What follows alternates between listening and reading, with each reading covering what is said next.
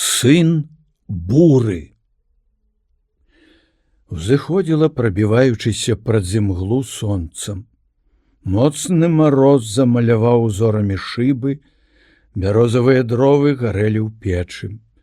За вальняй сляпы Францішак сядзелі ля агню, размаўляючы пра знаёмых суседзяў, пра багатых і бедных, пра жабракоў, што блукаюць па свеце, пра шчаслівае жыццё, пра дзівы незразумелыя і прадказанні.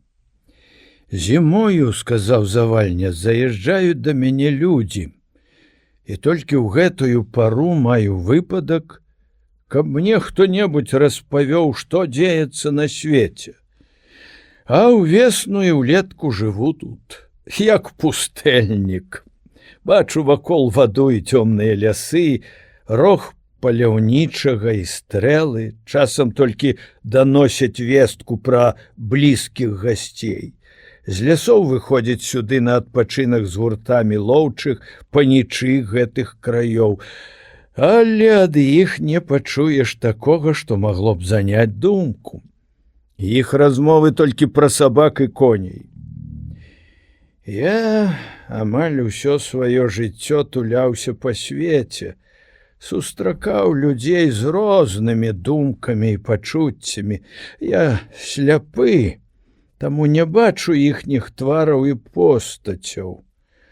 У маім уяўленні яны паўстаюць у выглядзе нейкіх страшных і дзіўных духаў. Размовы іх мітусяцца ў маёй галаве і нагадваюць, як рознымі шляхамі ў жыццёвым віры всемагутнасць Божая вядзе нас да вечнасці, дзе мы чакаем адпачынку, уцехі і ўзнагароды. Размовы людзей, якія пакутаюць, каранаюць сэрца і надоўга застаюцца ў памяці.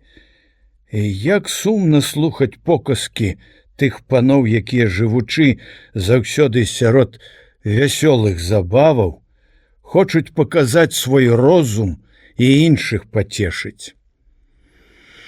Я колісь сустрэў падарожжы пілігрыма.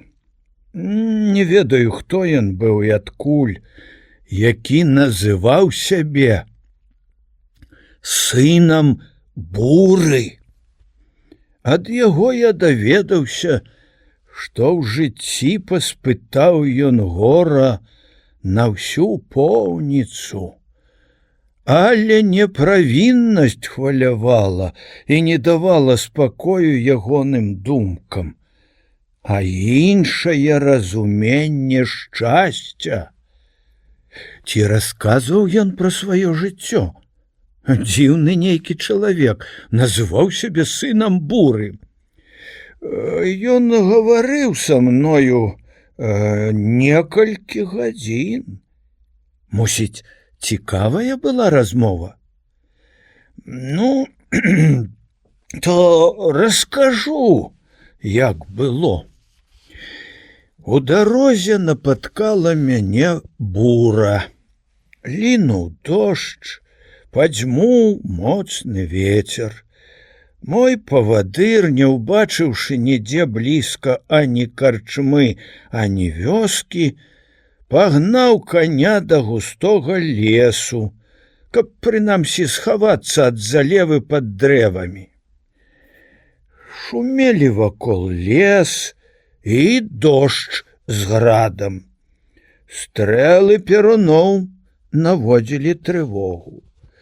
Я, накрыўшы галаву плашчом, пад шатамі густое яліны прамаўляў малітвы. Нехта стаіць недалёка ад нас, сказаў мой спадарожнік. Вандруе ён пеша у бурцы за спінаю хатулёк. Успёршыся на кі, пазірае ў неба. Здаецца, грымоты і маланкі не палохаюць яго, а забаўляюць. Твар апалены сонцам, але бледны, нібыта змучаны доўгім падарожжам. Можа, чужаземец, які вандруе праз Беларусь далей на поўнач. З буркі льецца вада, ён, здаецца, на гэта не зважае. Па дарозе ідзе ціхай ступою да нас. Пэўна, гэта ў яго не першая бура, сказаў я. Прызвычаіўся да нягодаў. Пілігрым, пачуўшы мае словы, адгукнуўся. Не першая для мяне гэтая бура. Прызвычаіўся да нягодаў.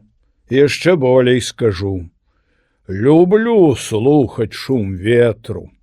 Люблю глядзець на хвалі чорных хмараў і на пажары перуноў. Падышоў да мяне і кажа: я бачыў справа ад гэтых лясоў на гары мураваны палац. Ці не ведаеш, чый гэта маёнтак?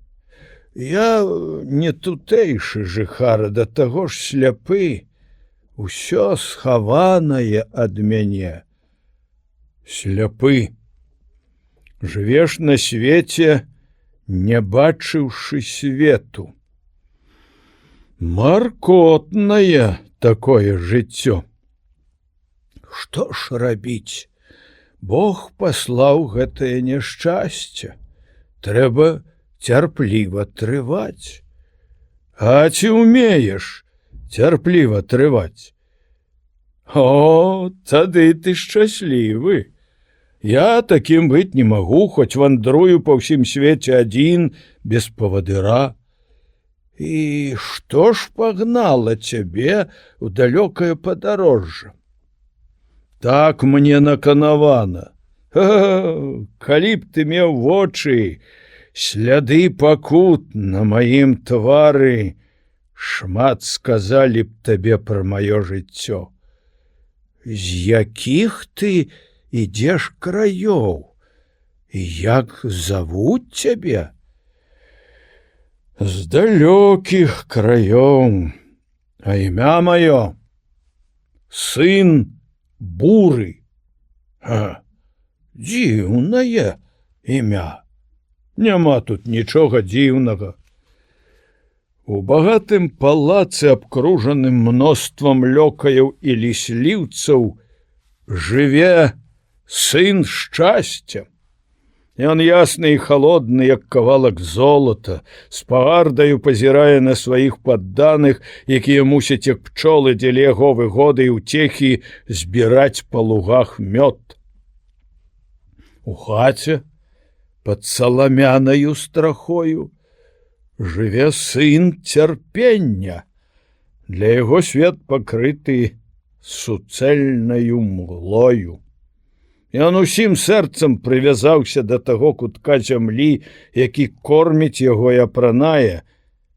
Я сын бацькоў, гнаных бураю і неспакоем. Мой бацька не разарваў жалезных кайданаў, якія колькі год упіваліся ў яго рукі і ногі. Несканчоныя слёзы і нараканні маці мае, калі быў яшчэ ў яе ўлонні, паўплывалі на ўсю маю натуру. Я нарадзіўся з пазнакаю няшчасця на чале. Ты падобны на тую плачку, сказаў я, пра якую чуў, што нядаўна з'яўлялася ў розных мясцінах, заломваючы рукі, заліваючыся слязьмі. Чуў ты, але не бачыў яе, бо не маеш вачэй. І тыя, хто яе бачылі, не зразумелі, і цяпер не ведаюць, хто яна і адкуль. Не зразумелі, сказаў ён, бо ніхто пра яе не думаў. Ох, як хутка прамінуў той час, калі я ведаў толькі палі і гаі, якія акружалі ўбогі дамок бацькоў маіх. Любіў самотна блукаць па гарах і лясах, кожнае дрэўца і красачка жывілі мае мары. О, цудоўная багіня, Ты спаткала мяне ў той час у сукенцы вясёлкавых барваў і з кветкамі на галаве. З высокіх гор показала ты мне далёкі свет, над якім пад аблокамі луналі арлы. З таго часу гэты цудоўны малюнак заняў усе мае думкі і жаданні. Вырашыў я высока, далёка ляцець і пабачыць, што дзеецца на свеце. Але, ах, ты знікла з маіх вачэй, і я блукаю паволі буры. І хто ж была тая багіня, пра якую ты ўзгадаў цяпер? Тая самая, якую ты называеш плачкаю. Дык ты яе ведаеш? Я наведаў далёкія краіны, сярод чужога народа яе тужлівы голас заўсёды гучаў у маіх вушах. Пераплываў моры, шумныя хвалі не маглі заглушыць яе журботнага спеву. Усюды яна была маёй адзінаю марай. Ну, вось ужо вецер разагнаў аблокі. Бывайце, да захаду сонца я буду далёка. Ён пайшоў, але яго дзіўнае імя і сумнае апавяданне так запалі ў мае думкі, што колькі начэй, уяўляючы дзіўны характар гэтага чалавека, не мог я заснуць і ніколі яго больш не сустракаў і не чуў нават, каб хто-небудзь узгадваў пра яго. Нешчаслівае стварэнне. Будзе туляцца па ўсім свеце і ўсюды пакутаваць. Чаму ж ён не прыйдзе да Бога? Заступніцтва Божае уваскрашае надзеі. Господ супакоіў бы ягоны смутак. Бура.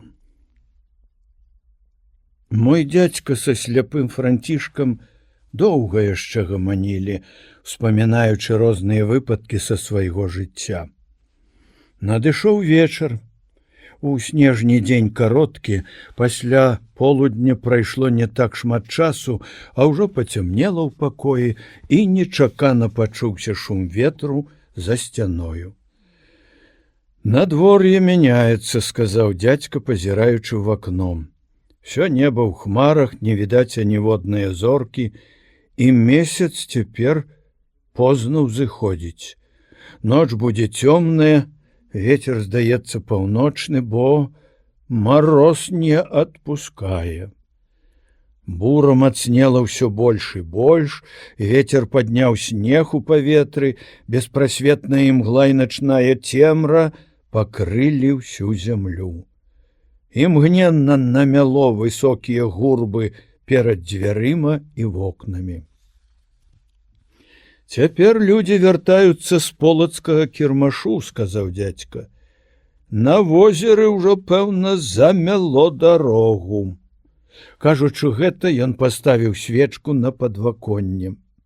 Тут на падворку пачалі брахаць сабакі, дзядзька надзеў футра, пайшоў паслухаць галасы падарожных, але вярнуўся хутка. Трэба выкарыстаць іншы спосаб, бо бура падняла ў паветра столькі снегу, што агонь у акне ледзь відзён. Сказаўшы гэта, ён запаліў у ліхтары свечку і ўдвух з парабкам моцна прывязаў яго да высокае жэрдкі пры самай браме. Зайшоўшы ў пакой, сказаў Францішку: «Маё жытло — гэта порт на беразе мора. Мушу кожную буру такім чынам ратаваць ад няшчасця падарожных. Калі завальня сказаў гэта, пані Мальгрэта, якая была ў гэтым самым пакоі, не змагла больш стрымліваць свой даўні гнеў на гэтых гасцей, што Бог ведае, адкуль збіраюцца на начлег, наракаючы на непатрэбныя выдаткі і начную мітрэнгу. «Збярэцца тут цэлы кірмаш», — сказала яна. «Ніколі спакойна не заснеш, усё здароўе страціла. Ты, васпані, гневаешся, бо не разумееш нічога», — азваўся дзядзька. «А можа, пан Марагоўскі з дзецьмі ў дарозе? Такая бура. Барані Божа, калі якое няшчасце. Я сама чула, Марагоўскі абяцаў прыехаць на самую куццю, а куцця яшчэ заўтра. Цяпер ён начуе недалёка ад Полацка. Гэта, васпані, не твой інтэрас. Я пра гэта лепш ведаю. Не мой інтэрас. А хто мусіць думаць пра хлеб і ежу, каб было чым накарміць гурт гэтых бурлакоў, лухту якіх ты так любіш слухаць? Хуткай самім не будзе чаго есці. Ты, васпані, не маеш ані веры, ані любові да бліжняга, — сказаў дзядзька. Шкадуеш хлеба людзям, забываючы пра тое, што ўсё ад Бога. І за дарункі зямныя мы набываем спакой сумлення і надзею на добрую будучыню. А нічога не забяром на той свет. І цяжка грашыць хцівы, што не верыць ва ўсемагутнасць Божую. Пані Мальгрэта выйшла з пакоя. Мой дзядзька загаварыў да сляпога Францішка. Чуеш, пане Францішак, як часам людзі шкадуюць чужога, а сваё, пэўна, даражэйшае ім за жыццё. Ім здаецца, што яны ніколі не памруць. На цэлую вечнасць хочуць забяспечыць сябе на гэтай зямлі. Не так думалі мае бацькі, вечны ім спакой. Памятаю, калі было мне блізу 18 гадоў, мой бацька купіў у Полацку сукна. Локаць каштаваў у той час 5 злотых. Загадаў пашыць мне капот. Даў пояс падперазацца і сказаў такія словы: «Ідзі ў свет, шукай сабе долі. Твае продкі не пакінулі нам маёнтка, і мы табе не даём яго ў спадчыну. Добраслаўляю цябе, зарабляй на кавалак хлеба і будь пачцівы. Всемагутнасць Божая цябе не пакіне. Любі бліжніх і жыві ў згодзе з людзьмі, а як непрыемнасці цябе спаткаюць у жыцці, трывай. Будзеш служыць, будь верны працавітым. Памятай заўсёды такую прыказку: як пасцеліш, так і выспішся. Калі літасцівы Бог дасць табе добры лёс і ўладу над сваімі зямнымі скарбамі, не шкадуй бліжнім, памятаючы, што міласэрныя атрымаюць міласэрнасць і будуць спадчыннікамі каралеўства нябеснага. Пасля, убачыўшы слёзы на вачах, мая маці сказаў: «Ты не плач, васпані, у маладосці папакутуе і будзе шчаслівы». Прыняўшы добраславенне і маючы заўсёды ў памяці бацькаў наказ, з хатульком за плячыма і з кіем у руках, пакінуў я родны дом. Найперш выправіўся да камісара князёў агінскіх прасіць пратэкцыі. Той мяне прыняў на службу, загадаў практыкавацца ў пісанні і вучыцца рэгістратуры. І я неўзабаве зразумеў увесь гэты парадак, сваёй пільнасцю стараўся заўсёды заслужыць добрую рэпутацыю, з цікавасцю слухаў я размовы пра гаспадарку, і калі ўжо адчуў, што і гэтым магу заняцца, прасіў пана камісара, каб дапамог мне атрымаць месца аканома у якім-небудзь князевым фальварку.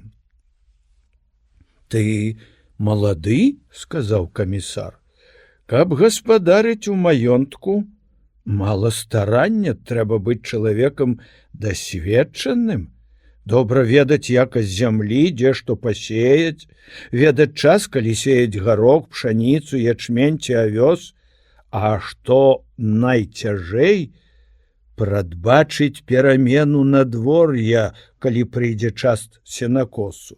О, тут гаспадару трэба паказаць розум, каб сена не згніло на лузе. Дабрадзею, кажу я, кожны ж гаспадар некалі вучыўся на практыцы. А калі не хопіць мне прадбачлівасці ў якіх цяжкіх справах, параюся з людзьмі старэйшымі і спрактыкаванымі. Добра, пане Завальня, сказаў камісар. Пагавару пра гэта з князем, толькі глядзі, каб не падвёў мяне. З Божаю дапамогаю апраўдаю рэкамендацыю пана камісара. Хутка стаў я аканомам у маёнтку Магільна. Прызначылі мне 30 талераў гадавой пенсіі, дазволілі трымаць пару сваіх коней дзеля раз'ездаў па вёсках, і я прыступіў да абавязкаў з найвялікшай стараннасцю, каб апраўдаць рэкамендацыю пана камісара і заслужыць у князя прыхільнасць і рэпутацыю. Міласэрны Бог дабраславіў маю працу і клопаты. Надышло лета, зямля ўсюды добра ўрадзіла.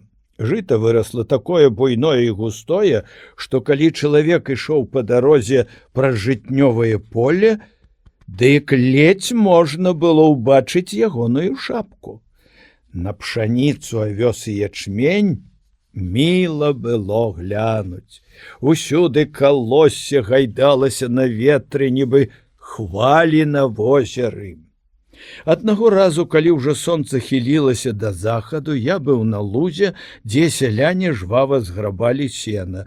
Я хацеў, каб нічога не засталося назаўтра, бо над лесам падымалася хмара і гром абзываўся ўдалечыні. У гэты час князь конна вяртаўся з палявання праз маёнтак Магільна і цешыўся, бачыўшы ўсюды на палетках добры ўраджай. Ён пад'ехаў да работнікаў, і я пачуў, што ён кліча мяне да сябе. Пане Завальня, хадзі вас, пане, да мяне. І я, як мог, хутка падбег да яго. Вельмі мяне ўсё цешыць, сказаў князь. Ты дбайны гаспадар, міла глянуць. У гэтым маёнтку ўраджай нашмат лепшы, чым у іншых.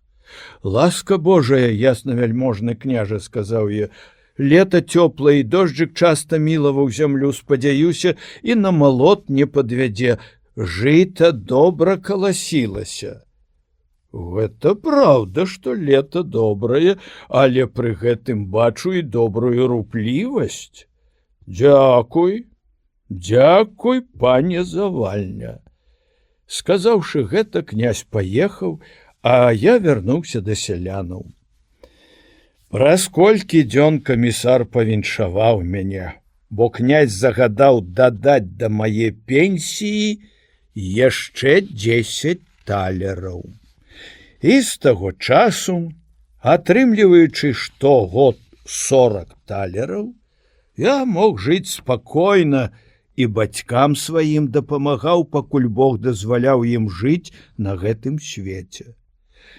Князь быў чалавек старасветскі, пабожны і дабрачынны, царства яму нябеснае. Я заўсёды малюся за ягоную душу. Ён, бацька, быў сваім слугам, бедных і нешчаслівых цешыў і дапамагаў ім. Паслужыўшы гадоў 15 у такога шляхетнага і добрага пана, я ўзяў в аренду маленькі фальварачак. Не шкадаваў хлеба людзям, мая брама была адчынена суседзям і падарожным, а жаніўся, купіў гэты кавалак зямлі і дамок, дзе і цяпер жыву. Калі так апавядаў мой дзядзька пра сваё жыццё, на падворку забрахалі сабакі, нехта моцна пастукаўся ў браму і закрычаў: «Гаспадар, гаспадар, адчыні вароты! Пусці нас хоць пагрэцца, саўсем прастылі, барані Бог, гэткая бурная ноч!» Парабак адчыніў. Парыпваючы па снезе, заязджае некалькі вазоў, пытаюцца, хто тут жыве. «Пан Завальня», — адказвае парабак. Некалькі падарожных зайшло ў чалядны пакой, дзядзька пасылае мяне, каб я папрасіў да яго пані Мальгарету. Калі тая прыйшла, сказаў ёй: «Не гневайся вас, пані, на падарожных, а калі б з нас каго спаткала ў дарозе такая бура?» А ніхто б не хацеў гінуць на возеры, спяшаўся б як найхутчэй трапіць у цёплую хату. Жыццё кожнаму дарагое. Чалавек як можа ратуе сябе ад няшчасця. Сурова будзе судзіць Бог таго, хто перад нешчаслівым зачыняе дзверы. Дай вас, пані, ім вечеру, не хвалюючыся вельмі пра будучыню. Хлеб надзённы пасылае нам усемагутнасць Божая. Сказаўшы гэта, ён пайшоў чалядны пакой. Прайшло паўгадзіны. Дзядзька вяртаецца, размаўляючы з падарожным у старым сурдуце, што некалі быў пашыты з добрага зялёнага сукна, валасы коротка падстрыжаныя, густыя бакенбарды і вусы. Выраз яго твару і манеры казалі, што ён не просты селянін, а доўга служыў пры двары. «І што за прычына, — сказаў дзядзька, — такога далёкага падарожжа? Это ж не жарты, наведаць усе куткі інфлянтаў і Курляндыі». «Пан ведае гэтую простую прыказку, — сказаў падарожны, — за дурной галавой і нагам не ў пакой. Вось, уласна, накшталт гэтага і маё цяперашняе падарожжа. Прыйшла ў галаву майму пану думка пабудаваць суконную фабрыку. Меркаваў, што такім чынам набудзе залатыя горы. Адгаворвалі яго суседзі, што добра разумелі гэтую справу, кажучы такія словы: «Не з фабрык трэба пачынаць беларускім панам, каб палепшыць свой быт, а з зямлі. Бо сельская гаспадарка найбольш прыносіць карысці ў нас. Трэба рупіцца заводзіць жывёлу, угнойваць палеткі, павялічваць сенажаці і сваіх падданых навучыць лепшым маральным канонам, каб любілі сваю бацькаўшчыну, не крыўдзіць, прысвойваючы іх уласнасць, менш будаваць корчмаў і старацца мець больш збожжа ў запасе». Гэтыя парады не мелі аніякага выніку. Пан заклаў у банку большую частку маёнтка, накупляў машын, выдаткоўваючы на гэта велізарныя грошы, прывёз іншаземца-фабрыканта, частку падданых паслаў у сталіцу вучыцца гэтаму рамяству, а іншых зарабляць грошы на ўтрыманне фабрыкі. Тым часам у гаспадарцы найвялікшыя страты. Селянін прыйшоў да жахлівае нэндзы. Я сам часта чуў у полі гэтую песню, якая сведчыць пра поўную роспач. Не будзем жыць і пойдзем блудзіці, следця худыя паны ліхія, кароў пабралі, у двор загналі, нет хлеба солі, нет шчасця долі, поле пусцеіць і нечым сеяць, не будзем жыць, пойдзем блудзіць. І сапраўды, За адзін толькі год амаль трэць падданых пакінулі свае хаты і пайшлі туляцца па свеце. Убачыў пан сваю памылку, бо і фабрыка ягоная яшчэ не ўпарадкавана як трэба, пачала ўжо занепадаць. Бракавала грошай на воўну, на прывоз замежных фарбаў, на выплату пенсіі фабрыканту. Зніклі ўсе надзеі. Дайшла вестка ад людзей, якія ездзілі з таварамі ў Рыгу, што яны сустракалі там сялян нашай воласці і размаўлялі з імі. Дык пан неадкладна паслаў мяне, каб я з дапамогаю мясцовых уладаў вярнуў тых людзей на ранейшае месца жыхарства.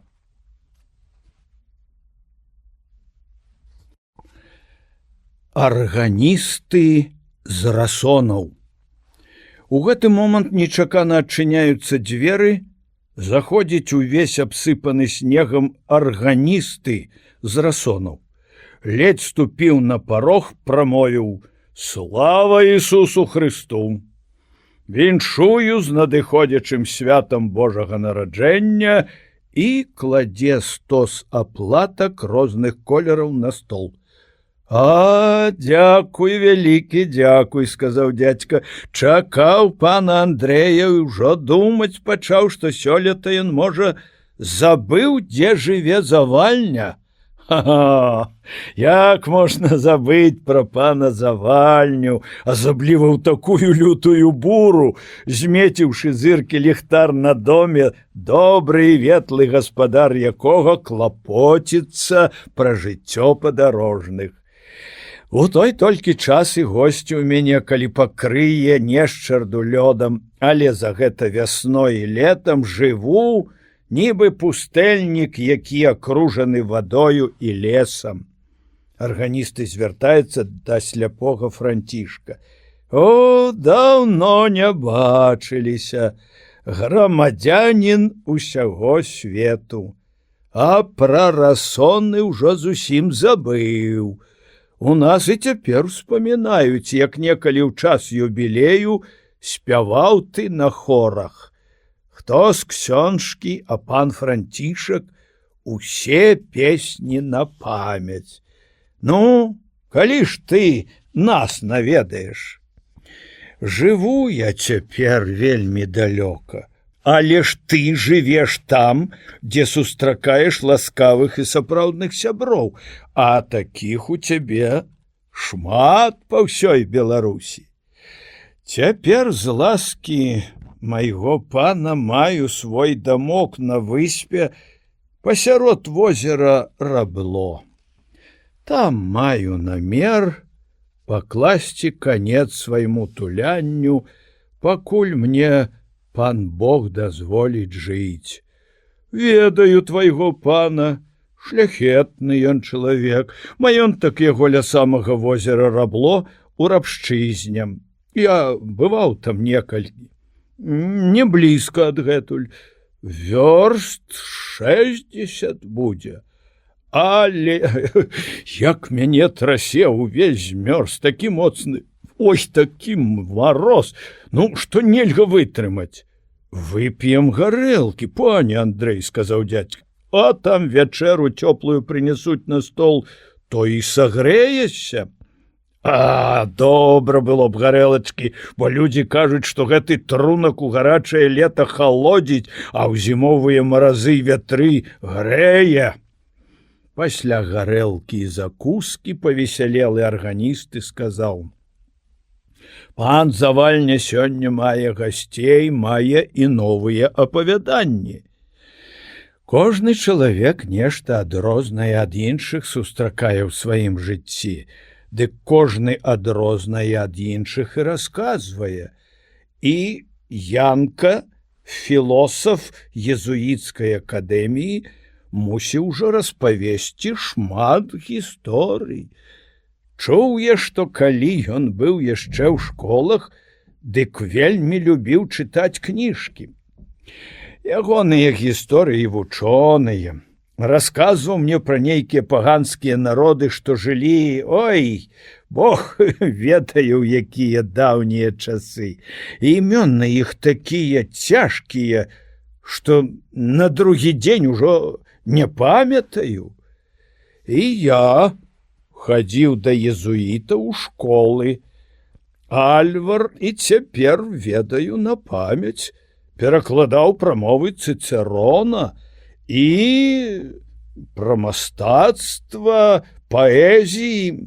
Гарацыі яшчэ памятаю, з Гарацыя памятаю яшчэ вось гэты верш. Варты ўсялякага ўхвалення той, хто паяднаў прыемнае з карысным.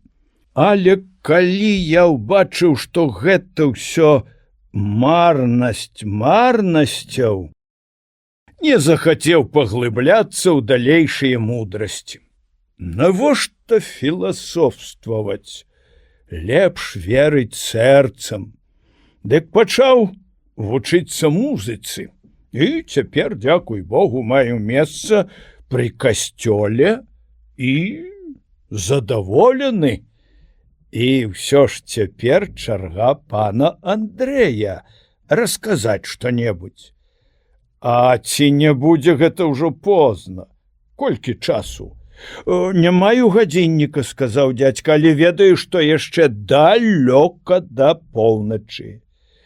У мяне дома ёсць гадзіннік, памятка ад ксяндза пракуратара. Калі б'е, з'яўляецца зязюля і кукуе столькі разоў, якую выбівае гадзіну. Адзін падарожны начаваў у мяне, і, пачуўшы голас гадзінніка, зязюлін спеў, расказаў мне апавяданне пра роспачнага маладога чалавека і вогненных духаў. Апавяданне 7. Вогненныя духі. Усе селі ля арганістага. У пакоі ўсталявалася цішыня. Толькі шум буры чуваць за сцяною.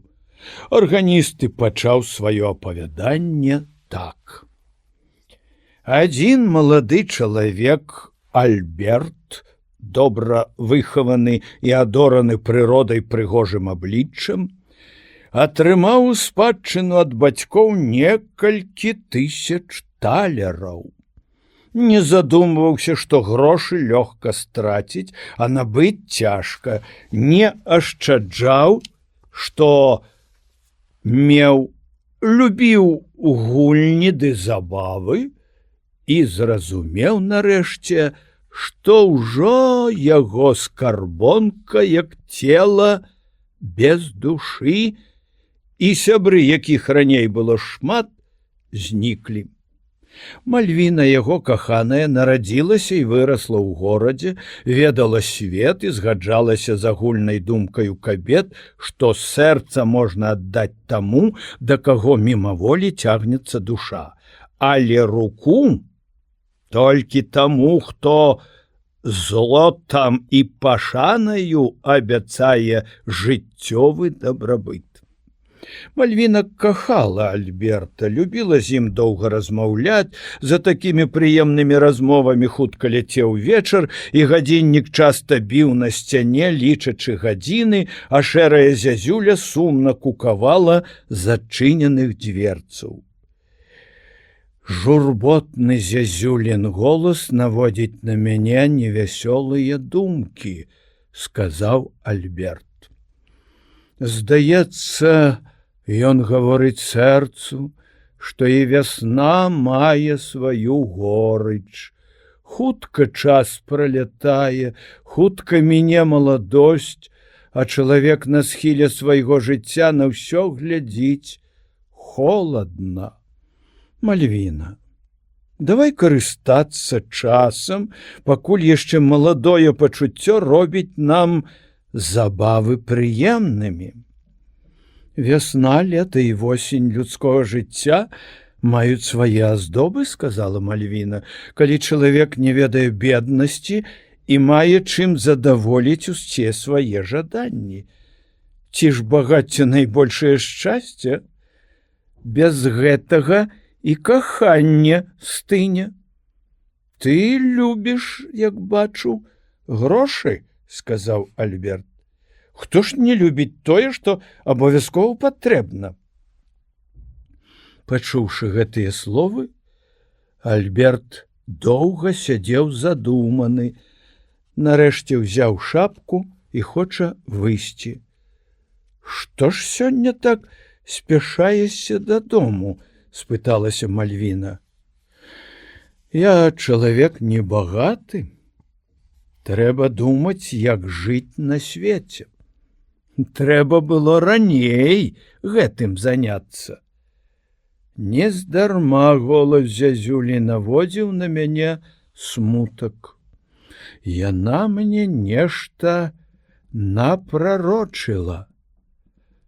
Сказаўшы гэта, ён імгненна выйшаў. Вярнуўшыся дадому, Альберт кінуўся на ложак, але не мог заснуць. Свет паўставаў у ягоных марах зусім інакшы, чым раней. Зразумеў нарэшце, што сапраўдная прыхільнасць і сапраўднае каханне рэдка бываюць на свеце. Дзе ж людскія сэрцы? Розумы толькі пра тое дбаюць, каб апярэдзіць адзін аднаго, гонячыся за марнаю славай, жыць у раскошы і ашукваючы блізкіх і саміх сябе, балбочуць пра веру і пра любоў да бліжняга. Гэтыя думкі страшна абурылі яго, знелюбіў усіх знаёмцаў і ранейшых сяброў, пагарджаў каханнем, зайздрасць і злосць напоўнілі яго душу. Назаўтра Альберт, захоплены страшнаю думкаю, хадзіў самотны па полі. Нарэшце трапіў у густы лес. Там, блукаючы ў ценю высокіх ялін, ад цяжкага смутку прыйшоў да роспачы. «О, калі ёсць злы дух, — сказаў сам сабе, — што абагачае людзей, які б дапамог мне хоць на кароткі час, я пакланюся яму цяпер». Ледзь ён гэта сказаў, бачыць перад сабою.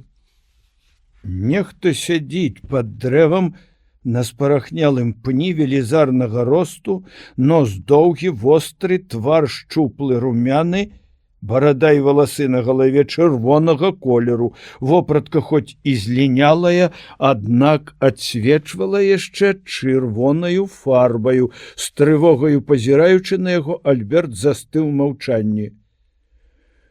«Убачыў твой смутак, — сказаў незнаёмы, — і гатовы табе дапамагчы. Чаго хочаш? Лепшага жыцця? Пакутаю ад нэндзы, і сябры мне здрадзілі. Пакланіся цемры, і дух агню будзе табе служыць, верне табе золата і сяброў. Будь хітры і празорлівы, бо слабасць характару згубіць цябе. Што трэба зрабіць, каб дух служыў мне?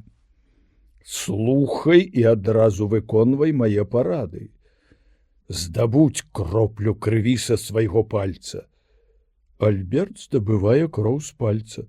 Яна адна кропля, — сказаў незнаёмы, — напоўніць вужаку атрутай.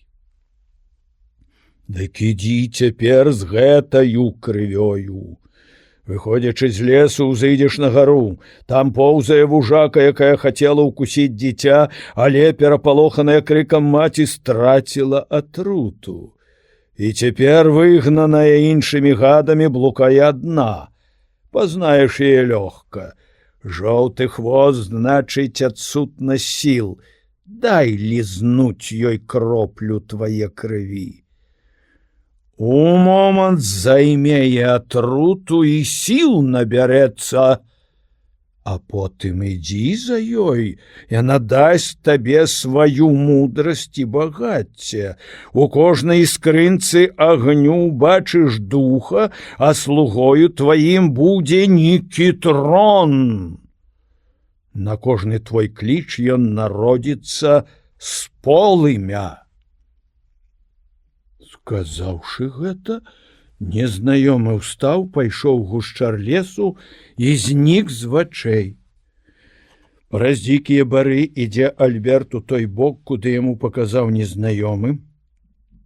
Выйшаў з-пад лясных шатаў, калі быў самы поўдзень, узышоў на вяршыню пясчанае гары, сустракае велізарную вужаку з жоўтым хвастом, якая, убачыўшы чалавека, не мела сілы ўцякаць, а толькі падняўшы галаву, пазірала вогненнымі вачыма. Альберт на бярозавым лістку паднёс ёй кроплю свае крыві. Вужака праглынула, і адразу пачала знікаць жоўтая масць на ёй, а праз паўгадзіны яна і зусім акрыяла. Вылекаваная вужака пакінула гару, паўзе па хмызах і верасе, всё далей паглыбляючыся ў лес, і Альберт ідзе за ёю хуткай ступою. Калі на захадзе тухла сонца і пачало вечарэць, ён убачыў між дрэў вялікі палац, дзе ў кожным акне было відаць святло запаленых агнёў. Вужака, хутка віючыся па прыступках, трапіла ў вялікую залу гасцёўню, а з ёю і Альберт. Там сталы застаўлены ежаю і віном, чуваць чароўная музыка, люстэркі, карціны на сценах у залатых каштоўных асадах. Доўга дзівіўся Альберт на загадкавыя дзівосы, разглядаючы ўсялякія аздобы гэтага палаца. Пачуўся голас, які запрашаў яго сесці пры стале, есці і піць, бо ўсё дзеля яго прыгатавана. Пасля вячэры з'явілася перад Альбертам вужака, трымаючы ў роце залаты дукат. Яна высока падняла галаву, каб аддаць яго госцю. Альберт узяў. На тым дукаце з аднаго боку выбіта полымя, а з другога карона і выява гадзюкі. Калі задумліва пазіраў на дукат, зноў пачуў голас: «Пакуль маеш яго, будзеш мець золата столькі, колькі захочаш». Вужака знікла, і ён адзін застаўся ў гасцёўні. Успомніў параду незнаёмага, якога сустрэў у лесе, і, гледзячы на язычок свечкі, што стаяла на стале, паклікаў: «Нікітрон!» Полымя свечкі ўсё вышэй і вышэй падымаецца ўгору. І тут з яго ўзнікае высокая, лёгкая і гнуткая чалавечая постаць, саскоквае на падлогу, і вось ужо стаў перад ім чалавек у пунцовай вопратцы. «Якія ў пана будуць загады?» – спытаўся дух. «Хачу імгненна вярнуцца да хаты». Альберт ляцеў у небе вышэй горы лясоў і праз колькі хвілін быў ужо у сваім пакоі. Вярнуўшыся дадому, ён выняў з кішэні залаты дукат, які атрымаў ад гадзюкі, і, кладучы яго ў шкатулку, падумаў сам сабе: «Эх, каб была яна поўная золата!» І ўміг вока шкатулка напоўнілася дукатамі.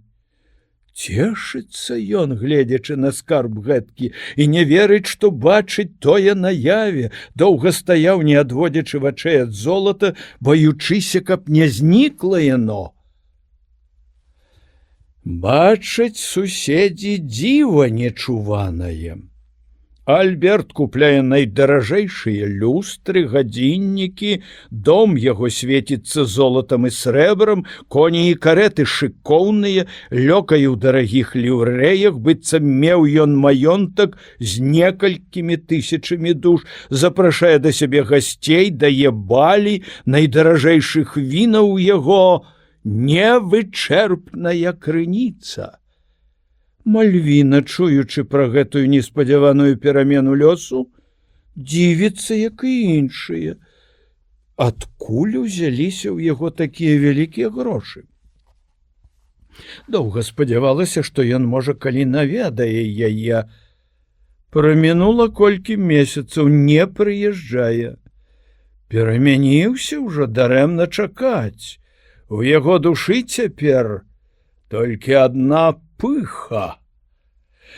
Прыйшла восень, доўгія вечары. Альберт, стомлены забавамі, у якіх доўга бавіў час з гуртам лісліўцаў, вырашыў застацца дома адзін. Сухія бярозавыя дровы гарэлі ў печы, настольны гадзіннік іграў мелодыю, за сцяною шумеў восеньскі вецер. Ён сеў перад агнём і, гледзячы на яго, аддаўся марам.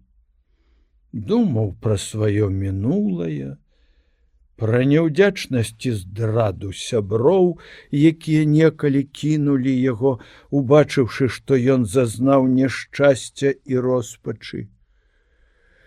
Калі так пераходзіў ад аднае думкі да другое, успомніў Мальвіну.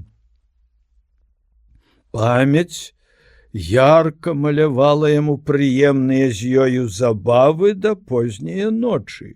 І той апошні вечар, калі бой гадзінніка з зязюляй стаў пачаткам тае размовы, што давяла яго да невыноснае роспачы. Гэтыя ўспаміны абудзілі ў яго сэрцы рэшткі забытага кахання. І прыйшло жаданне абавязкова убачыць Мальвіну. Ужо вырашыў быў ехаць да яе, але, крыху падумаўшы, «О, не, — кажа, — яна любіць багацце, а я цяпер багаты і ўладар яе пачуццяў. Не буду зневажаць сябе сёння так, як некалі. Я кіну ёй багаты прэзент, і яна сама адразу з'явіцца ў маім доме». Сказаўшы гэта, паклікаў, гледзячы на полымя, «Нікітрон!» Бярозавыя дрэвы стрэлілі быццам з пісталета. Вугельчык вылятае з печы, круціцца па падлозе, расце ўсё больш і больш, уздымаецца ўгору, ператвараецца ў чалавечую постаць, і вось стаіць перад ім вялізны мурын. «Слухаю загад», — сказаў ён, гледзячы на Альберта вогненным позіркам. «Не хачу бачыць цябе ў такім чорным і страшным абліччы», — сказаў Альберт. «Верніся в агонь і, выкупаўшыся ў белым полымі, з'явіся да мяне з белым тварам, з лагоднейшымі вачыма і ў пекным абліччы маладога чалавека». Мурын, як клуб дыму, кінуўся ў печ. Праз колькі хвілін адтуль вылецеў язык полымя, з якога ў момант утварыўся юнак і, стоячы, чакаў загаду. «Пакуль я напишу ліст да Мальвіны, ты павінен прынесці мне сюды дыяментавыя завушніцы, дыяментавыя бранзалеткі і ўбор на галаву з рубінаў і дыяментаў». Толькі сказаў гэта дух, як бліскавіца вылецеў в акно, і яшчэ Альберт не дапісаў ліста, ўжо ўсе тыя каштоўнасці ляжалі на стале, і ля яго стаяў дух в абліччы юнака. Альберт, заклеіўшы ліст, загадаў аддаць яго Мальвіне разам з каштоўнасцямі, паслаў коні і карету сваю, каб тэрмінова прыехала. Самотны шпацыраваў па пакоі. Думаў, з якой радасцю яна прыме яго дарункі, з якім пачуццём прывітае яго пасля такога доўгага расстання, бо ведаў, што калі кабета бачыць маладога чалавека шчаслівым у багатым уборы, у пышных салонах, ставіць яго вышэй за іншых людзей, у гэты час ён у яе вачах становіцца кумірам. Мальвіна сядзела ў сваім пакоі з суседкай, што прыйшла ў гэты вечар і размаўляла з ёю пра розныя дзіўныя здарэнні. Нарэшце пачалі абгаворваць Альберта. Адкуль здабыў ён такія вялікія грошы? Бо пра гэта разыходзіліся розныя чуткі. Адны казалі, што ён недзе далёка ездзіў і выйграў мільёны ў карты. Другія, што нібыта выкапаў багаты скарб зямлі. Трэція, што навучыўся недзе чарнакніжніцтву і з дапамогаю злога духа стаў багаты. Але ўсё гэта былі толькі здагадкі. Таксама Мальвіна апавядала сваёй сяброўцы, як раней Альберт часта наведваў яе, нязменна паўтараючы пра сваё шчырае каханне. Успамінала і той апошні вечар, калі холадна даводзіла яму, што без грошай каханне стыне, а ён угневаны імгненна выйшаў з пакоя і больш не вярнуўся. У гэты момант яны пачулі, як нейкі аграмадны экіпаж спыніўся ля ганка. Падхапіліся абедзве, бачаць карета, а ззаду яе лёкай з'яўляецца незнаёмы малады чалавек, аддае ліст і багатыя падарункі. Мальвіна глянула ў вочы пасланцу, і нейкая трывога пранікла ў яе сэрца. Хацела сказаць яму колькі слоў, але не паспела азірнуцца. Сталася нейкім чынам, што яго ўжо не было ў пакоі. Яна здзіўлена глядзіць на бляск дарагіх дыяментаў. Такога вялікага багацця і ў сне не бачыла ніколі. Сарвала пячатку з ліста, глядзіць на Альбертаў подпіс, дрыжучы дачытала ліст да канца і стаіць уражаная, не ведае, што рабіць. Альберт прыслаў мне прэзенты, сказала яна сваёй сяброўцы. Піша, каб я ў гэтай кареце тэрмінова прыехала да яго. Не ведаю, што мне рабіць. Без сумневаў трэба неадкладна ехаць. Ці ж не страчу ягоныя павагі за такі смелы ўчынак? Ён не думаў пра гэта, пасылаючы да цябе коней і запрашаючы ў гэты самы вечар прыехаць. Як ён перамяніўся. Раней, калі наведваў мяне, дык кожнае слова яго лучылася з нейкай нясмеласцю, а цяпер такі саманадзейны. Прыслаў багатыя падарункі, мае права быць саманадзейным. Аднак у вялікім свеце не лічыцца ганьбаю, калі хто добра пакарыстаецца багаццем якога пана. Дык я еду, і трэба спяшацца, бо ад нецярплівасці зменіцца ягоны настрой і сустрэне нядобрым вокам. Мальвіна паспешліва пачала апранацца, бярэ найлепшую сваю сукенку. Сяброўка ўбірае ёй галаву, стараецца, каб усё ёй пасавала. Надзела на сябе і дыяменты, што прыслаў Альберт, сядае ў карету.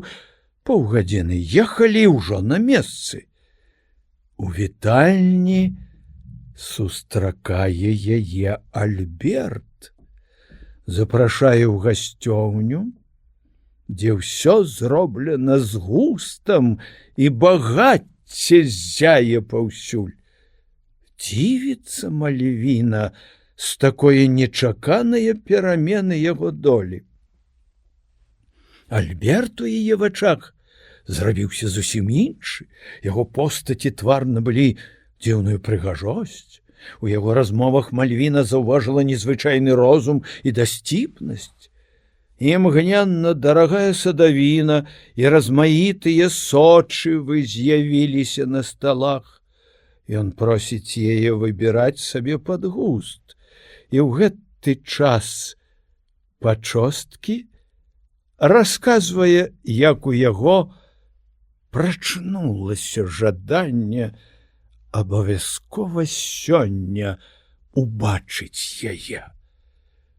Кожнае слова каханага было ёй прысудам.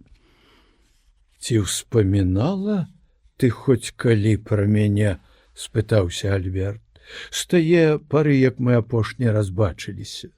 Як жа не ўспамінаць, калі пра тваё шчасце ва ўсіх дамах штодня гавораць? А што гавораць? Рознае, але нічога пэўнага. Няхай людзі мучаць сабе галовы. Я ж скажу толькі, што забагацеў, не крыўдзячы блізкіх. І я не чула, каб каго-небудзь Альберт пакрыўдзіў. Застаючыся ў пакоі адны, яны размаўлялі, прыгадваючы ўсё тое, што было між імі раней. Гадзіннік на сцяне зайграў мелодыю, і ўжо прабіла поўнач. Ці хочаш, Мальвіна, — сказаў Альберт, — убачыць мой хатні тэатр? Хто ж будзе іграць у тэатры, калі нас толькі двое? Маю актораў, зачыненых у шкатулцы. Ураз усе з'явяцца перад табою. Ці не будзе толькі чаго страшнага? Злітуйся, не палохай мяне, цяпер якраз поўнач. Думаеш, я такі жорсткі, што магу жартаваць з твае палахлівасці? Не будзе ніякага страху. Толькі пабачыш цуды, табе незразумелыя. Сказаўшы гэтак, ён узяў агатавы крэмень, крэсіва і, стоячы ля яе, пачынае высякаць агонь. Нечуваныя цуды бачыць Мальвіна, і скрынкі, што падаюць на падлогу, ператвараюцца ў язычкі полымя, а з гэтых язычкоў нараджаюцца дзеці. На іх галовах гарэлі кучары валасоў, як бавоўна ці лён, што ўзяліся агнём, вочы, як іскрынкі, мігалі чырвоным святлом, і празрыстыя матылёвыя крылцы былі ў іх на плячах. Адны лёталі пад столлю, вырабляючы самыя неверагодныя фігуры, іншыя сваволілі на сталах, канапах, на падлозе, каля люстраў і карцін, перакідваліся ў зверанятаў, птушак, жамяру. Ах, досыць ужо, — закрычала Мальвіна, — не магу больш глядзець на гэтыя жахі. Нейкі страх мяне забірае. Палахлівае стварэнне. Ці ж іх выгляд мае што-небудзь страшнае?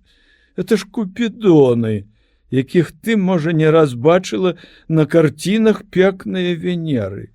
Ах, Альберт, полымя ў іх на галовах, і гэтыя жахлівыя пагляды. Кроў моя замірае. Альберт махнуў рукою, і ўсё знікла, быццам было гэта толькі ў сне. Перапалоханая Мальвіна доўга яшчэ не магла супакоіцца. Ён смяяўся з яе палахлівасці. Калі мінуўся страх і скончыліся жарты, яны бавілі час, пераходзячы ў размовах ад аднаго да другога, аж пакуль узышла на небе дзяніца. Мальвіна, вярнуўшыся дадому, не магла забыць тыя цуды, расказала пад сакрэтам сваёй сяброўцы, і, размаўляючы між сабою пра гэта, вырашылі, што ў вобліку тых дзяцей з'яўляліся злыя духі. Альберт чарнакніжнік і праз гэта зрабіўся багаты.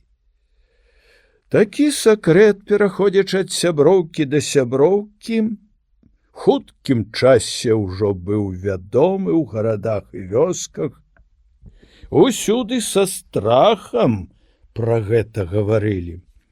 Старыя нагадвалі маладым і недасведчаным, каб пазбягалі Альберта і сяброўства з ім. У яго доме непрыстойныя забавы, размовы і віно, што пілі без меры, нішчылі маральныя і цялесныя сілы ўсіх тых, хто збіраўся там бавіць час у ганебных уцехах. Прайшоў 1 год, другі. Альберт не шкадуе грошай. Всё робіцца паводле яго волі. Уцехі не спыняюцца. Мальвіна хоць і не сумняваецца ў яго сувязях са злым духам, але падпарадкуецца ягоным жаданнем. Аднаго разу Альберт з гуртам гультаёў пры картах і віне бавіўся да поўначы. Гаспадар і госці былі ў гуморы. У жартаўлівых размовах адзін з гэтай грамады сказаў: «Ці праўда, Альберт, што ты чарнакніжнік, як сцвярджаюць некаторыя? Выкліч перад намі духа. Мы яшчэ яго ніколі не бачылі». «Я ведаю», — сказаў Альберт, — «хто разнёс пра мяне такія пагалоскі. Але не хачу сёння хаваць ад вас гэтага і зараз усё пакажу вам». Глянуў на полымя свечкі і паклікаў: «Нікітрон!» Са страхам пазіраюць усе на гэты неспадзяваны цуд. Полымя свечкі выбухнула пад самую столь, і нечакана ў паветры ўтвараецца празрыстая хісткая асоба, спускаецца на падлогу ў абліччы юнака і чакае Альбертавага загаду. «Як найхутчэй ляці да Мальвіны і запрасі яе да мяне». Дух вылецеў у акно. Прайшло не больш за паўгадзіны. Заходзіць у пакой Мальвіна, бледная ад сполаху, і гаворыць дрыготкім голасам: «Навошта ты, Альберт, прывёў мяне сюды? Хочаш выставіць адну на посмех перад гуртам тваіх бяседнікаў? Не будзеш адна». Ён глянуў на карціны з міфалагічнымі німфамі, кажа: «Вось табе таварышкі». Толькі ён сказаў гэта, як голыя німфы, пакінуўшы палатно на сцяне ў натуральнай постаці кабет, пачалі хадзіць па пакоі. Все знерухомелі, са страхам паглядаючы на гэтыя цуды. Перапалоханая Мальвіна закрычала жудасным голасам і ўпала непрытомная на падлогу. «Нікітрон!» — паклікаў Альберт. З'явіўся дух, і Альберт загадаў яму аднесці Мальвіну да хаты, дзе яна праз колькі хвілін ачулася, лежачы на ложку ў сваім пакоі, і дрыжала, успамінаючы тыя страхотныя праявы. Суседзям, таварышам і ўсім знаёмым было ўжо вядома, што Альберт страшны чарнакніжнік. Бацькі, сваякі і сябры напамінамі стрымлівалі моладзь, каб яна не мела з ім аніякіх дачыненняў. Шляхетныя людзі стараліся рознымі спосабамі выбавіць яго шаленства і павярнуць да цнатлівага і пабожнага жыцця. Дарэмныя парады і напаміны. У багатым Альбертавым доме штодня поўна бязбожнае і распуснае моладзі. Ён сам усё больш і больш быў нястрыманы ў непрыстойных жадунках і ўчынках, лічыў лухтою любоў да бліжняга, зводзіў і ганьбіў жанчын ды дзяўчат рознага саслоўя. Не пераводзілася ў яго золата, а перад золатам всё цьмее, і гэта яму было даспадобы. Ганаравалі яго лісліўцы і таварышы-распуснікі, але ад бацькоў мужчын і пачцівых людзей сыпаліся на яго страшныя праклёны. Прайшло колькі гадоў, ад усіх гэтых празмернасцяў Альберт адчуў слабасць ва ўсім целе. Раскоша, якую піў поўнаю чарай, зрабілася яму няўсмак. І ўсюды нечакана пачаў сустракаць невыносную горыч. Трывога і смутак пасяліліся ў яго багатых салонах. Аднойчы пачуў голас касцельных званоў. Нехта яму сказаў, што гэта звоняць па нябожчыку. Змяніўся з твару і неспакойны доўга хадзіў сюды-туды па пакоі і слова не сказаў прыяцелям. Адскочыў ад вакна, калі ўбачыў людзей у жалобных уборах з паходнямі ў руках, што ішлі за возам, на якім стаяла труна. Задрыжаў увесь, калі пачуў, што той, хто ўчора з ім баляваў, ужо не жыве на свеце.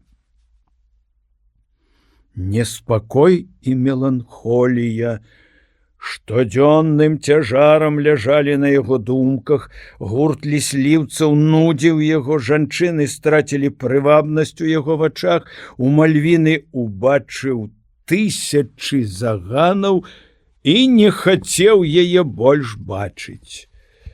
Самотны і задуменны блукаў Альберт па полі, зайшоў у густы лес, убачыў там чалавека з чырвонымі валасамі на галаве і ў пунцовым адзенні, які сядзеў на калодзе.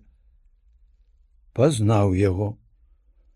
Гэта быў той самы, што вучыў яго, як набыць золата і кіраваць духам. Чаму ж і цяпер ты незадаволены? — спытаўся чырвоны чалавек. Ні ў чым не маю прыемнасці. Нейкі неспакой зацьміў мае думкі. Можа, Мальвіна табе здрадзіла? Мальвіна любіла і любіць багацце, яе каханне мне не патрэбна. Маеш дукат, на якім яркае полымя, што ўсё перамагае, але спакою купіць не магу.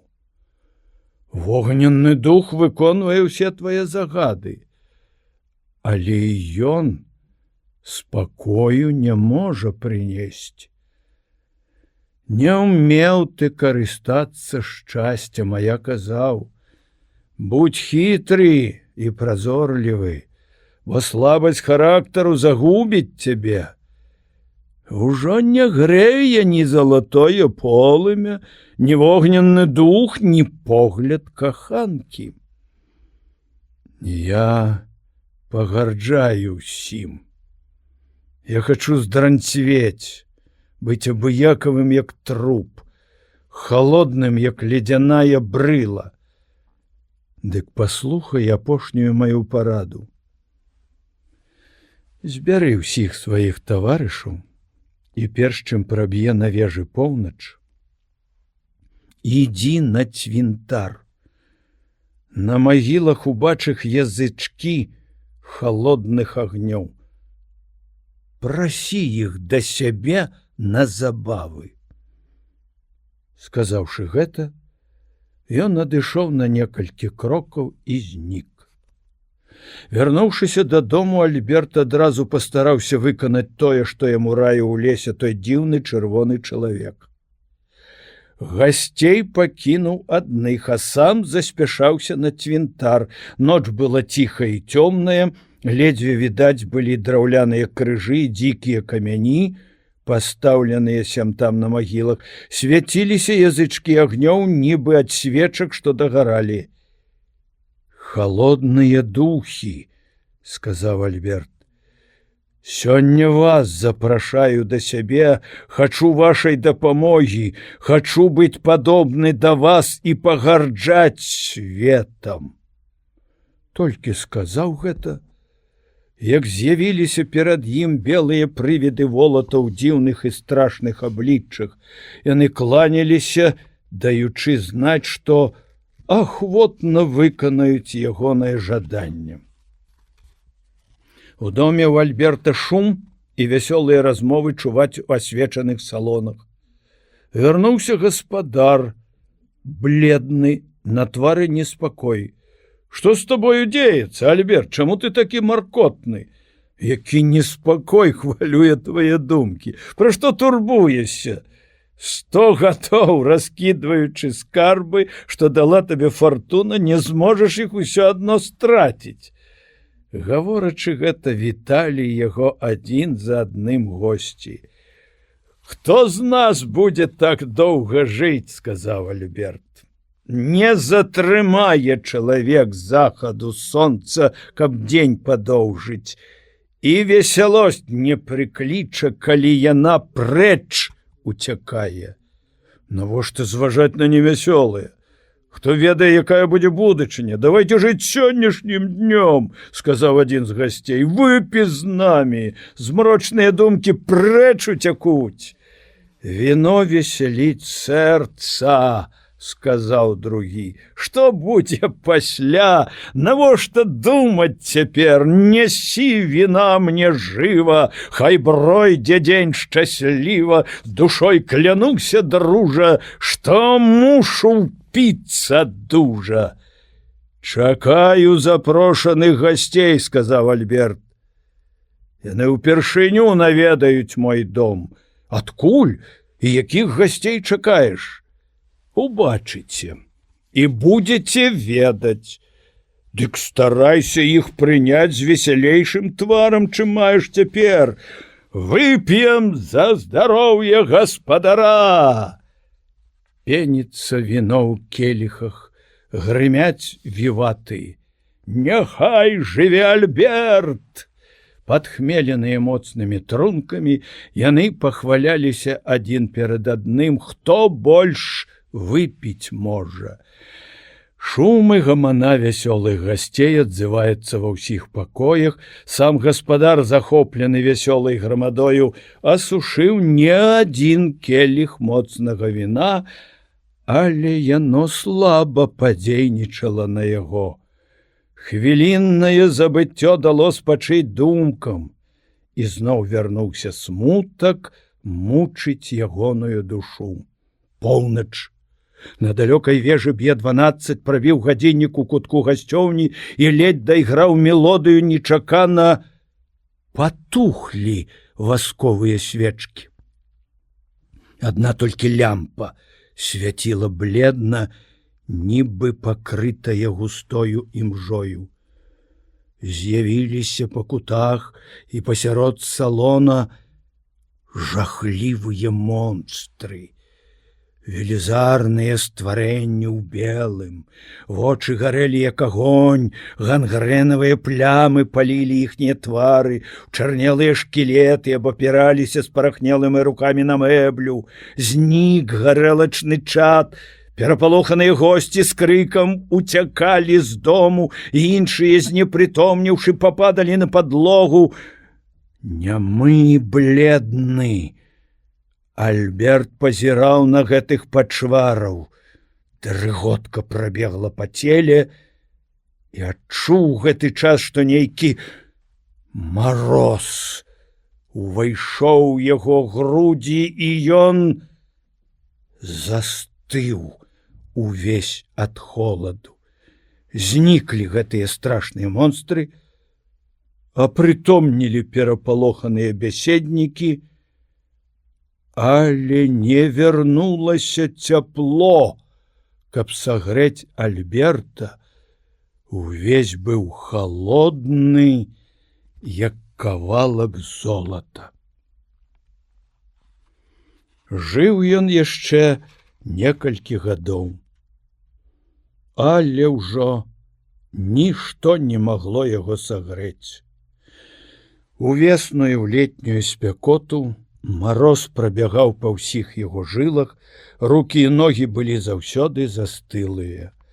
Кажуць, што калі хто сядаў блізка ля яго, каб пра што-небудзь пагаманіць, з вуснаў яго ішоў такі холад, што нельга было вытрываць і колькі хвілін.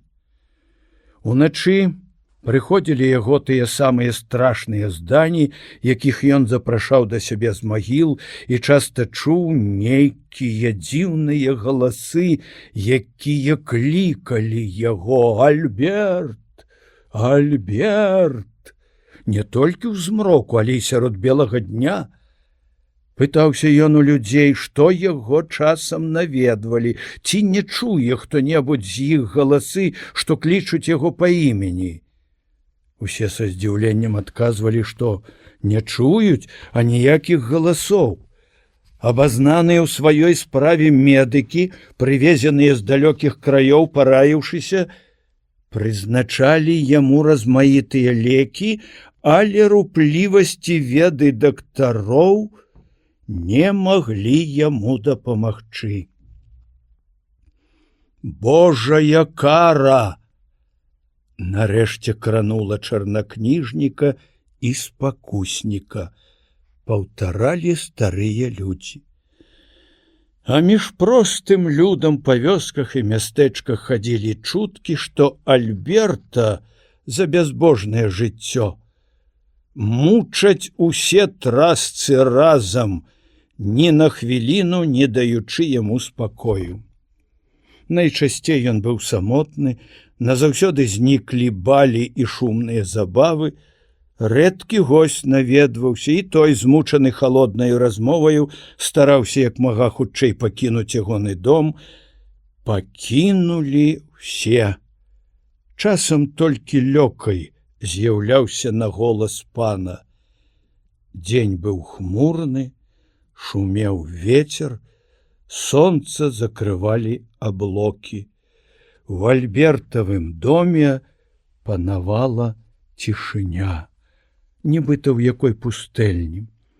Чуваць былі галасы крумкачоў, вялікая чарада якіх кружылася ў паветры над яго дахам. У вечаровым сутонні вокны нібы жалобаю былі завешаныя, доўга не з'яўляўся ў шыбах агеньчык свечкі. Знайшлі ягоны труп. Сканаў, седзячы на крэсле. Рукі і ногі здранцвелі, нібыта ад моцнага зімовага марозу. «А з Мальвінай, каханкай яго, што сталася?» – спытаўся завальня. Мела дыяменты і грошы, лёгка і мужика знайшла. Гадзіннік з зязюляю не наводзіў на яе сумных думак. Выехала ў сталіцу і сярод шуму вялікага свету забылася пра мінулае і пра Альберта. «Заўсёды такая смерць тым людзям, — сказаў дзядзька, — што шукаюць шчасця на гэтым свеце, а пра будучае жыццё не дбаюць.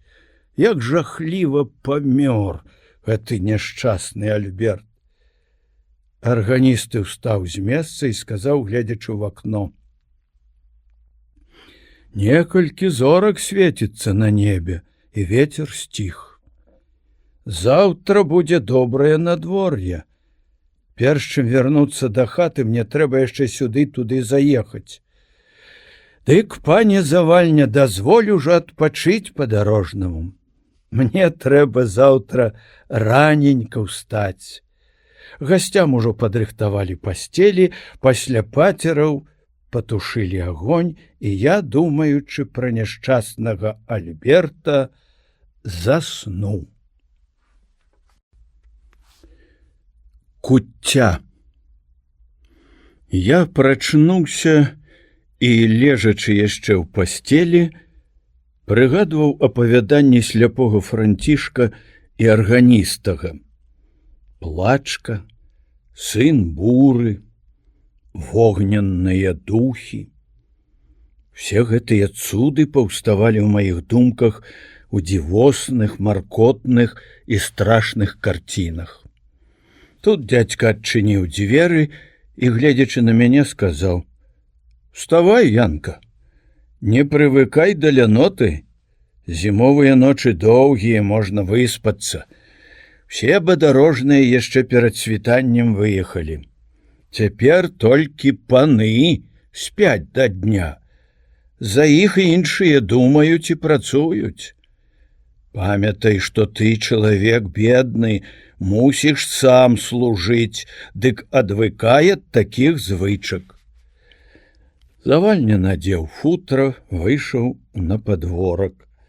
Загадаў парабкам паадкідаць снежныя сумёты ад вокнаў дому і ад сцен спіжарні.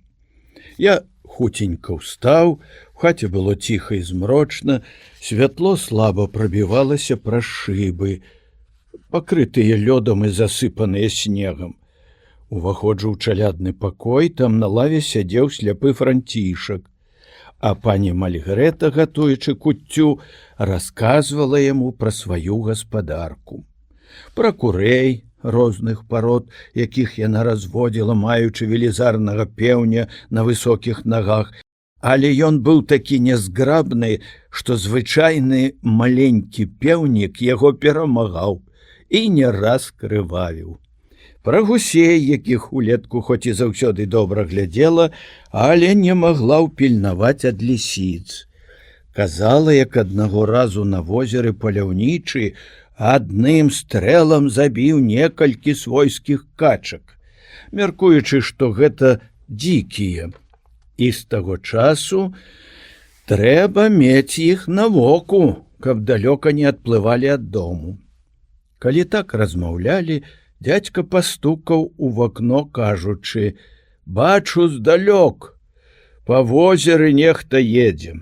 Здаецца, гэта пан Марагоўскі з дзецьмі вяртаецца з Полацка. Загадай, каму вас, пані, хутчэй упарадкавацца ў пакоі. Дасюль яшчэ падлога не падмецена». Імклівыя коні павярнулі з вялікай дарогі, мінулі бераг возера і ўжо ля брамы. Дядька сустракае гасцей. У возе сядзеў пан Марагоўскі, ля яго трое дзяцей, ухутаных мядзведжым футрам і абвязаных хусткамі так, што толькі вочы відаць.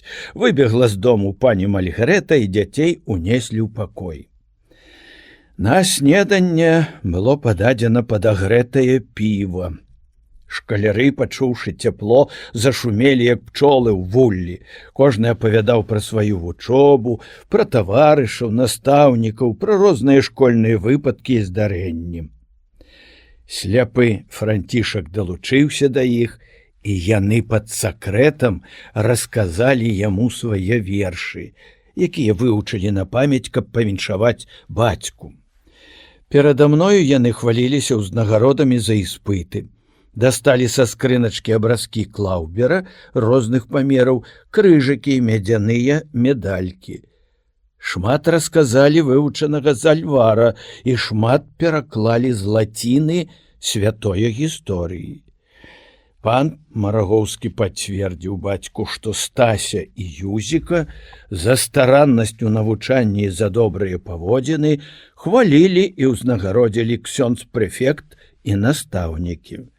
Дзядзька цешыўся гэтым, абяцаў ім пашыць новыя капоты і даць грошай на розныя школьныя патрэбы. Доўга цягнулася размова пра полацкі кірмаш «Краснік». Марагоўскі апавядаў пра кошт жыта, аўса і ячменю, пра свойскіх птушак, якіх там шмат адусюль прадаецца, пра кошт ільну, пянькі і пра купцоў, што прывезлі з іншых гарадоў хусткі, сукно, ядваб, баваўняную крамніну ды іншыя тавары для ўбораў, пра знаёмых паноў, што прыехалі па сваіх справах і каб набыць патрэбныя ў гаспадарцы рэчы. У размовах прайшоў цэлы дзень. Сонца схавалася за лес, звечарэла. Некалькі суседзяў, што жывуць ля возера Нешчарда, запрошаныя з жонкамі і дзецьмі на куццю, прыехалі да майго дзядзькі. Паказалася першая зорка на небе. Пасярод пакоя паставілі доўгі стол, заслалі яго сенам і накрылі белым абрусам. На стол падалі постную ежу з мёдам і найлепшую рыбу. Завальня ламаў аплатку з панам Марагоўскім, а пасля па чарзе з кожным госцем. Апавядаў, як колісь князь Агінскі, добры і ласкавы пан, запрашаў да сябе на гэты вечар усіх суседзяў, не зважаючы, ці ён бедны ці багаты, абы толькі шляхціц і прыстойны чалавек. З незвычайнай сардэчнасцю прымаў гасцей, шчыра і адкрыта з кожным размаўляў, бавіў іх, апавядаючы размаітыя даўнейшыя гісторыі. Марагоўскі прыгадваў, што раней гэтых абрадаў свята трымаліся ва ўсіх дамах нашага павета. Сёння ўжо не тое. У некаторых паноў змяніліся старыя звычаі і парадкі, за што Бог не дабраслаўляе. І часы ўсё горшыя і горшыя. За гэтай размоваю асобныя госці, седзячы пры стале, падсоўвалі руку пад абрус, выбіралі на ўдачу даўжэйшую сухую сцяблінку, паказвалі адзін аднаму, загадвалі, ці высокі будзе наступнай вясною расці лён, а апаненткам прадказвалі хуткае замужжа. Шукалі пад сенам зярнятак жыта, пшаніцы ці іншага збожжа, бо яно, выпадкам знойдзенае ў гэты вечар пад сенам на стале, вешчавала вялікія ураджаі. Пасля вячэры, гледзячы на яснае зорным сяйвом неба і на вогненныя дарогі метэарытаў, выказвалі надзеі на добрую вясну і на багаты збор садавіны і гародніны ўвосень. О, салодкія ўспаміны забаў і звычаяў роднае зямлі! Як кароткае шчасце, як прыемны сон, як вера бацькоў. Навек застануцца яны ў памяці. Яны наймілейшая забава самотным думкам, па іх, як выгнанніца з раю, сумуе заклапочаная душа. Думкі самотніка. На беразе фінскае затокі, дзівячыся чароўным малюнкам травеньскіх начэй, сядзеў я ад захаду да ўсходу сонцам. Не было зорак на небе. Белае святло заліло нябеснае скляпенне і ўсю марскую прастору. Травеньскія ночы чужое краіны. Вы заўсёды былі сведкамі маіх тужлівых і самотных песень, калі тут, на беразе затокі, агорнуты думкамі, ўспамінаў я горы і лясы роднае старонкі. Гараць залатым полымем вяршыні святынь сталіцы. Якая цішыня пануе ў паветры. Зазваніў гадзіннік з вежы, і моцнае яго гучанне дасягае далёкіх ваколіц горада. Човен плыве па спакойнай вадзе. Чую вясёлыя песні матросаў. У пышных садах гучыць музыка, да позняга часу доўжацца вясёлыя забавы, і не скончыліся яшчэ прыемныя спатканні пад шатамі паркавых дрэваў. Травеньскія ночы радзімых ваколіц. Мілей мне было сустракаць захад сонца на беразе Нешчарды. Не параўнаеш самую вытанчаную музыку з пяшчотным і чароўным спевам салаўёў і самотным голасам зязюляў. Дзікія лясы, мілейшыя за пышныя паркі. Шум вашых галін акунаў мяне ў роздум, у засені вячыстых дрэў. Я заўсёды адчуваў нейкія неразгаданыя таямніцы прыроды. У народных апавяданнях сустракаў пачуццё і праўду, адчуваў іх мудрасць і малітвы цэлага народа. Мілей гэта ў 100 разоў, чым халодныя забаўкі ў багатых салонах. Мора! Я чытаў пра цябе вершы паэтаў, ціхія, бурапенныя твае хвалі параўноўваў з роднымі азёрамі, калі яны зіхацяць, як крышталь у зарослых берагах або шумяць у буру. Калі я быў яшчэ зусім малады, дык упрыгожваў людзей дабрынёю і справядлівасцю, а будучае надзеяю, і быццам у бяспечным порце ціхамірна марыў у той час пра навальнічнае неба і пра велізарныя акіянскія хвалі. Мора!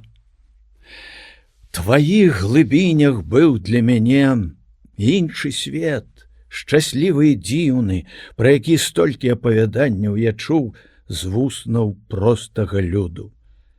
Там жыла калісь дзяўчына Ганна, дачка вялікага акіяна, каралева духаў, цуд хараства. Нябачная моц зямлі і мора імгненна выконвалі ўсе яе загады. Цуд дабрыні яна ацаніла шляхетнасць хлопца, які спусціўся на дно і стаў перад вялікім акіянам, каб адслужыць яму за вяртанне свайго бацькі на родную зямлю.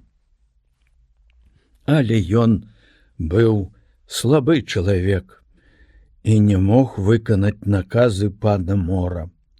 І тады Ганна, выручаючы каханага, загадала духам, і за адну ноч з'явіліся палацы з караляў і дарагога жэмчугу.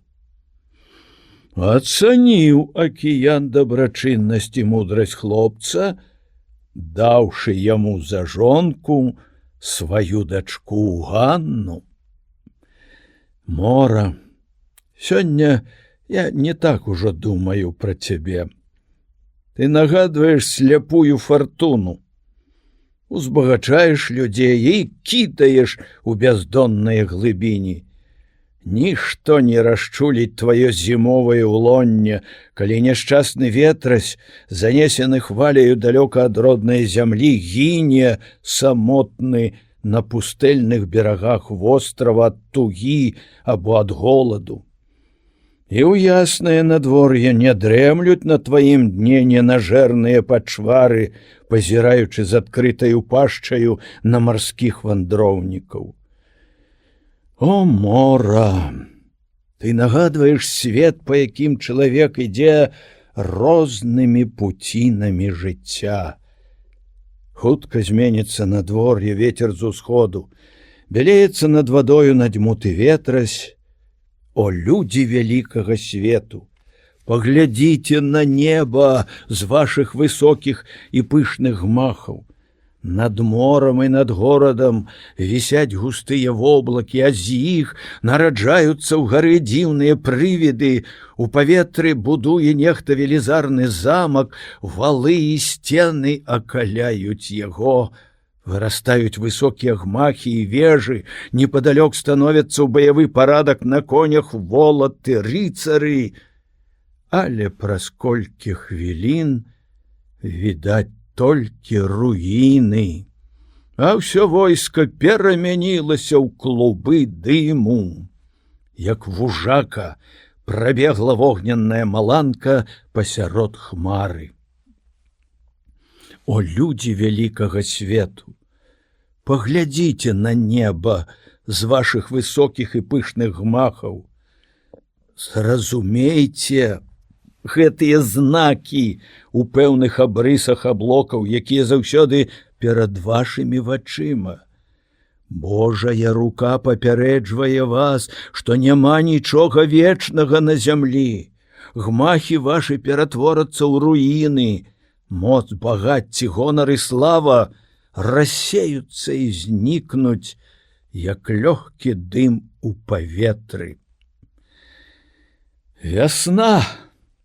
Кароткі твой усмех, кароткі твой павеў лагоднага ветрыку, нядоўга цешаць вока барвы садоў. Вільготныя туманы застелюць зямлю, паляцяць птушкі ў вырай, пачнецца вецер і разнясе жоўтую лістоту па могілках, раскідваючы ля ўзножжа цудоўных помнікаў і нямых стодаў, якія стаяць на магілах знакамітых людзей. Калісьці фартуна на дарозе жыцця сыпала ім кветкі. Сёння халодны мармур заносіць пяском ветер. І імя іх сканае ў пустэльні нябыту, калі ў жыцці не ўвянчалі яны свае галовы каронаю праўды. Праўда, пасланніца неба ў гэту юдоль цярпення. Ты анёл, ахоўнік і настаўніца ў пілігрымцы жыцця, асвятляй нас сваімі промнямі. Калі праўдзівую веру, найдаражэйшы скарб нашых бацькоў, найчысцейшае святло неба хочуць зацьміць туманы вытанчаныя мудрасці пыхлівых і хлуслівых філосафаў. Калі прырода спіць пад снегам, вые паўночны ветер, мінаюць доўгія цёмныя ночы, тысячы агнёў палаюць у вокнах гмахаў. Не перапыняецца вясёлае жыццё сталіцы. І я самотны, люблю аддавацца марам. Мая думка ляціць далёка да родных ваколіц, выклікае з магіл паважаных старых, бачыць іх забавы і чуе размовы пра шчаслівыя часіны, пра залаты век, калі чалавек араў сваё поле, будаваў дом сабе і сваім дзецям. Тады ўраджаі былі лепшыя, весела спяваючы працаваў араты ў полі, у лясах вялося безліч ласёў і дзікіх коз, і паляўнічы лёгка знаходзіў звера, і рыбак з пэўнай надзеяй закідаў нерад у ваду.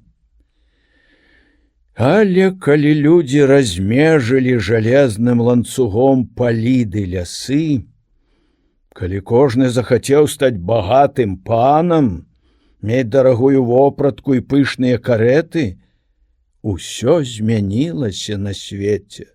Багатыя пачалі прыгнятаць бедных, і ўгневаны Бог не дабраславіў людскую працу. Змяніліся ураджаі, мядовая раса, падаючы страшнаю атрутаю на травы перад узыходам сонца, не раз вельмі шкодзіла жывёле.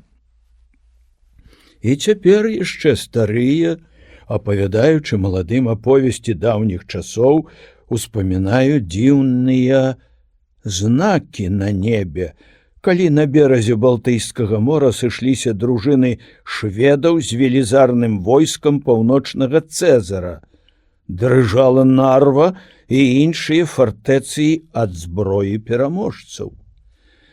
Зарыва страшных пажараў, плывучы ў аблоках ад марскіх берагоў, не раз апоўначы залівала крывёю неба над усёй Беларусю. Люд, дрыжучы, пазіраў угору, дзе ў хмарах, што дыміліся крывёю, змагаліся палкі конных і пешых волатаў, і не раз гэты відзеж трываў на небе да ўзыходу сонца. Часта тэмаю іх размоў бывае лебедлівы год, калі падчас тае шведскай вайны валадарылі па ўсёй Беларусі голад і чума. Зямля тады была без снегу, пагоркі без травы, падобныя былі да бясплодных стэпаў.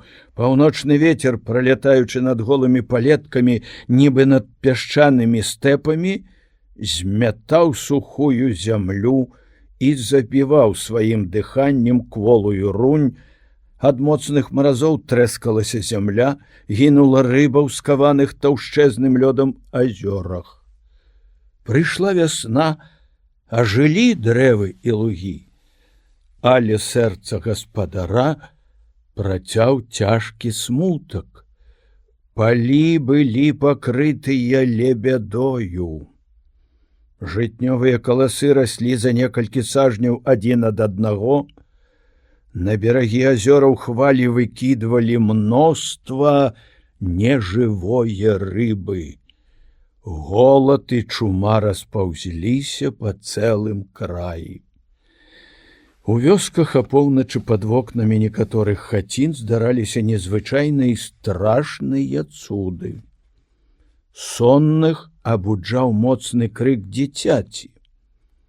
Але калі хто выходзіў, каб забраць дзіця ў хату, дык нікога не бачыў на панадворку і плачу не чуў, а толькі вылі каля суседніх дамоў сабакі. Такія выпадкі, часта паўтараючыся, даводзілі ўсіх да найвялікшай роспачы. «Кара Божая за цяжкія грахі», – казаў люд, і штодня перад абразом прачыстая маці заліваўся слязьмі. Успамінаюць у размовах сваіх з удзячнасцю і пачуццём і пра вас, вялікія душы, што былі дабрадзеямі вашым падданым, суседзям і няшчасным землякам. Падчас неўраджаю шчодраю рукою давалі вы дапамогу бедным сялянам, удовам і сіротам. Люд, гнаны жорсткім лёсам і несправядлівасцю, падтрымлівалі мудраю парадаю, уваскрашалі ў сэрцы надзеі, паказваючы ўсемагутнасць Божую і міласэрнасць. Ніхто без суцяшэння не выйшаў з вашага дому, і прыгрэты жабрак, пакідаючы вашы парогі, з уцехай у сэрцы дабраслаўляў неба. Не шукалі вы ўзнагароды на гэтай зямлі за дабрачыннасць, не шукалі вы марнае славы, за якой ганяюцца слабыя людзі, як дзеці за цацкаю. Вашы ўзнагароды, ваша слава перад тварам Бога. О, вялікія душы! Стаяць без аздобы вашы магілы, няма слупоў мармуровых, там бярозы. Рассыпалі цені жалобы па каменні імшыстым ды крыжах хваёвых. О, вялікія душы! Бог праўды анёла зноў пашле, каб усіх вас успомнілі дзеці, і натхніцца шляхетнасцю вашаю моладзь, і вякі залатыя над краем засвецяць. Днём святога суда свет агорне трывога, збудзіць мёртвых сурма, і зямля скаланецца. Вось тады усе вы станеце тут перад Богам у пашане і славе навечна, здаецца.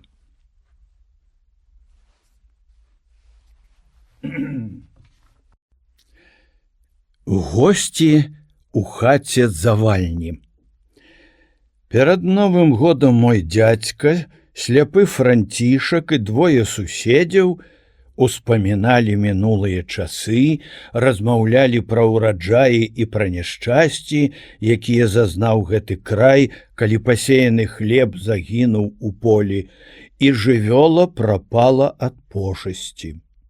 Гутарылі, як палепшыць палеткі і сенажаці, як завесці добры статак, пра выгаду, якую можа мець з гэтага дбайны гаспадар, і як прышчэпліваць садовыя дрэвы, да полудня і папалуднаваўшы, нязменна гаварылі пра гэта. Нарэшце дзядзька сказаў гасцям: на другі дзень калядаў я гасціў у пана Марагоўскага. Шмат там было асобаў, якіх я бачыў упершыню. А іх размовы не маглі мяне захапіць. Бог ведае, што там казалі, пераходзячы ад аднае тэмы на другую. Размаўлялі пра сабак і коней, пра шчасце і няшчасце ў картах, лаялі і хвалілі сваіх прыяцеляў. Перайшлі нарэшце да Бібліі. Тут ужо сапраўды паказалі, хто яны. Разважалі пра тое, чаго не разумелі, ды, можа, і не чыталі. Пан Марагоўскі не мог вытрымаць і папрасіў іх, каб не паказвалі дурнога прыкладу моладзі і кабетам. Цудоўна баўлю я сённяшні дзень з добрымі суседзямі. Нашыя размовы не абражаюць Бога.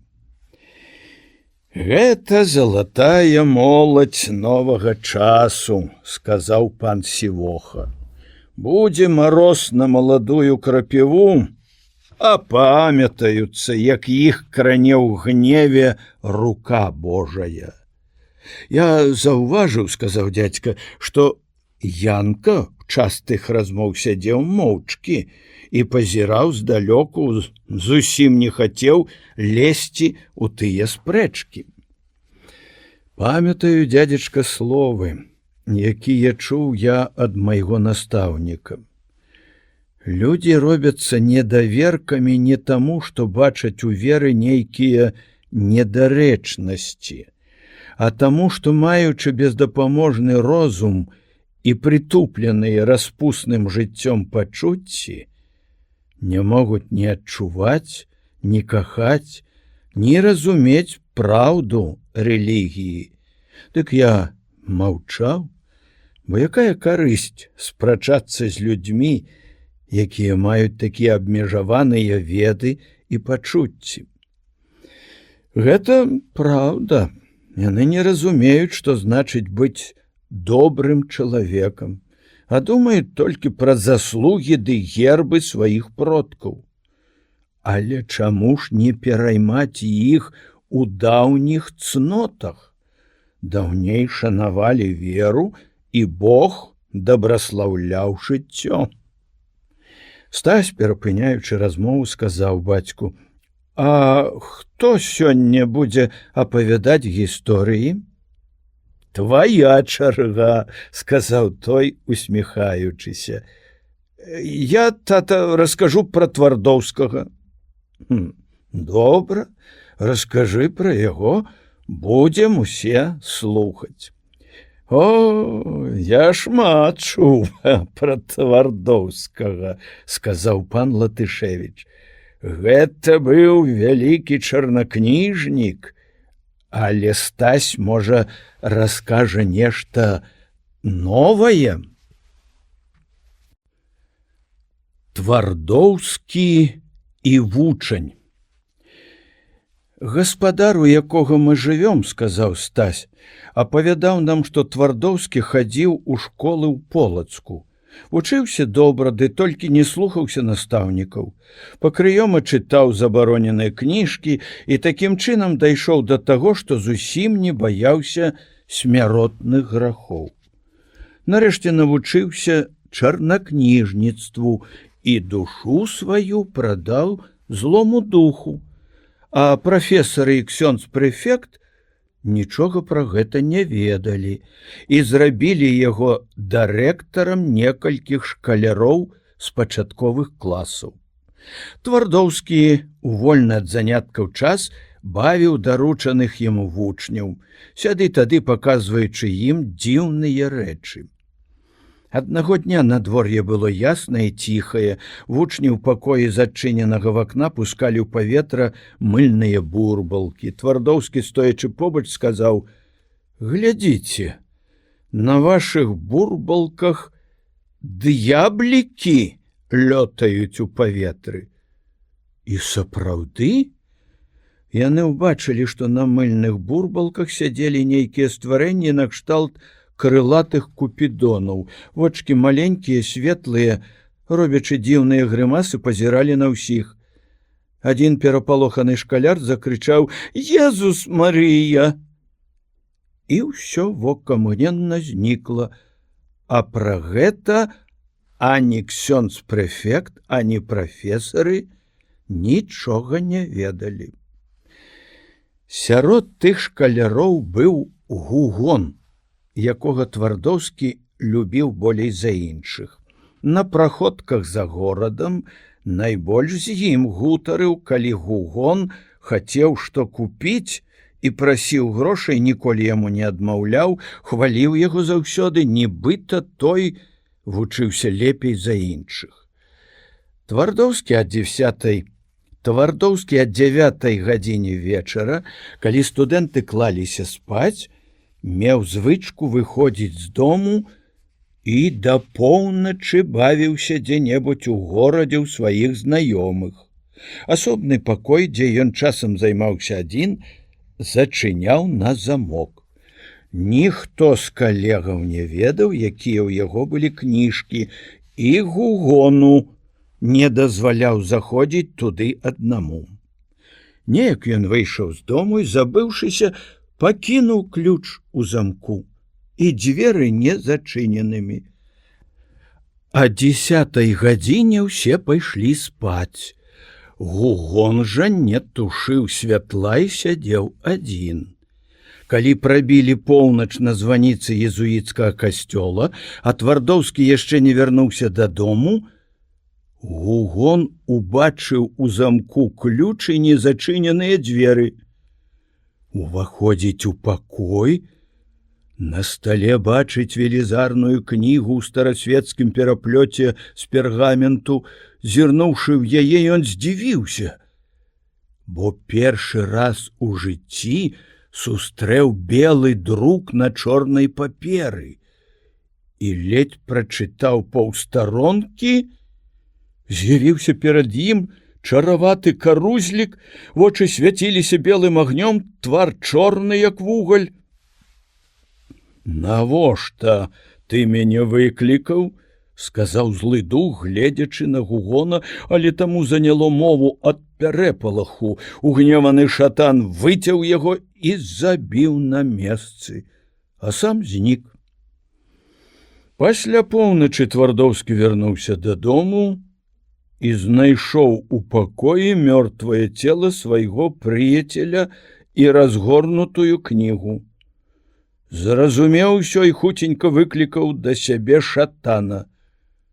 «Чаму ты забіў няшчаснага юнака?» — спытаўся чарнакніжнік. «Таму, — сказаў злы дух, — каб не раскрыў тваю таямніцу ўсім, хто не павінен ведаць пра яе. Тут трэба было зрабіць іначай. Ані ты, ані я жывіць яго не можам. Цяпер мяне могуць пакараць як забойцу. Трэба затаіць гэтае злачынства. Залазь у яго цела, будзеш Гугону замест душы, пакуль не прыйдзе яму час паміраць». Д'ябал імгненна залез у цела, і Гугон ажыў, але стаў зусім іншым. Вочы блішчалі, ды гэты бляск быў прыкры, твар у яго быў той самы, ды ў ім было штосьці агіднае. Прыйшоў ён у школу. Прафесары і аднакласнікі бачылі ў ім нейкую перамену, аднак ніхто не мог дазнацца таямніцы. На імшы паводзіў сябе нясціпла, смяшыў і іншых, а калі ксёндз падносіў святое прычасце, дык ён не мог вытрываць і выбягаў з касцёла, прыкладваючы хусцінку да носа, нібыта спыняў кроў. Калі пакаранні і напаміны не дапамагалі, яго выгналі са школы. І ён заўсёды быў вялікім непрыяцелем усім езуітам. На ксяндзоў пісаў пасквілі, філасофстваваў, выступаў супраць святой рэлігіі, усім паказваў паганы прыклад, хто толькі з ім пачынаў размову. Пасля пакінуў Полацак і невядома дзе згінуў. «Брава, Стась!» — сказаў пан Сівоха. Кароткае апавяданне, але добрае. Пэўна, сёй той з нашых маладых панічоў і цяпер яшчэ паўтарае думкі таго д'ябла, што быў у гугонавым целе. «Это навука, Стась», — сказаў дзядзька, — «што трэба ўнікаць злых людзей». Сяброўства з Твардоўскім загубіла гугона, і шатан атрымаў магчымасць распаўсюджваць зло. «О, калі б той пан Гугон, — сказаў Латышевіч, — у сваім жыцці на гэтым свеце быў суддзёю, сакратаром або іншым якім чыноўнікам, дык што б рабілася?» У час гэтай размовы пані Мальгрэта прынесла ліст з чаляднага пакоя і сказала: «Як уж прыйшоў, вось ліст ад пана Марагоўскага». Дзядзька прачытаў і, аддаючы мне, сказаў: «Пан Марагоўскі вельмі ласкавы да цябе. Просіць, каб ты да яго прыехаў. Можаш сабе ехаць заўтра пасля святой імшы і пабыць дзён колькі. Але няхай зойдзе сюды Якуш. Это чалавек гаваркі. Вельмі я ўпадабаў ягонае апавяданне пра ваўкалака». Калі той зайшоў у пакой, дзядзька загадаў даць яму выпіць, закусіць, а сам загаварыў пра гасцей, якіх бачыў у доме пана Марагоўскага. Найбольш дзіўным майму дзядзьку здаўся доўгавалосы, худы, вусаты пан Чупкевіч, які заўсёды бубнеў пра знакамітасць сваіх продкаў, пра намер ажаніцца, бо яго справы ў крытычным стане і абавязкова трэба шукаць жонку, якая мела б прынамсі хоць 200 душ пасагу. Пачуўшы пра Чупкевіча, Якуш пагардліва зморшчыўся і сказаў, ківаючы галавою: «Няхай бы той Чупкевіч перглянуў на сябе, чаго вартая ягоная душа. Прадаваў маладых хлопцаў і дзяўчат бог ведае якім людзям, не зважаючы на слёзы бедных матак. Памучыў людзей, адкажа перад Богам. Хай бы сабе пашукаў белую сароку, адпаведная пара была б. Дзіўлюся, што наш пан, які пра сваіх падданых клапоціцца, як бацька пра дзяцей, запрашае яго да сябе. Ты раскажы мне, — папрасіў дзядзька, — што гэта за белая сарока, пра якую згадаў. А ўжо лепей пану пра белую сароку распавяду, чым гаварыць пра Чупкевіча. Няхай яго Бог пакарае».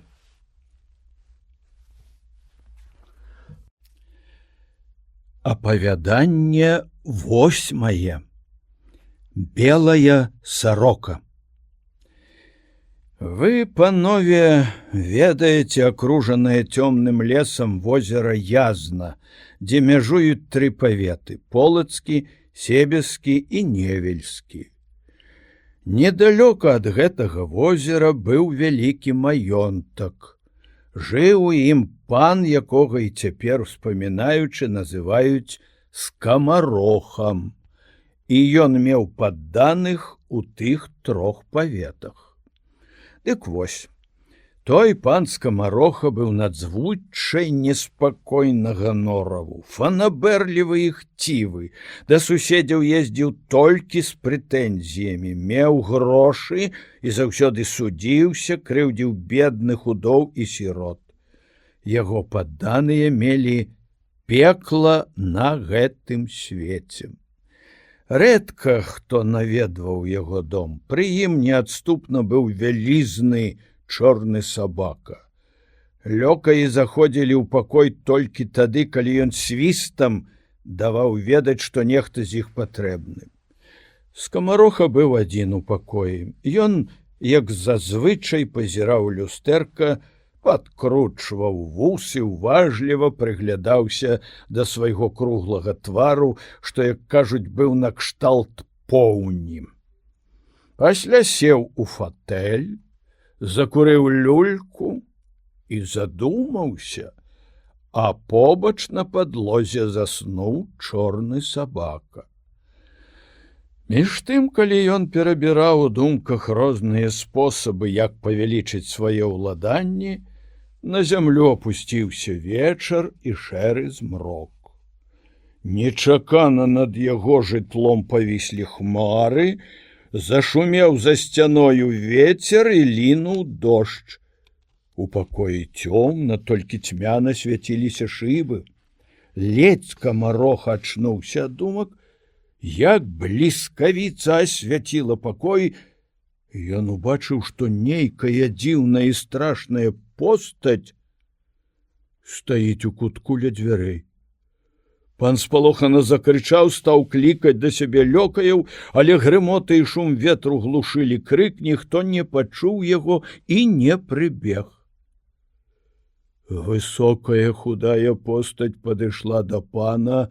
«Не крычы», — сказала яна, — «ніхто не пачуе твой голас, і твой чорны сабака моцна спіць». «Хто ты, як сюды трапіў? Пачакай крыху і пра ўсё даведаешся». Кажучы, гэта госць выкрасаў агонь і запаліў свечку, якая стаяла на стале перад люстэркам. Пры святле скамароха ўбачыў дзіўнае стварэнне. Чалавек на танюсенькіх нагах, худы, вочы круглыя, дробным і вострым тварам падобныя да птушкі. Закрычаў пан дрыготкім голасам: «Які жахлівы твар! Бачу, перада мною злы дух! Не крычы! Я падобны да цябе і магу табе шмат добрага зрабіць». «Чаго ты сюды прыйшоў, ды так ціха, што і сабака не ўчуў? Чуеш шум навальніцы? Я схаваўся тут ад залевы і перуноў, а сабака зараз спіць моцным сном і датуль будзе спаць, пакуль я не абуджу яго. Скажы, хто ты?» «Сядзь у свой фатэль, супакойся на хвіліну і ўсё раскажу табе. Я удзень адпачываю, а пасля захаду сонца блукаю па свеце і выведваю, пра што людзі думаюць, пра што гавораць, што ядуць і п'юць. Ведаю сакрэт, як наслаць моцны сон на сабак і варту. Слухаю, пра што гаворыць прасталюдзін, і выведваю думкі паноў. Маё вока хуткае, а слых такі тонкі, што за сцяною няхай гэта будуць найтаўсцейшыя муры, магу чуць шэпт. Па рысах твару пазнаю характары людзей, змушаю іх гаварыць паміж сабою і памятаю пра ўсё. Заходжу праз маленькую шчылінку, і дзверы не рыпяць, калі я іх адчыняю. Скамароха свіснуў, клічучы да сябе людзей, штурхануў нагою сабаку. Дарэмна свішчаш. Ніхто не пачуе. Шуміць вецер, ліе дождж, і сабаку не абудзіш. Чаго ты блукаеш па свеце? Навошта ты ўсё выведваеш? Я пасланец белае сарокі. Даведаўся пра твае памысныя думкі і прывабныя намеры. І хто ж тая белая сарока, якую ты ўзгадаў? — спытаў гаспадар. О, белая сарока мудрасцю свет здзіўляе. Яе твар цуд прыгажосці, постаць высокая, велічная, адзенне з дарагіх дыяментаў і перлаў, жыве ў палацы, якога ты яшчэ ніколі не бачыў. Ёй кланяюцца багатыя паны і мудрыя галовы. Духі па яе загадзе здабываюць скарбы з зямлі і мора. Дзікіх мядзведзяў прывучыла да сябе, і яны пакорлівыя, як сабакі, заўсёды гатовыя ёй служыць. Словам, яна мацнейшая за ўсіх чарнакніжнікаў.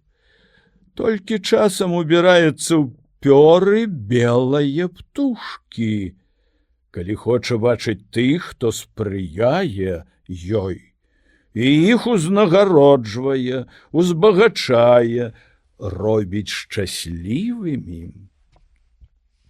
Бледны скамароха, гледзячы на пасланца, вымавіў: «Дзіўныя і незразумелыя рэчы мне кажаш.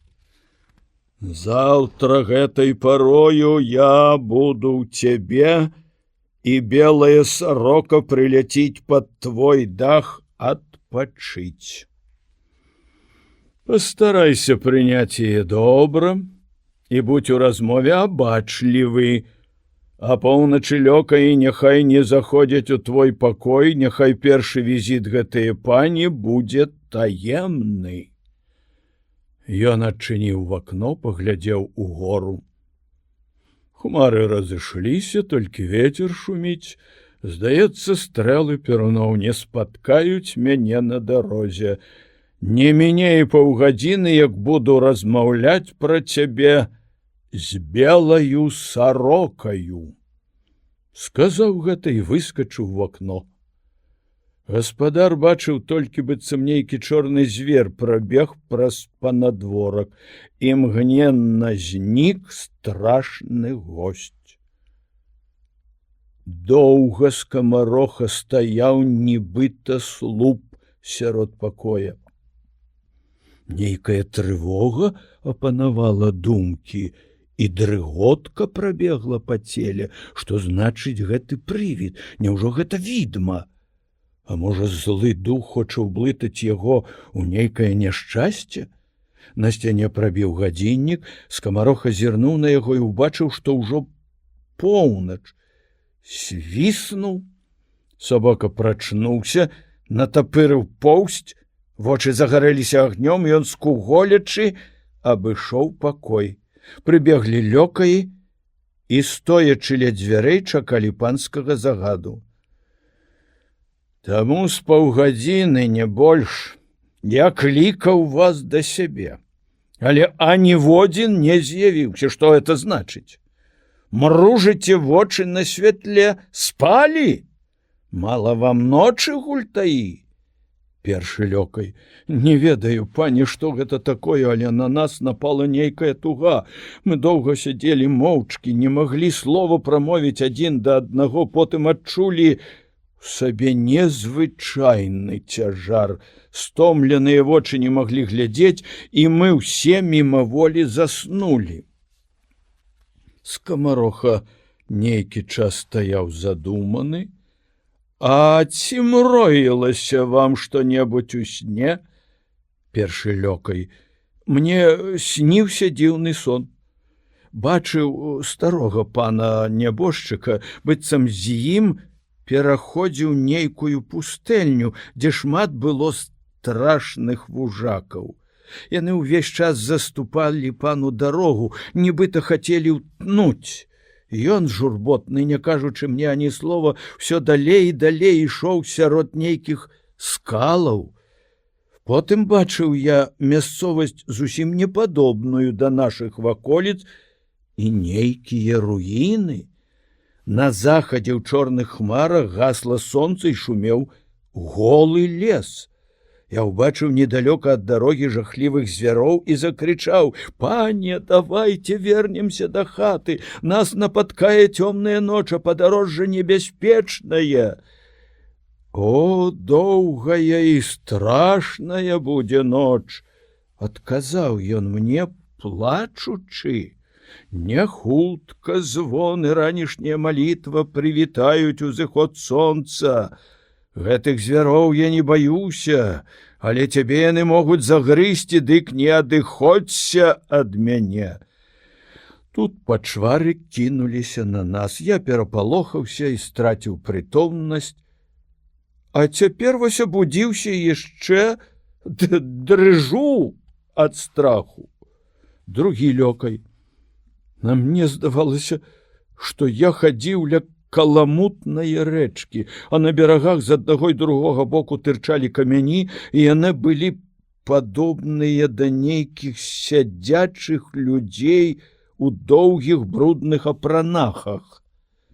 Потым мне сустрэўся волат, тоўсты, шыракаплечы, вочы страшныя. Хацеў ад яго ўцячы, але ногі мае былі нібы закутыя ў кайданы. З месца зрушыцца не мог. Ён падышоў да мяне і выцяў так моцна, што я заляцеў амаль на самую сярэдзіну рэчкі. Калі мяне несла вада, я крычаў, просячы дапамогі, ды на мой крык толькі камяні адказвалі дзікім смехам, і гул ад іх здзекаў лунаў над берагамі. Пасля я ўбачыў, здалёк мой бацька падымаў да неба рукі, і маці млела, бо мне не маглі дапамагчы. Затым зноў нечаканая перамена. Я стаяў над нейкаю прорваю, і там мяне зноў спаткаў той страшны чалавек. Ён папхнуў мяне ў прорву, і я імгненна прачнуўся ў вялікім страху. Трэці лёкай. Мне снілася бура. Яна зрывала дахі з дамоў, а ветер нёс нейкая шатана і скінуў яго перад самым ганкам. Годзе ўжо слухаць гэтае глупства. Шум ветру і вільготнае паветра наслалі на вас цяжар і санлівасць. Гарачая крова будзіла ў галовах мудрагелістыя мроі. Ідзіце да сябе і кладзіцеся спаць. Скамароха зноў у адзіноце неспакойна хадзіў па пакоі. Дзіўныя думкі круціліся ў ягонай галаве. Жахлівая здань увесь час стаяла перад ім. Уздрыгваў, прыгадваючы агідную постаць, але золата любіў так, што хацеў мець яго як мага болей, няхай сабе з шатанавых рук, і прыгажосць белае сарокі вабіла яго. Хацеў пабачыць яе як найхутчэй і быць у ліку яе прыяцеляў. Ён то парывіста хадзіў па пакоі, то, задумаўшыся, стаяў як слуп. Браў кніжку і адразу кідаў яе ды гладзіў свайго сабаку. Спадзяваўся, што стомленыя думкі супакоіць сном. Налей імгненна ўскокваў з ложка, запальваў святло і думаў усё пра адно. Толькі перад узыходам сонца крыху задрамаў, ды і ў тым неспакойным сне мроіўся яму пасланец белае сарокі. Ціхі ранак. Ужо сонца было высока. На пагорках пасвіліся чароды, а ратыя працавалі ў полі. Пан Скамароха на ложку разважаў. Пра дзіўны ўчарашні выпадак і прарочыя сны. Нарэшце свіснуў, прыбег лёкай і стаў чакаць загаду. Паспяшайце, каб сёння ўсе пакоі былі як найлепей прыбраныя. Вымыць падлогу, сцены і столь добра агледзець, каб не было пылу і павуціны. Таксама адпаліраваць мэблю і бронзу, люстры, каб адбівалі найяснейшае святло. Абразы, рамы і шыбы ў вокнах старанна пачысціць, каб былі як новыя. Скажы эканому, каб паўсюль вакол маёнтка таксама быў парадак. Пан сёння чакае нейкіх знакамітых гасцей? Спытаў здзіўлены лёкай.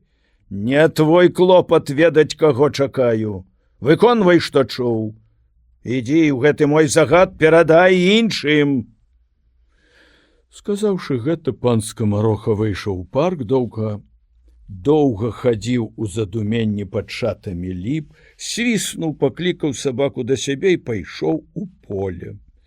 Блукаючы паўсюль, нецярпліва чакаў вечарам. Тым часам лёкаі, гаворачы між сабою, дзівіліся нечаканай перамене пана. Апавядалі адзін аднаму страшныя сны, якія бачылі ў час учарашняй буры. А між тым праца ў пакоях ішла спорнай, перад захадам сонца адпаліраваныя мэбля, бронза і люстры былі як новыя. Вось ужо і вечарэе. Скамароха загадаў лёкаям вывесці сабаку, і каб ніводзін з іх не заходзіў да яго, пакуль не пакліча. Самотна ходзячы па пакоі, паліў люльку. Пасля адчыніў акно. Усюды панавала цішыня, і ўжо колькі зорак свяцілася на небе. Запаліў свечку, паставіў на стале, і тут убачыў у куце учарашняга госця. На тонкіх нагах вочы, як дзве іскрынкі, кідалі святло, і дзікая ўсмешка прабягала па яго брыдкім твары. Перапалоханы Скамароха адскочыў на некалькі крокаў і сказаў: «Не магу глядзець на цябе без агіды, твой твар мне страшны». «Слабыя нервы маеш. Калі пазнаёмімся бліжэй, дык на ўсё будзеш глядзець без прыкрасці ды страху і лепш уладкуешся на свеце. Ты добра падрыхтаваўся прыняць госцю. Зараз яна прыляціць». Толькі сказаў гэта, залятае ў акно сарока, большая і зграбнейшая за іншых сарок. Пёры на ёй белыя, як снег, вочы чорныя, апусцілася на стол. Здзіўлены гаспадар пазірае на жвавыя імклівыя рухі прыгожае птушкі. Яна зляцела на падлогу, і вось ужо стаіць пасярод пакоя кабета чароўнае красы. Рост высокі, твар ружовы, вочы вялікія, поўныя прывабнасці, на галаве і на ўсім адзенні зіхацяць дыяменты і каштоўныя камяні. Скамароха аслупянеў. Слова вымавіць не насмельваецца. Яна ж такімі словамі перапыніла маўчанне. Калі ляцела, дык бачыла прыгожыя горы і лясы гэтыя краіны. Тут вельмі шмат азёраў. Думаю, жыхарам нічога не бракуе. Так, пані, сказаў з паклонам гаспадар, наш край прырода надзяліла ўсім, што толькі трэба чалавеку. Я даўно мелася пабываць тут, спазнаць гэты край яго жыхароў. Спадзяюся, што знайду тут сабе зычлівых прыяцеляў. Шмат хто будзе мець за шчасце ўбачыць, пані. А як маюцца тутэйшыя падданыя? І яны шчаслівыя. На лугах і пагорках даволі травы для вялікіх чародаў. Белая сарока села на крэсла, а пан Скамароха ля яе. Доўга апавядаў ёй пра ваколіцы, што ляжаць на берагах дрысы і дзвіны, расказваў, хто і як жыве тут, якую славу мае сярод суседзяў, якія даходы з маёнткаў, расказваў, як гандлююць з рыгаю, калі разальюцца вясною рэкі, і якая выгада ад таго жыхарам гэтага краю. Размова без перапынку цягнулася да поўначы. Я яшчэ наведаю гэты край. І ты пазнаёміш мяне са сваімі добрымі суседзямі. А зараз мушу спяшацца дадому. Ужо поўнач, а дарога далёкая. Сказаўшы гэта, пакланілася гаспадару, імгненна перамянілася ў белую сароку і вылецела ў вакно. Скамароха доўга стаяў здзіўлены і глядзеў туды, дзе схавалася яна ў начной цемры. Вярнуўшыся да крэсла, на якім сядзела гэтая прыгажуня, убачыў пасярод пакоя яе пасланца. Той трымаў велізарны мех золата. Белая сарока ахвяруе табе гэты падарунак, каб быў верны сам і іншых знайшоў адданых ёй. Яна наведае твой дом, калі тут ужо будзе некалькі тваіх суседзяў, сапраўды зычлівых да яе. Сказаўшы гэта, пасланец выскачыў в акно і знік. Скамароха самотны хадзіў па пакоі, дзіўныя мроі круціліся ў ягонай галаве, багаты ўбор і незвычайная прыгажосць белыя сарокі, і цяпер стаялі ў яго ўваччу. Ні на хвіліну не мог забыць пра яе, і ад гэтых думак прапаў сон, ні на волас не заснуў, а ўжо ўсё прачнулася, і сонца было высока, свіснуў. На панов выклік прыбег лёкай і, скуголячы, ускочыў у пакой чорны сабака. Гладзячы сабаку, скамароха загаварыў да слугі. А што? І сёння, можа, мучылі вас жахлівыя сны? Ах, пане, нейкая туга напала на нас і гэтае ночы. Адказаў лёкай, ва ўсіх нас сон быў кароткі і неспакойны. Вартаўнікі распавядаюць, што чулі яны ўначы, як па вёсках вылі сабакі, рыкала жывёла і бачылі, як з поўначы, шугаючы полымем, ляцеў цмок, і іскры сыпаліся з яго. Пэўна, нёс золата для нейкае душы, што пабраталася з д'яблам. А аканом казаў, што некаторыя бачылі кабету, якая плакала на цвінтары, ды так, што яе голас наводзіў на ўсіх трывогу і смутак. Скамароха, крыху змяніўшыся з твару і задумаўшыся, шпарка прайшоўся па пакоі. Не кажы мне больш такое лухты. Вас заўсёды ў размовах нейкія цуды і прароцтвы. Вы як тыя забабонныя бабы. Кожная рэч вас узрушае і пазбаўляе спакою. Скажы, каб запрагалі коней. Паеду сёння суседзяў наведаю. Ездзячы ад маёнтка да маёнтка, ён усюды з захапленнем апісваў прыгажосць, багацце, розум і шчодрасць белыя сарокі. Са здзіўленнем усе слухалі гэтыя апавяданні і рознае пра іх казалі. Некаторыя даводзілі, тут схавана нейкая здрада, і што заплацяць за яе вялікім няшчасцем. Іншыя радаваліся і прасілі пана Скамароху, каб пахваліў іх перад белаю сарокаю, калі яна другі раз наведаецца ў ягоны дом, і з нецярплівасцю чакалі дня, калі змогуць яе ўбачыць. Прыехалі да Скамарохі госці.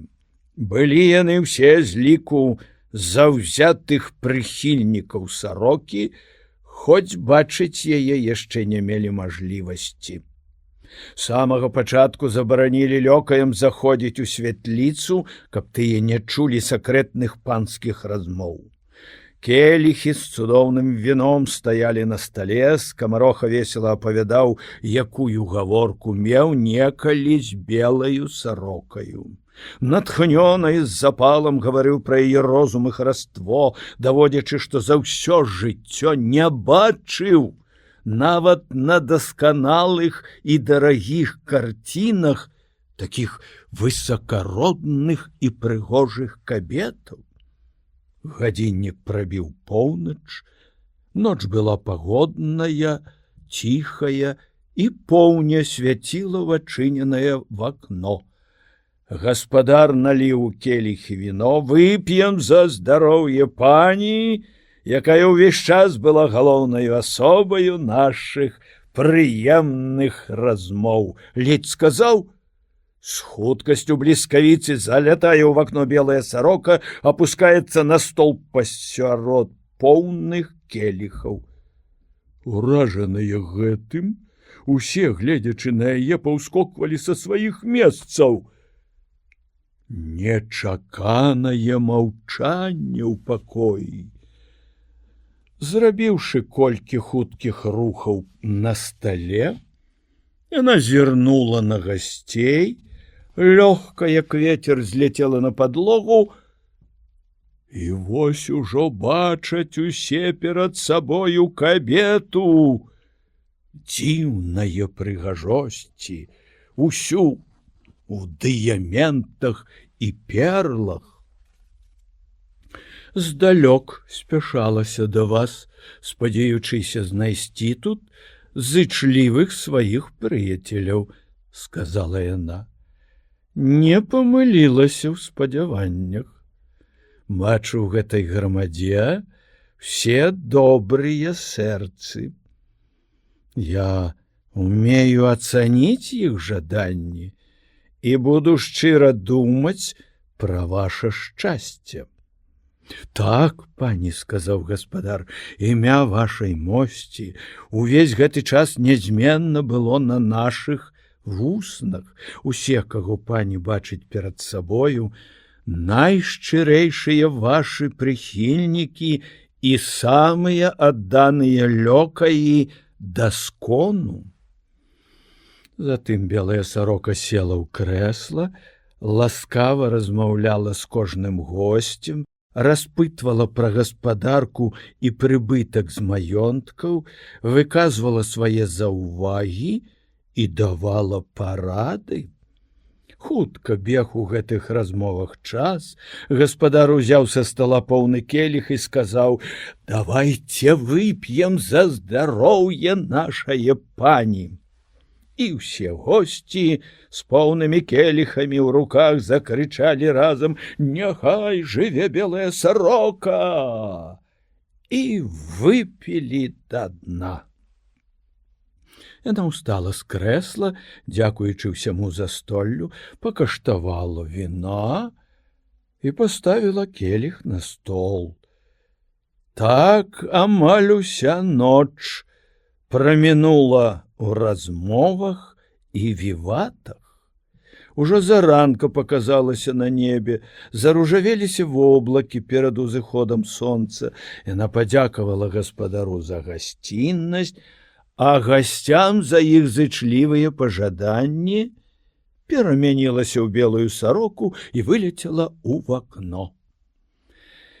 Кажуць, што яна гэткім чынам наведвала начамі ўсіх тых, з кім пазнаёмілася ў доме пана Скамарохі. І ўсюды за яе здароўе лілося віно і гучалі віваты. У хуткім часе пачалі спраўджвацца прадчуванні простых людзей. Тая страшная чараўніца патаемна разаслала ва ўсе бакі шкоднікаў, каб яны крыўдзілі бедных сялян. Раскажу панам выпадак, які ў той час здарыўся недалёка адсюль у вёсцы Клішкова. Там усе пра гэта і зараз успамінаюць. Дойныя каровы ўсе адразу пачалі сохнуць, і малако ў іх зусім прапала. Бясспрэчна, чары. Па ўсіх ваколіцах былі чуваць скаргі і нараканні, ды не можна было ўведаць, адкуль прыйшло тое зло. Выпадкам адзін вартаўнік з Клішкова перад самым узыходам сонца, вяртаўшыся дадому, убачыў, што сарока, белая як снег, вылецела з хаты аднае кабеты, якой пан у той вёсцы пабудаваў новую хату з вялізнымі вокнамі. Вартаўнік расказаў гэта іншым. Сталі падазраваць, што там жыве чараўніца.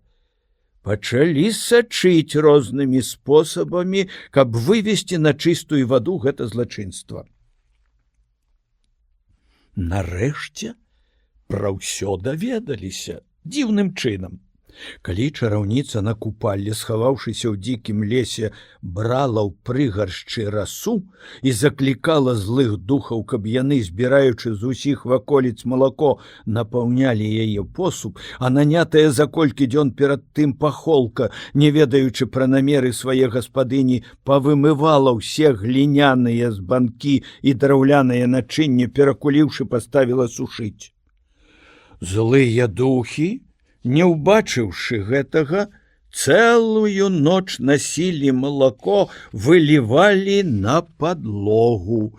І раніцай уся вёска ўбачыла, што з-пад чараўніцынай хаты плыве глыбокая малочная рака. Не мінула б чараўніцу смерць, ды калі даведалася пра ўсё, імгненна ператварылася ў птушку і адляцела недзе далёка. Тады было шмат заломаў у жыце. З'явіліся такія порсткія звяркі, што забіць было іх немагчыма. Яны па аборах стрыглі авечак, а мядзведзі, нападаючы ўсюды на пчальнікі, нішчылі пчол. Яшчэ больш дзіўную рэч скажу панам. Паўсюль сноўдаліся такія згараі ваўкалакаў, што страх было выйсці ў поле. Чаму ты іх называеш ваўкалакамі? — спытаўся дзядзька. А можа, гэта былі сапраўдныя ваўкі, што набеглі з іншых лясоў, ратуючыся ад пажараў? Гэтак мядзведзі і іншыя звяры пераходзяць з адной мясціны ў другую. Ведаю добра, — сказаў Якуш, — што гэта былі ваўкалакі, бо, як апавядаюць, шыі ў некаторых з іх былі белыя, чорныя і іншых колераў. А чаму такія розныя? Бо яны людзі, перавернутыя ў звяроў. Якога колеру раней насілі хусткі на шыях, такая поўсць на шыях зрабілася. Дзіўныя, кажаш, рэчы, але праўдзівыя. Нешчаслівы быў час. Наракалі на гора сваё людзі, раздзірала сэрца выццё ваўкалакаў. Што ж потым здарылася з панам Скамарохам і іншымі прыхільнікамі белыя сарокі? Белая сарока, пачуўшы людскія праклёны і даведаўшыся ад д'ябалаў, што стральцы з набітымі стрэльбамі сочаць за ёю, адляцела далёка і больш не з'яўлялася ў нашым краі. Але зло, якое яна пакінула, распаўзлося па наваколлі. Тыя, што пілі віно за яе здароўе, п'юць слёзы няшчаснага люду. Пан Скамароха выехаў з гэтае мясцовасці і, кажуць, быццам ён у палацы белыя сарокі в абліччы страшнага мядзведзя вартаваў яе незлічоныя скарбы. Тут Якуш скончыў сваю аповесць пра белую сароку, узяў шапку. Куды спяшаешся? — спытаўся дзядзька. Ці табе пан казаў абавязкова сёння вярнуцца? Пан дазволіў мне зайсці ў карчму на ігрышча, пабачыцца са знаёмымі ды павесяліцца. А заўтра перад світаннем, перш чым устануць у маёнтку, абавязкова трэба быць дома. Ужо сонца нізка, хутка цямнець пачне.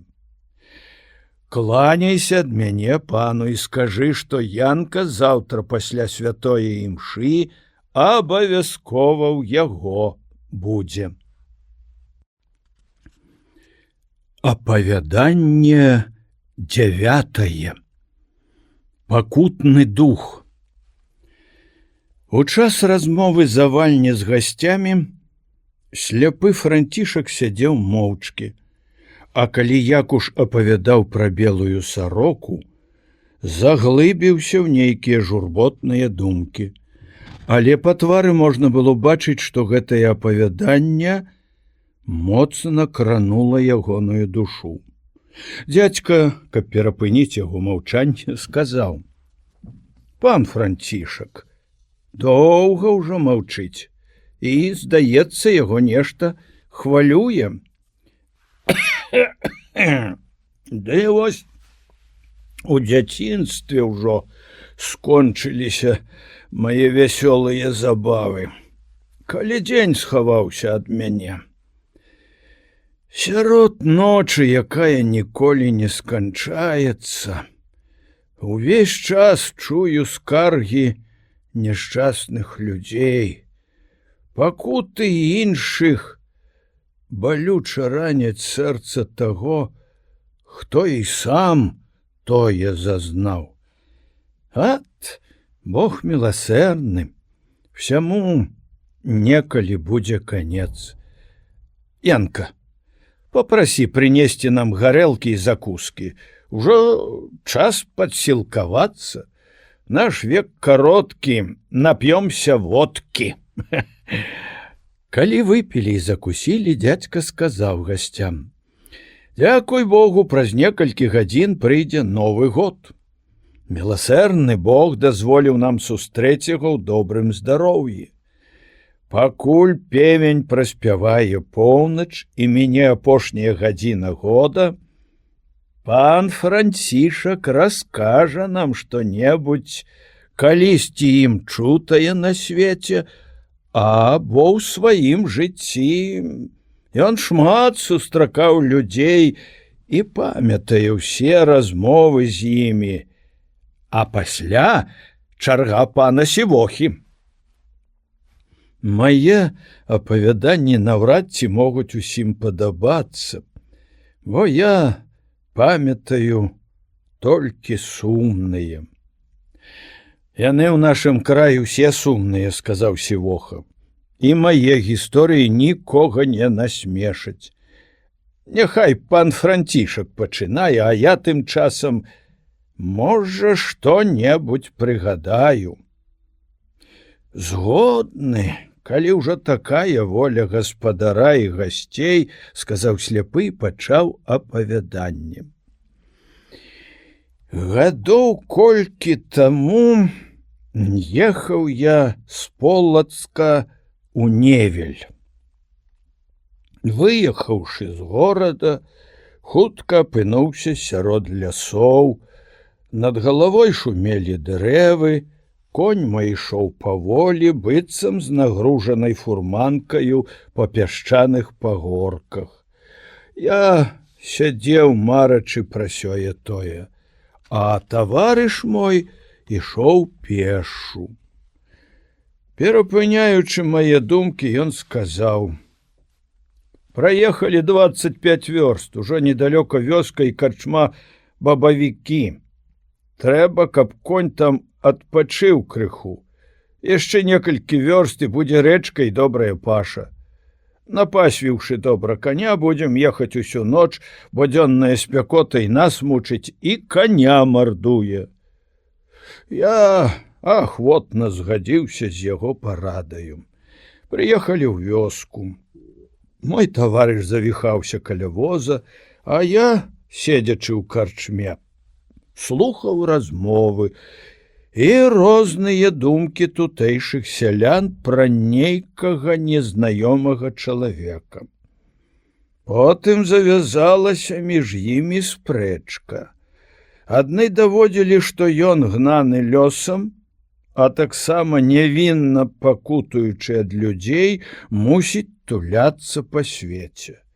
Іншыя ж называлі яго гультаём і шкадлівым чалавекам, з якім страшна сустрэцца. І гэта іх спрэчка такая была гарачая, што даходзіла да бойкі. Ужо які тыдзень, сказаў адзін з іх, як ён з'яўляецца ў розных мясцінах нашай ваколіцы. Нібыта ёсць такія, хто ведае яго, ён бывае ў іх і, забавіўшыся там нейкі час, зноў выходзіць, каб блукаць па гарах і лясах. Ён спакойны і лагодны. Кажуць нават, што бачылі некаторыя, як спаткаўшы убогіх, даваў ім кавалак хлеба або дзяліў між імі апошнія грошы.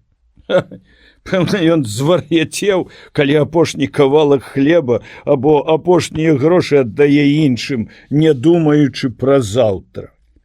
Разумны чалавек найперш павінен забяспечыць сябе. Век пражыць, не поле перайсці, дык няхай кожны думае пра сябе.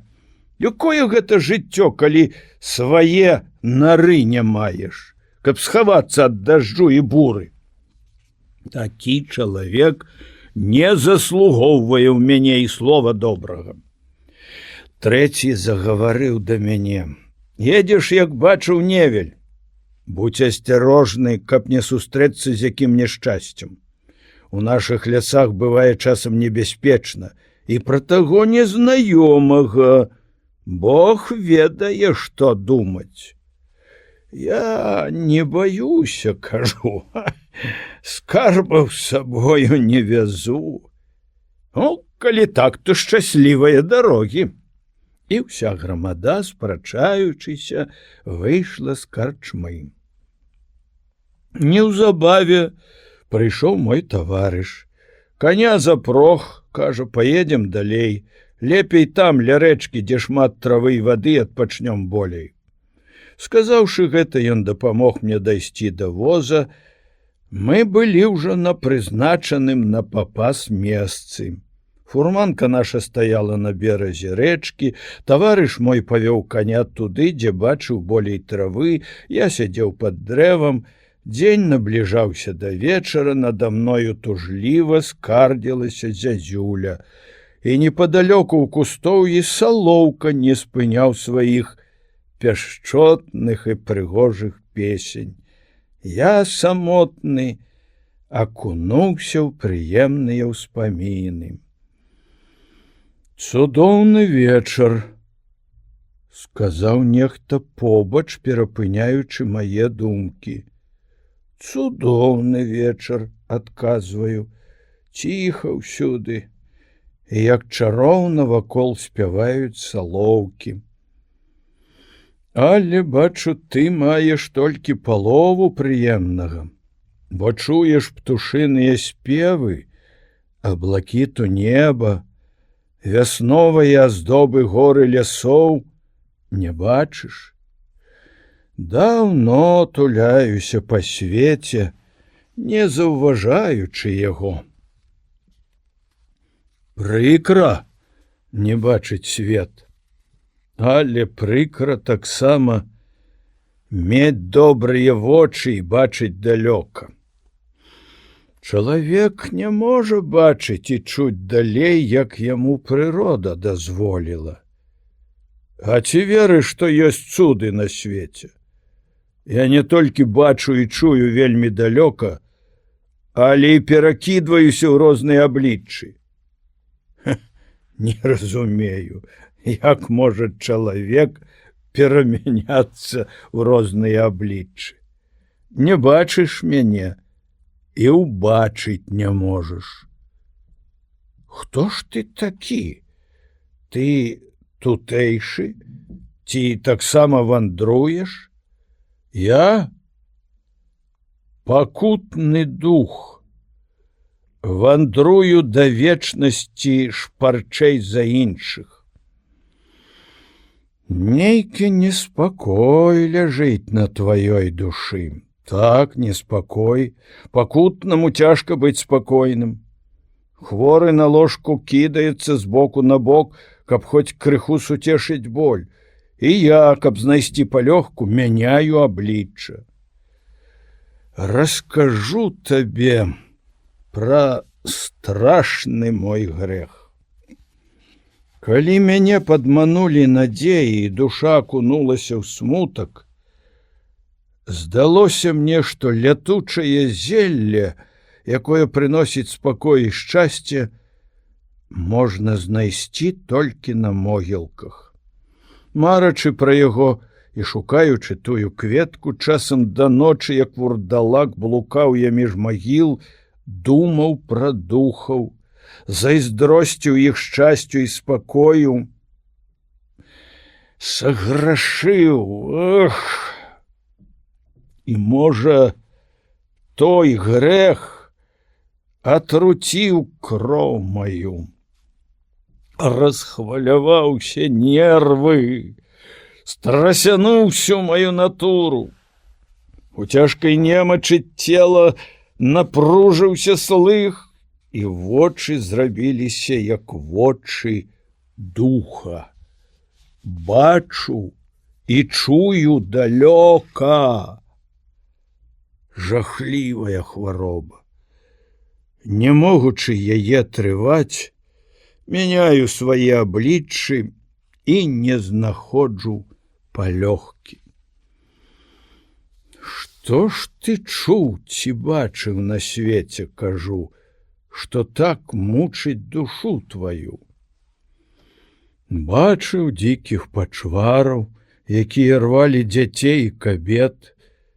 Слухаючы лямант тых няшчасных, велізарныя скалы не рушыліся з месца, а водгулля толькі паўтарала енкі пакутных ахвяр і змаўкала. Гледзячы на гэтую страшэнную сцэну, я сам быў пачвараю. Я праклінаў зоркі, што абыякава глядзелі з неба на ўсё гэта, і хмары, што не стрэлілі ў пачвараў вогненнымі перуновымі стрэламі. Яшчэ скажу табе, людзі волаты на ўсіх пазіраюць зверху, быццам на нікчэмных карузлікаў, мараць пра славу, дрыжаць перад найменшаю непагодаю, ідуць з трывогай і асцярожнасцю шырокай дарогаю, баяцца ступіць на калючыя церні. Я сустракаў іх, бачыў малыя душы ў велізарным целе. І страсянулася вся моя натура. Не ведаю як, але пачаў глядзець на тых волатаў зверху і пагарджаць іх вялікасцю. Вандруючы ў самы поўдзень, калі была наймацнейшая спякота, я сеў пры дарозе на траву, каб адпачыць у засені бярозы. Нейкі круцель ішоў дарогаю. Я здалёк убачыў у ім атрутную кроў. Ён не ашукаў мяне, хоць набліжаўся ў абліччы вужакі, хаваючыся сярод хмызняку і травы. Надзея яго падманула, бо ўжо і я быў таксама в абліччы змеі. Зірнуў мне ў вочы, але не мог вытрымаць майго позірку, кінуўся ў хмызы і схаваўся ў гушчары лесу. Доўгае апавяданне атрымалася б, каб табе пералічыў усе постаці, якія неахвотна і з болем мусіў браць на сябе, блукаючы па вёсках, гарадах і мястэчках. Калі ў багатых дамах гарэла святло, гучала музыка і вясёлыя забавы, перадавалі з рук у рукі келіхі, а пад саламянаю страхою селянін у галечы галодны падымаў да неба замглёныя слязьмі вочы. Я в абліччы звера хаваўся ад залеваў пад галінамі густое яліны, слухаючы, як вецер шумеў у цёмным лесе. Заўважыўшы гэтыя перамены ў маёй натуры, некаторыя мяне не зразумелі, называлі неспакойным і дзікім. Ціха. Чуеш галасы? крычаць: «Воўк, воўк!» Яны ўбачылі мяне, я ў постаці воўка. Стрэляць хутка, бывай, я схаваюся ў лясных нетрах і пакіну назаўсёды гэты край. Там, куды ён пабег, пачуўся шум галін, а я думаў, седзячы, пра тую яго гаворку, як пра дзіўны сон. Прыйшоў мой таварыш. Ужо сонца нізка, кажа. Час коня запрагаць, паедзем далей. Ці бачыў ты ля мяне каго-небудзь? Тут не бачыў нікога, адказаў ён, а бачыў толькі вельмі далёка, хтосьці хутка прабег па гары. Не ведаю, ці звер, ці чалавек. Гэта, пэўна, той самы незнаёмы, сказаў Завальня, пра якога спрачаліся і была бойка ў карчме. Пэўна, ён сапраўды пакутны дух. Едучы цэлую ноч, я не мог ні на хвіліну пра яго забыць і, думаючы, нязменна бачыў яго перад сабою ў размаітых абліччах, успамінаў спрэчкі, якія чуў у карчме, лаянку і розныя думкі пра незнаёмага чалавека. Такія вось заўсёды абгаворы людскія. Аднаго пахваламі зносяць да неба, другога пераследуюць, называючы гультаём і нягодным чалавекам. Адзін толькі Бог, справядлівы суддзя. Прыйдзе канец свету, тады ўбачаць, хто як жыў і чаму перакідваўся ў розныя постаці. Апавяданне пана Францішка, сказаў Латышевіч, смутак наводзіць. Крый Божа мець такі характар. Чулы чалавек ніколі не будзе спакойны і шчаслівы. Все яго апавяданні такія, сказаў дзядзька. Памятаю, апавядаў мне пра аднаго, што называў сябе сынам буры і туляўся па цэлым свеце, нідзе не знаходзячы спакою. Вечар перад Новым годам. Воблакі, нібы туман, закрывалі неба, моўчкі стаялі ля дома майго дзядзькі клёны і бярозы, а снежаныя яліны нагадвалі белыя слупы. Вечаровы змрок разліваўся ў паветры, у пакоі гарэла на стале свечка.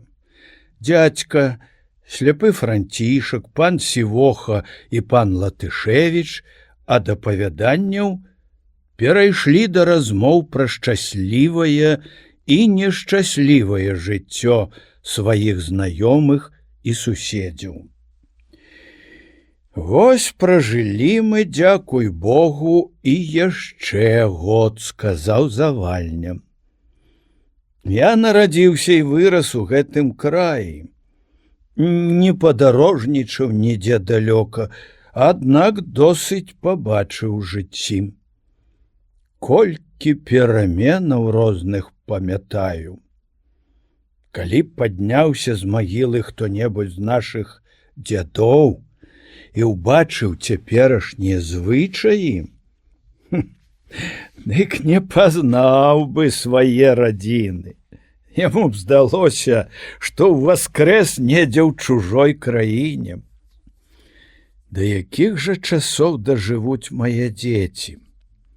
Не шкадую выдаткаў на выхаванне, раблю, што магу, але калі выйдуць на свет з-пад вока майго і настаўнікаў, няхай ужо Бог бароніць іх душы ад злых і бязбожных людзей. Ат, пане Завальня, сказаў Сівоха, мы самі вінаватыя, што д'яблы размножыліся ў нашым краі. Прычына ўсяму глупства шляхты, хцівасць і нязгода паноў.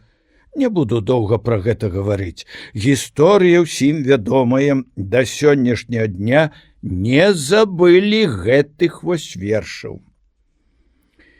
Кошка цяліцу забіла, жук, жаба кошку судзіла, а же справа была кепска, то прынеслі до Вітэбска. А што зрабілі ў Віцебску? Кошка быў з паноў, якія былі хцівымі да багацця і хацелі яго як найбольш мець. Абараняючыся сяброўскімі пратэкцыямі, ён не пакінуў, а яшчэ болей пачаў шкодзіць усім. Цяліца памёр за праўду, і пра яго заўсёды ўспамінаюць як пра добрага чалавека. Так заўсёды ў нас, сказаў пан Латышевіч, за дзвіною ва ўшачах сабраліся на раду. Але досыць ужо пра гэта. Калі я такое слухаю, мяне скруха забірае. Дойдзем хутка з такімі ўспамінамі да таго, што спаткаем Новы год са слязьмі. Тым часам у чалядным пакоі заспяваў певень. «Брава, брава!» — сказаў Завальня. «Не трэба плакаць. Хутка будзе перамена, ледзь пачаўся вечар, а ўжо і певень заспяваў. Гэта знак, што ўсходзіцца вецер, і хто-небудзь з возера завітае да нас. Пачакаем, абы толькі добры чалавек, большай сябрынаю будзем сустракаць Новы год». Сказаўшы гэта, паводле свае завядёнкі, ён запаліў свечку, паставіў на падваконне і дадаў: «Знак, што гаспадар дома і запрашае ўсіх да сябе». Сівоха паглядзеў в акно. Бясспрэчна, будзе хутка перамена надвор'я, а ніводнае зоркі на небе. І я заўважыў, што ўлетку, калі певень праспявае, як сонца сядае, дык ужо назаўтра раніцою пасылай касцоў. Абавязкова дождж, а тады тупая каса добра косіць. Дасведчаны гаспадар на кожную рэч павінен зважаць, сказаў Латышевіч. Калі напрыканцы снежня і пачатку студзеня бывае бура і снег глыбокі, дык улетку багата травы на лугах і буйное збожжа вырасце на ніве. Гэтая зіма павінна цешыць гаспадара, бо мароз і паўночны вецер пад глыбокім снегам жыта і пшаніцу не вымаразяць. А ў мяне улетку пані Мальгрэта даведваецца пра перамену надвор'я, гледзячы на жывёлу, калі тая вяртаецца з пашы. Калі першая ідзе чорная карова, дык абавязкова будзе навальніца. Калі ж белая, яснае надвор'е. У час гэтай размовы у пакой зайшла пані Мальгрэта. А гэта «Что такое?» — пытается, убачыўшы свечку на падваконні. «Ноч тихая. Подорожные не будуць блукаць па возеры». Вас пані не чула, што нядаўна колькі разоў праспяваў певень. Вецер можа нечакана перамесці дарогу, ды так усхадзіцца, што за 5 крокаў нічога перад сабою не ўбачыш. У нас здараліся няшчасці. На возеры замярзалі людзі, і ніяк нельга было ўжо вярнуць іх да жыцця. Дзіўны чалавек, калі сам любіць бавіцца з мужикамі, дык думае, што гэта і гасцям прыемна. Сказаўшы гэтак, яна выйшла, ляпнуўшы дзвярыма. От кабета, прамовіў дзядзька, што ў яе галаве робіцца? Такая іх натура. Кожная ганарыцца сваім тытулам. На маю думку, шляхетны той чалавек, які, жывучы на гэтым свеце, выконвае адно прадказанні Божыя. Я ведаў і мужчын слабае волі, сказаў сляпы. што хваліліся знакамітасцю сваіх продкаў, а самі жылі так, што не вартыя былі людзьмі звацца. Адхіліліся далёка мы ў сваіх размовах. Пан Сівоха, а недавно ж абяцаў нам нешта распавесці. Памятаю, сказаў пан Сівоха, і так пачаў апавяданне. Апавяданне 10.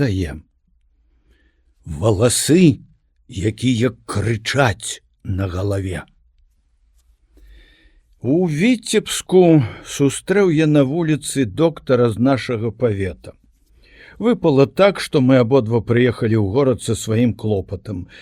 Пагутарыўшы пра сёе тое, доктар сказаў: «А дзе ты будзеш палуднаваць?»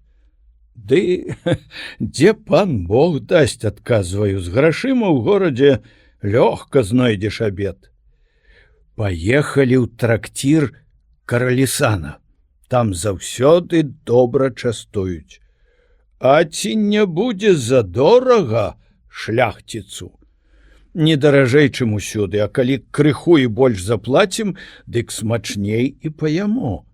Сабе шкадаваць не варта. Згадзіўся. Заходзім у велізарны пакой, было там некалькі асобаў.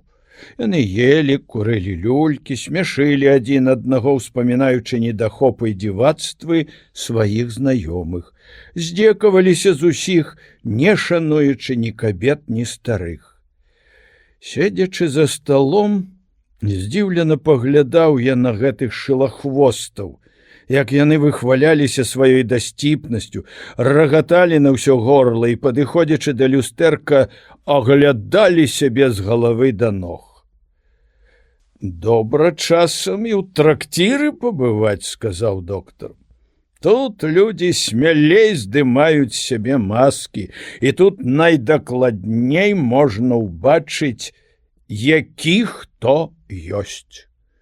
Ледзь гэта сказаў, заходзіць нехта высокі, валасы густыя, натапыраныя, вочы неспакойныя, твар поўны, бледны, быццам у ім і жоўць, і вада. Все на яго паглядзелі. Ён сеў на канапу і, хапіўшыся за галаву, заенчыў: «Няма ім спакою!» Пасля папрасіў падаць яму шклянку рому, палову выпіў і, быццам задуманы, сядзеў колькі хвілін моўчкі. Потым падняўся і агледзеў сябе ў люстэрку. «Ой», — кажа, паклаўшы руку на голову, «цяпер, прынамсі, не варушацца, змоўклі на нейкі час». Усе са здзіўленнем глядзелі на яго, а мой таварыш сказаў: «Ты, як бачу, нездаровы, мусіць, пакутуеш ад болю галавы. Не думаю, каб ром мог дапамагчы, яшчэ больш нашкодзіць. Я не прасіў цябе рады. Я доктар, это мой абавязак. Доктар, маіх пакут не ведаеш. Скажы мне лепей, якая смерць лягчэйшая, бо я, не маючы надзею ачуняць, мушу памерці».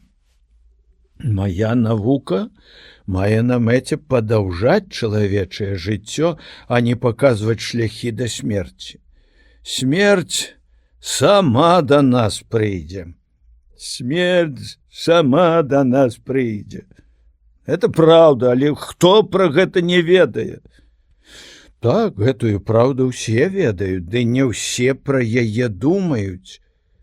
Тыя, каму жыццё любае, а хто так, як я, пакутуе, таму няма чаго на свеце шкадаваць. Аднак якая ж у цябе хвароба? Валасы. Валасы атруцілі маё жыццё. Калі ён гэта казаў, дык з таго боку, дзе сядзела вясёлая кампанія, засмяяліся і пачуліся галасы. О, бо былі гэта валасы з прыгожае касы. Не трэба было адрэзваць, у іх сімпатыя, а без іх пачуцці рвуцца. Надакучылі яму валасы, адрэзаў ножніцамі, а яны ад месяцавага святла ажылі. Прыгожа валасы спявалі, ды не ўмеў іх шанаваць. Глядзіце, глядзіце, вунь яму на галаву сонца лягло, і валасы варушацца, як жывыя. Пачуўшы гэтыя жарты, небарак азірнуў гнеўна на бяседніка, усхапіўся моўчкі з месца і пачаў шпарка хадзіць па пакоі. Тыя, панічыўся, разам узялі свае шапкі і, выходзячы, адзін з іх кажа: «Бывай здаровы, пане Генрык, пі больш рому, і ўсё добра будзе». «О, да чаго дажыўся», — сказаў Генрык, павярнуўшыся да доктара. «Стаў у нечулых людзей пасмешышчам. Смяюцца з чужога няшчасця, дзе толькі іх не сустрэну, здзекуюцца з балючых выпадкаў майго мінулага, каб павялічыць мае пакуты». «Надта далікатныя ў цябе нервы», — сказаў доктар. «Калі абураешся на людзей легкадумных, я, седзячы тут ды слухаючы, як зухавата не шкадавалі яны з'едлівых ды зневажальных слоў для ўсіх сваіх знаёмых у горадзе, добра зразумеў, што гэта за людзі. Калісьці я быў зусім іншы, абыякава слухаў і смех і енк, нішто не кранала мяне. Валасы парушылі ўсю маю натуру». Ён змоўк, нібыта прыслухоўваўся да нечага і раптам, паказваючы на свае валасы, сказаў: «Вось адзін заспяваў, а іншыя заварушыліся, хутка закрычаць усе разам. Вы не бачыце, што робіцца на маёй галаве». Тут ён схапіў шклянку, каб выпіць рэшткі рому. «Паслухай мяне», — прамовіў доктар, — «папрасі прынесці вады і цукру. Змяшай іх з ромам. Прынамсі, будзе менш шкоды. Ды я раіў бы табе зусім адмовіцца ад такіх лекаў». Генрык узяў шклянку, стаў перад люстэркам, памацаў рукою валасы, сцепануў плячыма, пасля павярнуўся да доктара, паглядзеў на яго неспакойна і кажа: «Адмоўлюся. Калі вынайдзеш лепшыя лекі, а першую параду прымаю». І, папрасіўшы падаць вады, выпіў шклянку пуншу. «Раскажы мне пра сваё жыццё. Калі б я ведаў прычыну тваіх пакутаў, мо прыдумаў бы, чым табе дапамагчы. Можа, ведаеш, як вярнуць мінулае? Мінулае вучыць нас, як жыць сёння. Мая хвароба новая, а не простыя людзі інстынктыўна, а не медыкі навукова не знайшлі зёла, каб яе вылекаваць. Аднак бачу, што ты шчыра хочаш, каб я ачуняў. Дык раскажу пра тое, што выпала мне перажыць. Адзін я быў у бацькоў. У дзяцінстве не зазнаў, каб мне ў чым-небудзь адмовілі. Лёкаі кожнага слова майго слухаліся.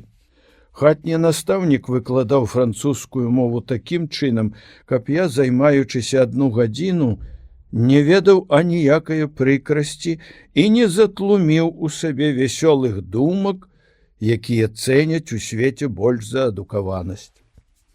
У 15 гадоў бацька завёз мяне на 1 год у Рыгу, каб я там вывучаў нямецкую і французскую мовы у лепшых настаўнікаў, ды каб пабачыў і даведаўся ўсё тое, што спатрэбіцца мне сярод людзей, пра якіх ідзе слава ў свецкіх салонах.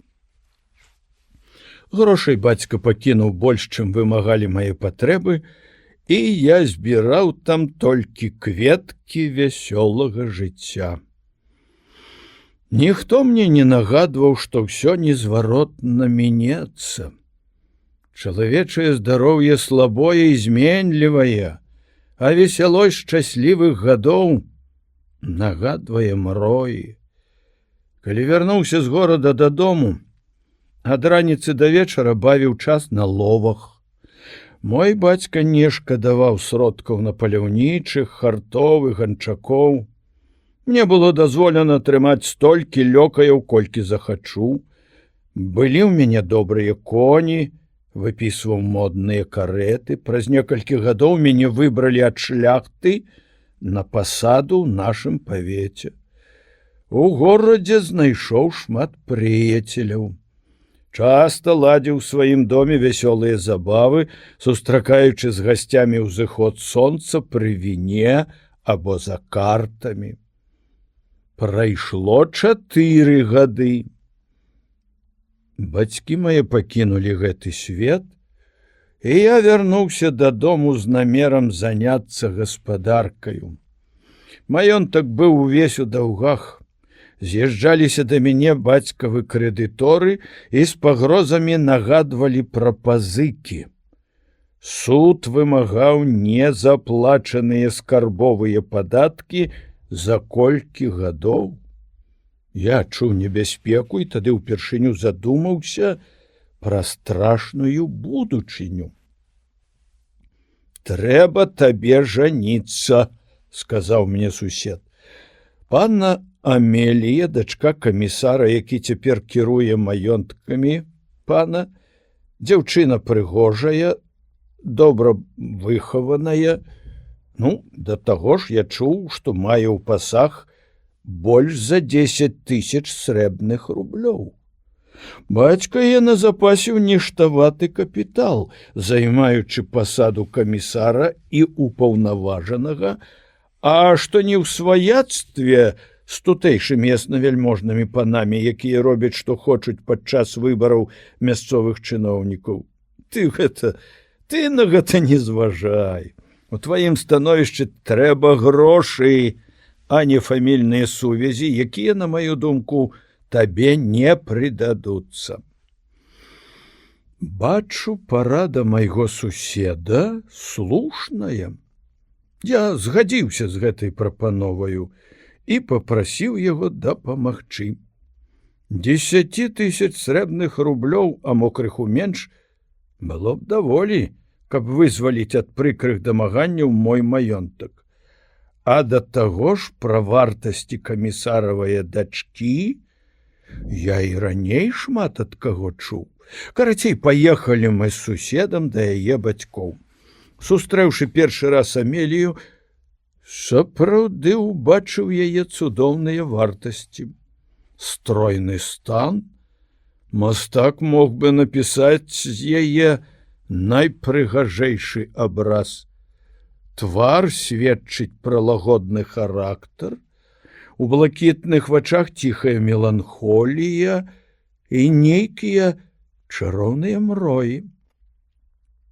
Размаўляючы з ёю пра будучыню і пра зменлівае шчасце гэтага свету, даведаўся.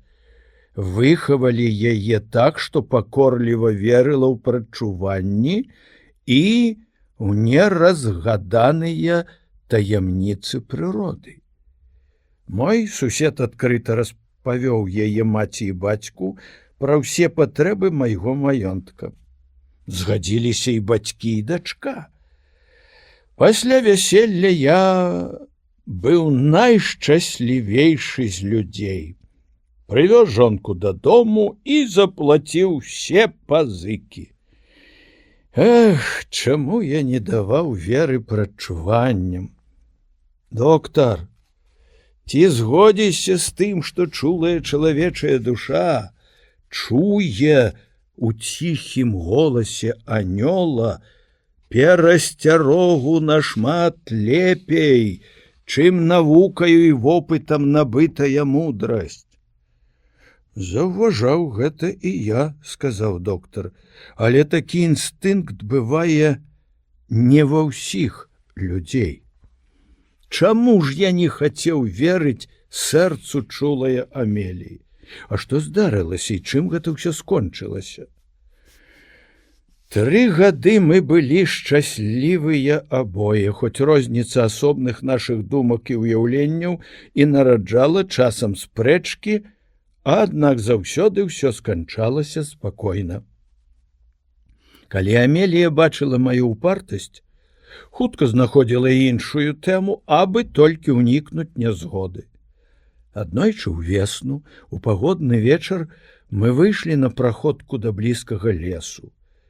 Вакол чуваць былі птушыныя спевы, Амелія па дарозе часта замаўкала і нібыта аддавалася нейкім сумным марам. «Бачу, — сказаў я, — што нейкае прадчуванне шэпча табе на вуха, бо перапыняеш размову і акунаешся ў сумныя думкі». Сапраўды, напаў на мяне нейкі смутак, не ведаю чаму. Спевы салаўёў і зязюль дзейнічаюць на твае нервы? Можа і так, адказала яна.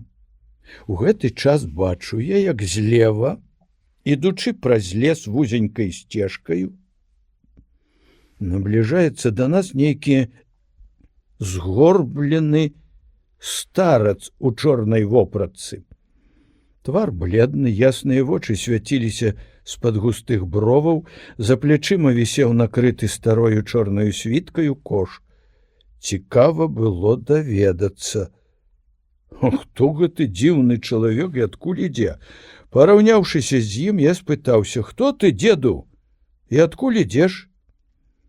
Ён, здымаючы з галавы стары пакамечаны капелюш і нізка кланяючыся, сказаў: «Жыву на цэлым свеце, шукаю ласкавых да мяне дабрадзеяў і заўсёды змагаюся з забабонамі і людскімі прыдумкамі».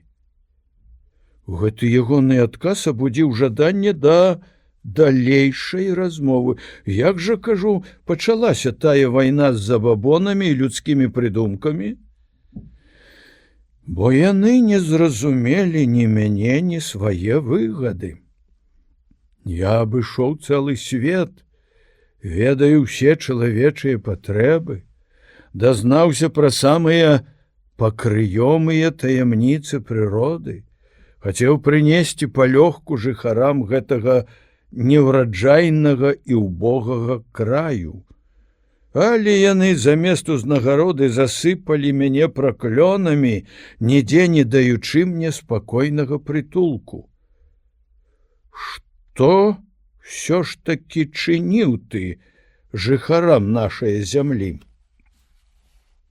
Хацеў зрабіць дабро, але за дабрыню сваю двойчы мусіў ратавацца ўцёкамі. Не магу забыць, хоць ужо прайшло больш за 20 гадоў. Вынайшаў я спосаб рабіць золата, хацеў яго ўдасканаліць і адкрыць тутэйшым жыхарам. Адзін пан, багаты чалавек, меў непадалёк ад Полацка маёнтак і дом у горадзе, дзе сам жыў, і мне адвёў маленькі пакойчык дзеля заняткаў і ўдасканання мае навукі. Вось там са мною здарыўся жудасны выпадак. Выходзячы, я пакінуў незамкнёныя дзверы, а на стале ляжалі ў паперках белыя парашкі, патрэбныя мне ў маёй навуцы. Жонка пана зайшла ў мой пакойчык, взяла одну паперку з парашком, думаючы, што гэта лекі. Пакутаючы ад болю галавы, яна загадала падаць шклянку вады, усыпала туды парашок, выпіла і ў момант памерла. Я не быў вінаваты, але, ратуючыся ад суда, мусіў уцякаць адтуль і шукаць прытулку ў іншым месцы. Перабраўся да другога пана і хацеў паказаць яму свае таямніцы. Апоўначы на могілках была ў нас проба. Але гэты пан і ягоны лёкай, які павінен быў дапамагаць, абодва, не маючы сіл вытрываць пробу вялікае справы, самлелі. Баючыся пераследу, пакінуў я іх там на могілках, уцёк, ніколі ўжо не паказваўся ў тых мясцінах і вырашыў ніколі не адкрываць людзям сваіх таямніцаў. Тут, перапыняючы апавяданне пана Сівохі, Завальня сказаў: «Памятаю.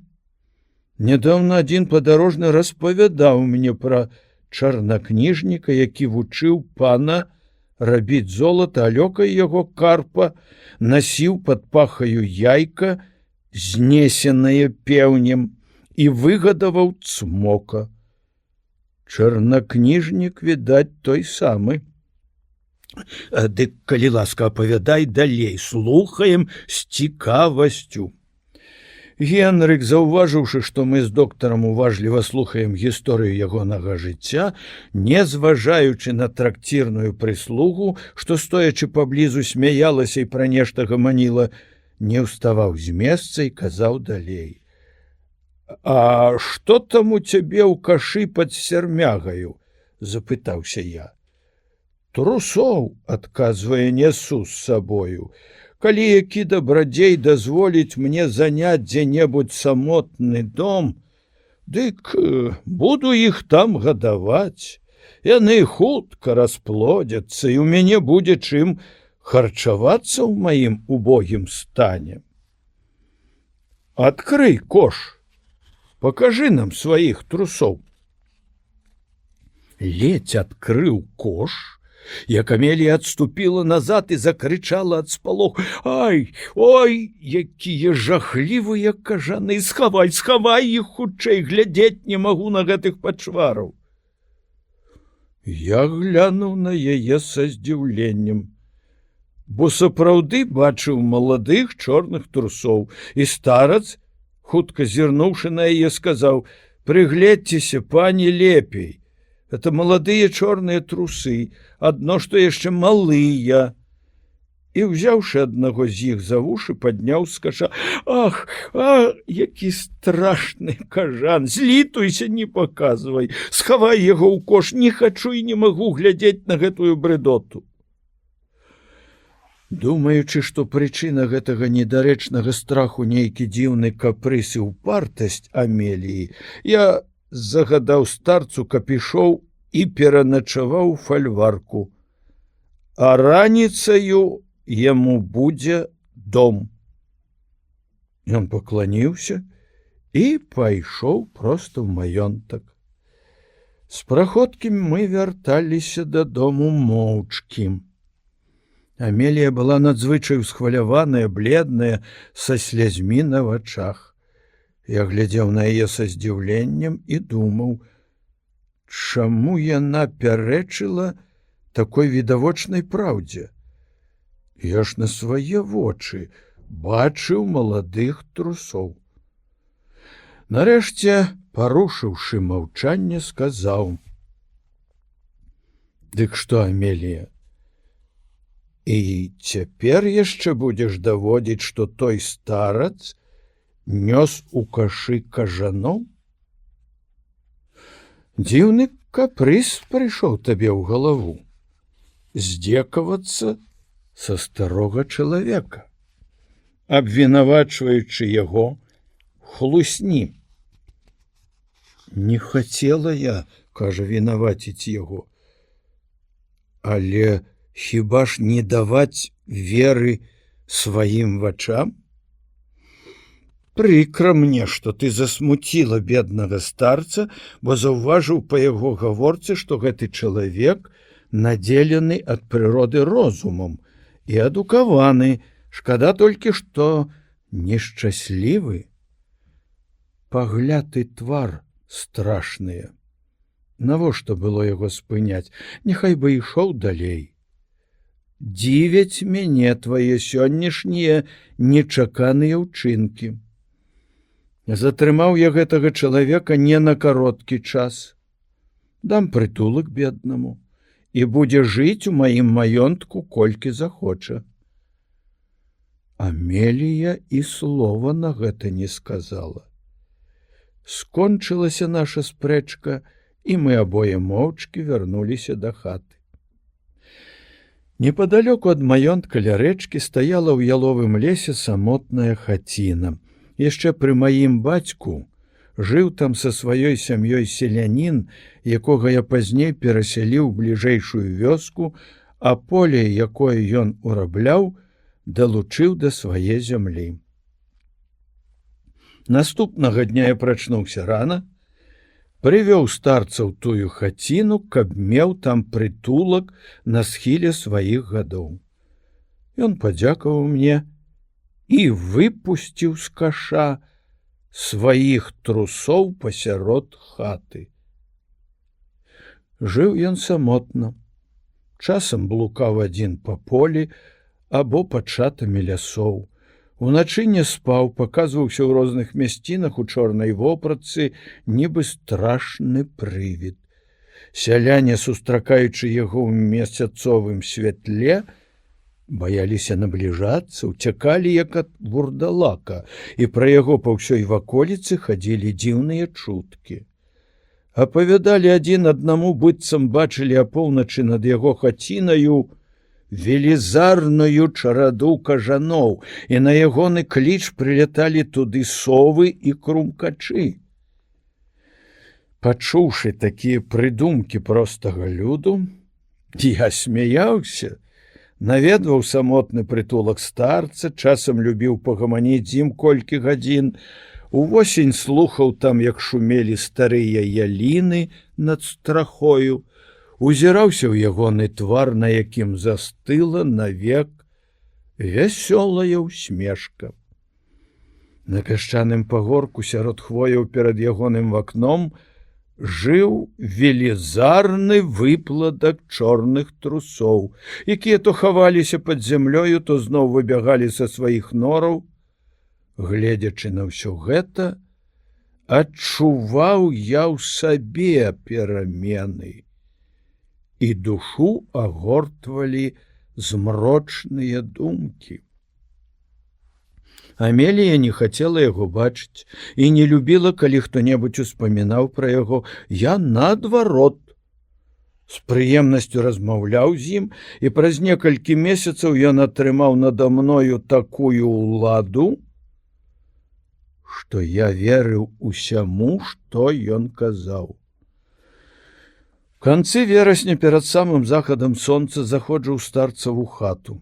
Восеньскі вецер выў за сцяною, ён, успёршыся на рукі, пазіраў на сваіх трусоў, якіх было шмат і ў хаце, і на падворку. Убачыўшы мяне, сказаў: «Дзіўна, за ўвесь той час, як я жыву ў маёнтку пана, наведаўшы ўсе тутэйшыя мясціны, бачыў у гэтых лясах розныя дрэвы, але дубоў тут паблізу зусім няма.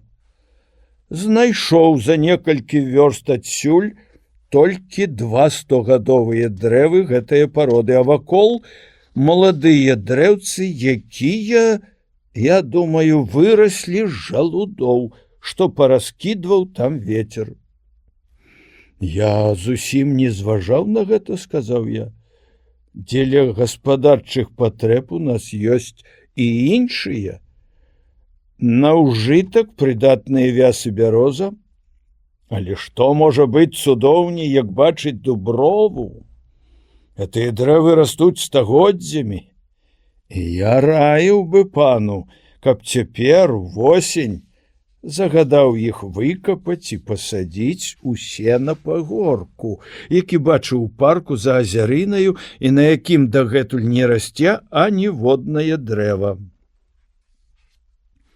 Шмат гадоў трэба чакаць, пакуль яны вырастуць вялікія, і, пэўна, я не пабачу на тым пагорку разлогіх і высокіх дубоў, бо чалавечае жыццё надзвычай кароткае.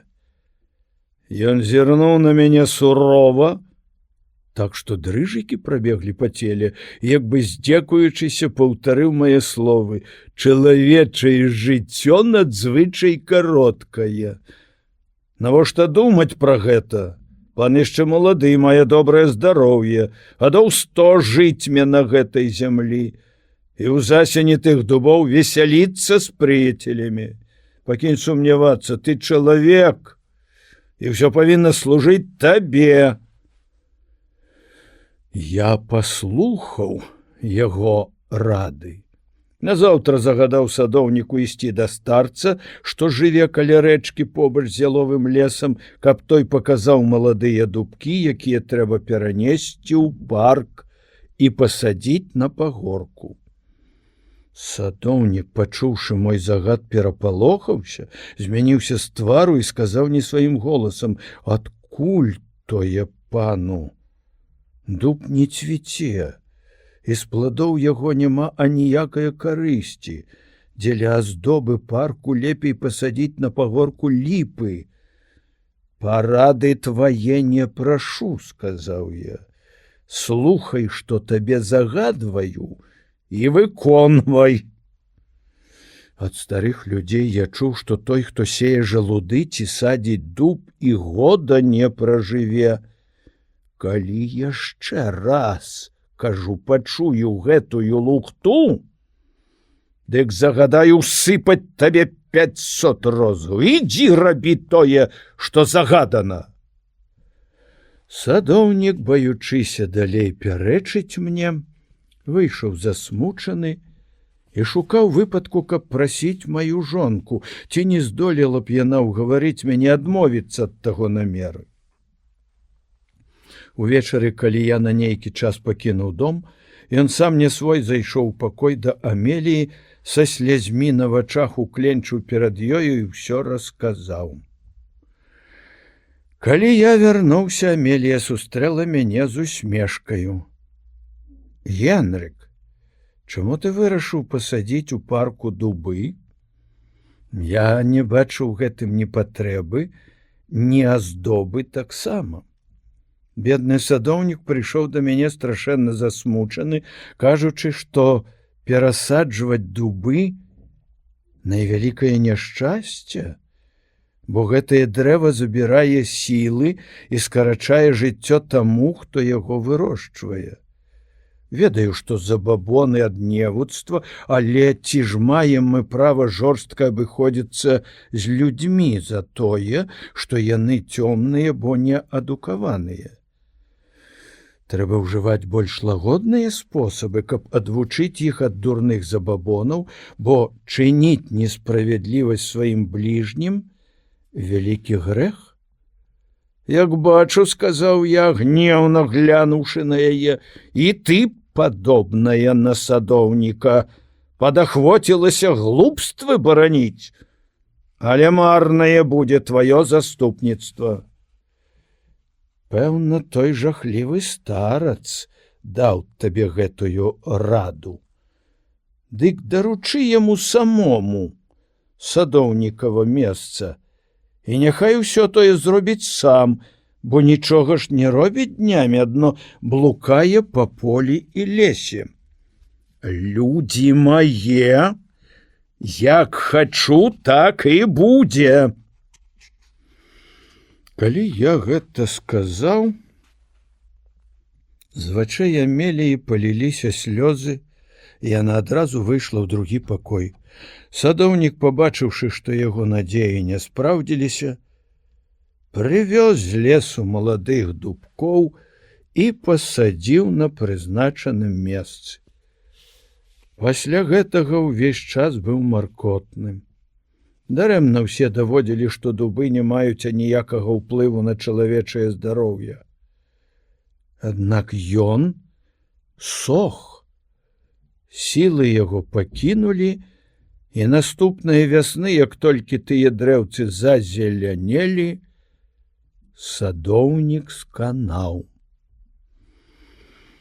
Пасля ягонае смерці, калі я апавядаў старцу пра наіўнасць таго чалавека, пра забабоны і пра слабасць яго характару, Ён зірнуў на мяне, зморшчыўся, як бы выяўляючы сваю пагарду, і сказаў: «То і добра, не варта шкадаваць. Маючы безліч дурняў, страціў толькі аднаго». Другое злачынства гэтага старца парушыла яшчэ больш згоду і мір паміж мною і жонкаю. Меўся я пабудаваць новы драўляны дом, ды крыху не хапала цэглы на падмурак. Каб папоўніць недастачу, выйшаў я ў поле і, ходзячы там, выбіраў добрае месца на цагельню. Старац, спаткаўшыся са мною, сказаў, паказваючы на могілкі на старую каплічку, якая стаяла на відавоку блізка ад маёнтка: «На якім неадпаведным месцы зрабіў нехта гэтыя могілкі. З панскага вакна заўсёды відаць драўляныя крыжы і каплічка. Во ўжо дзе прыкры краявід. Наведваюць пана суседзі. Сярод іх шмат маладых ды вясёлых, а гэтыя крыжы і каплічка ўсё перад вачыма. Кожнага могуць давесці да маркотных думак і меланхоліі. Раіў бы пану прызначыць сялянам месца пад могілкі дзе-небудзь далёка за лесам, каб не так часта чалавечае вока іх бачыла. Цэглу з капліцы можна пусціць на падмурак, на гэтым жа месцы пасеяць авёс, каб і знаку не было, што тут гніюць нечыя косткі».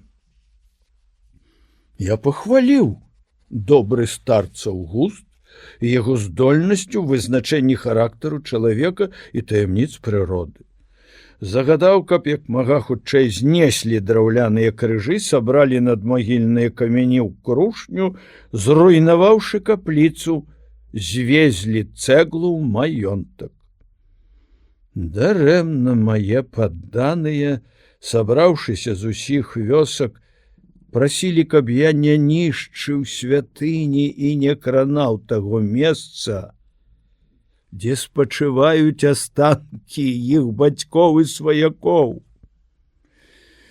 Дарэмна натурыўся ксёндз плябан, стараючыся давесці, што я бяру на сваю душу вялікі грэх. Дарэмна старэйшыя суседзі ў вочы папракалі мяне, што адступаю ад дзедаўскіх звычаяў. Нарэшце Амелія, убачыўшы, што ўсе просьбы і напаміны марныя, моцна засмуцілася і сказала: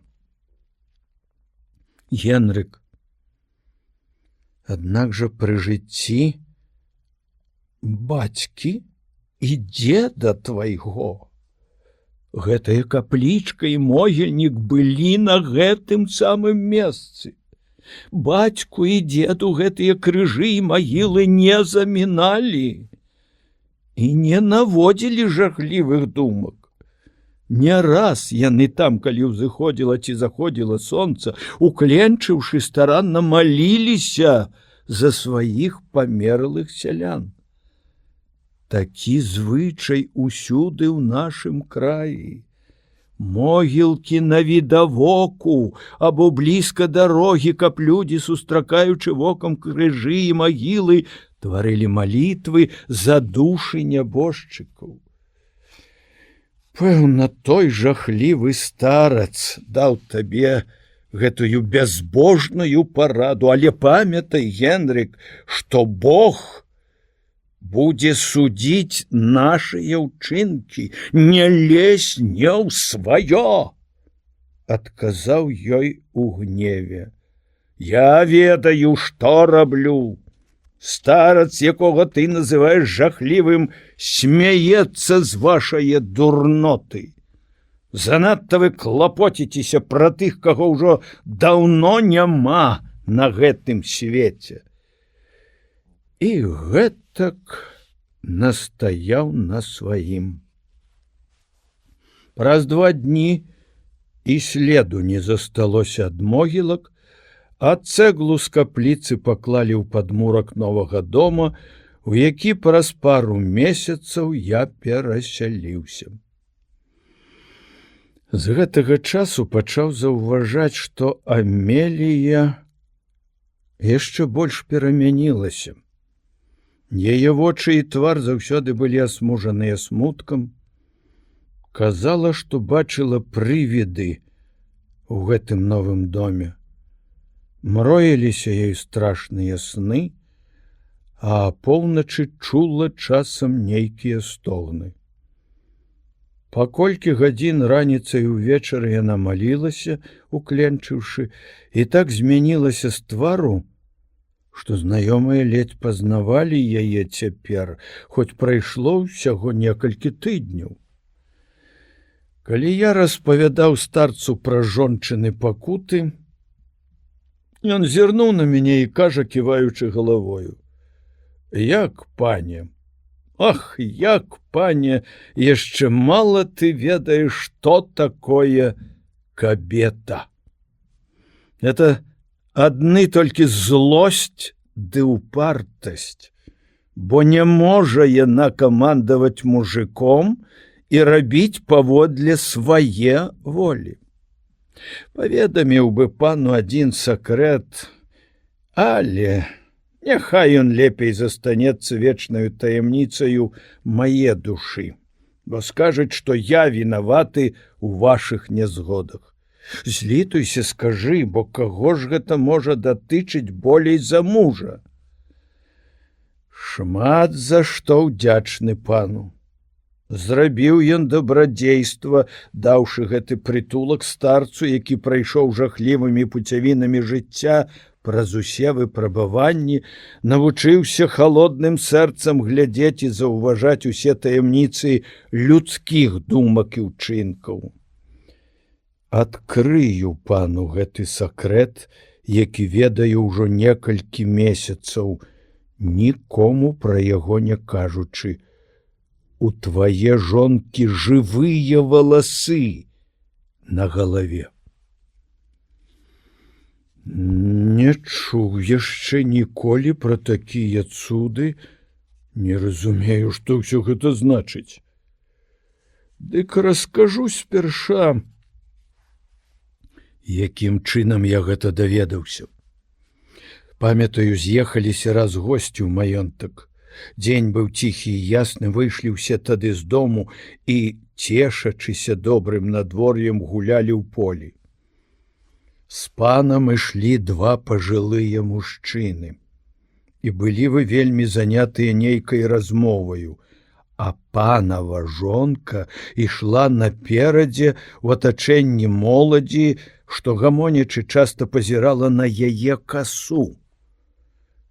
Калі падышлі да гаю, я, схаваўшыся за дрэвам, таксама зацікавіўся, чаму гэта яны так пільна глядзяць на яе касу. Маё вока зоркае, і я заўважыў, што на сонцы валасы ў панавай жонкі рухаліся ў касе і па ўсёй галаве. О! Гэту рэч мусіш, пане, мець на ўвазе, бо ёсць дзівы і чары на свеце. Моладзь заглядваецца, не разумеючы, якою сілаю запалілася пачуццё ў іхніх сэрцах. Хіба можа гэта быць? Спытаўся я. Несумненна. Раскажу пану, якім чынам можна ў гэтым пераканацца. А то не ўсё, што ў яе жывыя валасы. Ёсць яшчэ адзін валасок, які пасля захаду сонца, калі змрок ахутае зямлю, крычыць цэлую ноч аж да белага дня, і таму яна можа заснуць толькі на кароткі час, часта прачынаецца, вечарамі стогне і плача. Калі пойдзе ў асобны пакой, дзе мае звычку, укленчыўшы маліцца, ціха падыдзі і, стаўшы каля яе, прыслухайся добра. А яшчэ лепей паслухай зблізку ў начной цішы, як той волас спявае найгаласней. Я быў невыказна здзіўлены і неспакойны. Вырашыў не спаць всю ноч, абы толькі даведацца праўды. Увечары, калі Амелія, запаліўшы свечку, пайшла ў асобны маленькі пакой памаліцца, я падкраўся на пальчыках да прачыненых дзвярэй, прыслухаўся і пачуў піск такі тонкі, нібы камар гудучы лётае ля скроні і шукае, дзе б утнуць. Слухаў некалькі хвілін, не сыходзячы з месца, і гэтаксама ціха зноў адышоў, не чакаючы, пакуль яна дагаворыць свае пацеры. Пасля паўночы не клаўся спаць, а в асобным пакоі за сталом сам-насам раскладваў карты, быццам варажбою хацеў вызнаць, ці спраўдзяцца размаітыя мае жаданні і намеры. Калі ўсе заснулі і ўсюды зрабілася ціха, я патушыў свечку, заходжу ў спальню, як начны страх. В акно там напалову было зачынена, Амелія, стогнучы ў сне, ляжала ў ложку каля ног яе. Падаючы праз квадрат шыбіны, адбілася месяцавае святло, а ў галовах пачуў нібыта піск мухі, што трапіла ў павуціну. Дрыжыкі прабеглі па маім целе, падумаў сам сабе. Вось цяпер дазнаўся праўды і цэлую ноч і на хвіліну не заплюшчыў вочы. Назаўтра раніцай я прыйшоў да старца і ўсё распавёў яму. Верыш цяпер, пане? Я казаў праўду, прамовіў старац. Але гэта яшчэ не ўсё. Трэба зрабіць так, каб гэтыя жывыя валасы не прыцягвалі да сябе юначых вачэй. Загадай, пане, сваёй жонцы адрэзаць касу. І ўначы, пакуль певень праспявае, прынясі яе да мяне, а я паруплюся, каб ты яшчэ раз пабачыў цуды на свае вочы. Не ведала Амелія і нават не падазравала пра нашу ўмову і пра жахлівыя мае намеры. Сустрэўшы мяне, сказала спакойным голасам: «Што з табою, Генрык? Здаецца, у гэтую ноч бяссонне цябе мучыла. Да позняга сам-насам бавіўся з картамі, і на світанне ўжо не было цябе ў доме. Не спаў уначы. І раніцай уцёк з дому, бо твае валасы, што крычаць на галаве, нідзе мне спачыну не далі». Не разумею гэтыя загадкі, бо першы раз чую пра крыклівыя валасы. Рух тваіх валасоў спадабаўся ўсім гасцям. Кажы, Генрык, ясней, сказала яна, бо я на такія загадкі няздатная. Скажу ясней. Хачу, каб ты абрэзала валасы. Замужняй кабеце прыстойней быць з пакрытаю галавою. Дзіўны капрыз убіўся табе ў галаву. Можа, і дзіўна, але справядлівы, сказаў я. Не хачу, каб ты ганарылася цудоўнаю касою, якая чарадзейскаю сілаю прыцягвае да сябе ўсе вочы. Дык будь ласкавая, калі хочаш, каб я быў спакойны, загадай абрэзаць сабе валасы. Разумею цяпер, сказала Амелія, ўсё дзеля твайго спакою. Паклікала прыслугу, загадала, каб тая адрэзала ёй касу і, заліўшыся слязьмі, выйшла ў іншы пакой.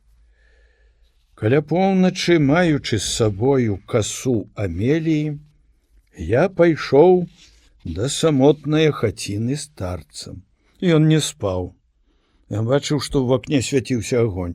Заходжу ў дом, ён сядзеў каля стала, успёршыся на руку, быццам паглыбіўся ў нейкія думкі. У кутах варушыліся чорныя трусы, вочы якіх гарэлі рубінавым агнём.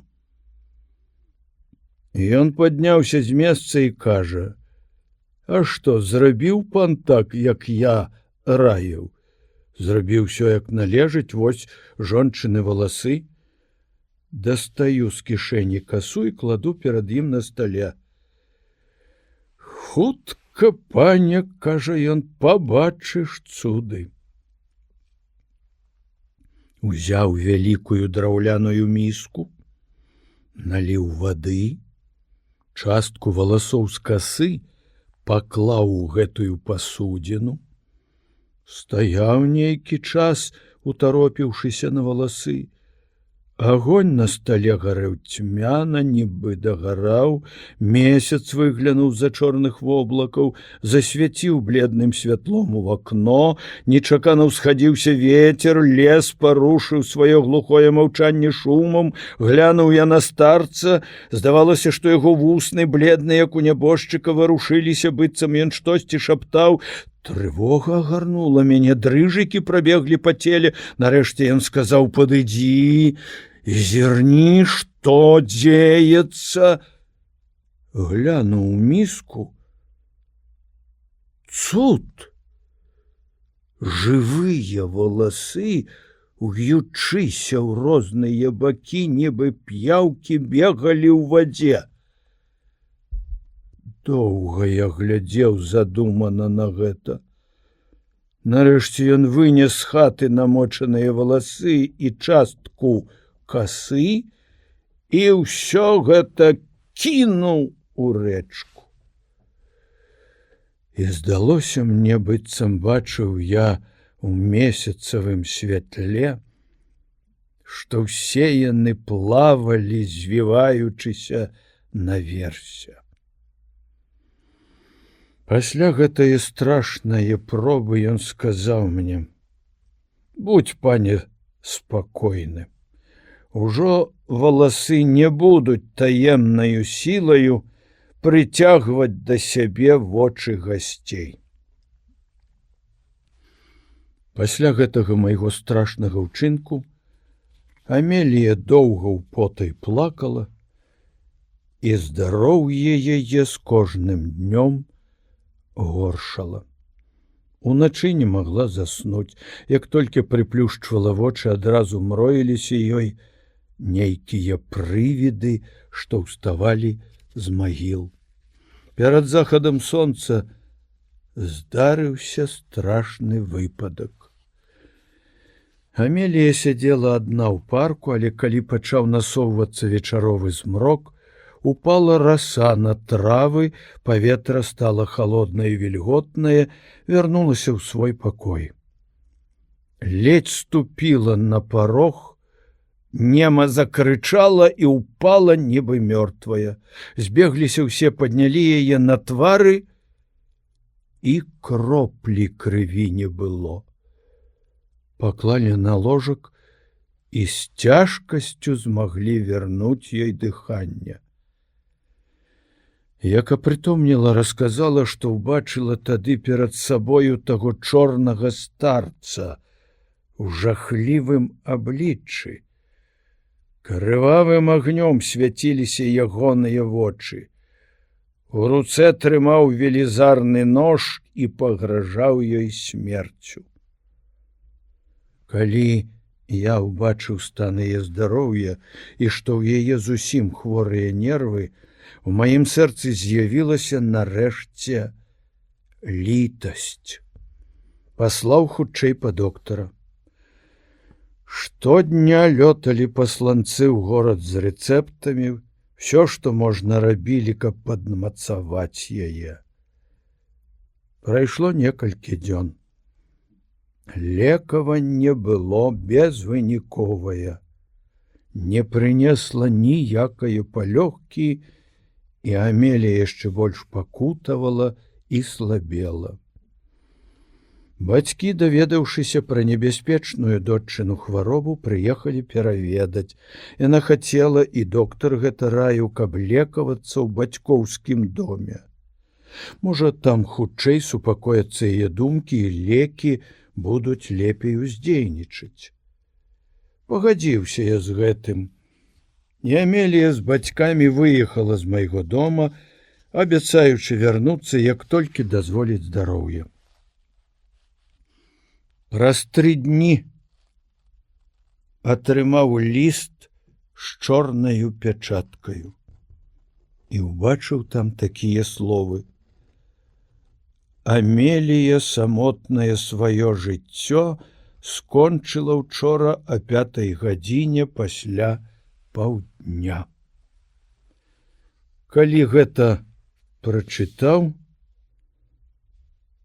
знячэўку ўсе валасы на маёй галаве заварушыліся і пачалі страшна крычаць. Люты страх апанаваў мяне.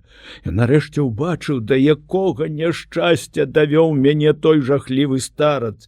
Хапаю набіты пісталет, бягу з намерам забіць яго на месцы, ледзь адчыніў дзверы. З пустое хаты вылецела велізарная чарада кажаноў і са страшным піскам пачала кружляць над гэтаю хацінаю і вакол дрэў, а старца і яго трусоў ужо і звання не было. Пакінуў я свой дом. Страшна ў ім жыць, страшна выйсці ў поле і бачыць лугі, пагоркі і лясы, бо там усюды з'яўляецца перад маімі вачыма чорная, як у д'ябла, постаць жахлівага старца. Вось, доктар, споведь майго жыцця. Крыху помаўчаўшы, ён паклаў руку на галаву і, гледзячы ў люстэрка, сказаў: «І цяпер валасы варушацца, крычаць. Ну, ці ведаеш, як дапамагчы мне ў няшчасці?» Доктар, стараючыся яго суцешыць, запрасіў да сябе, даў адрас, і мы з ім неўзабаве выйшлі з трактіра, а Генрык застаўся там. Праз 2 дні я выехаў з Віцебска і больш яго не бачыў. «Жахлівы старац», — сказаў Завальня.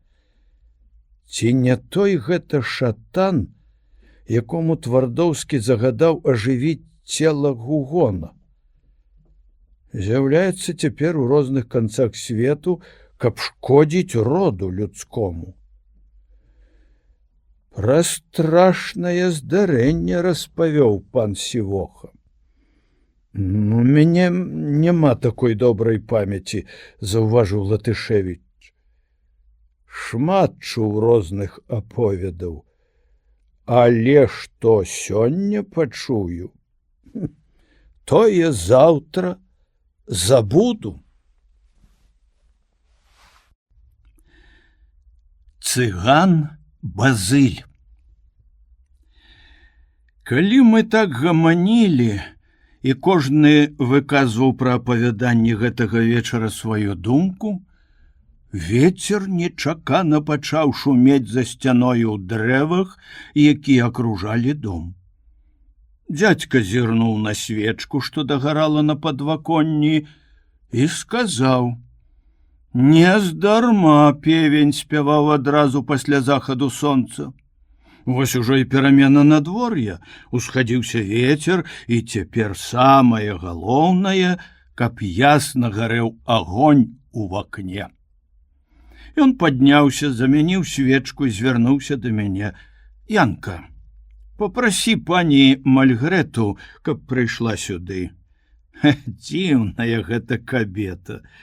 Здаралася ў мяне, як і сёння, што госці апавядалі найцудоўнейшыя гісторыі.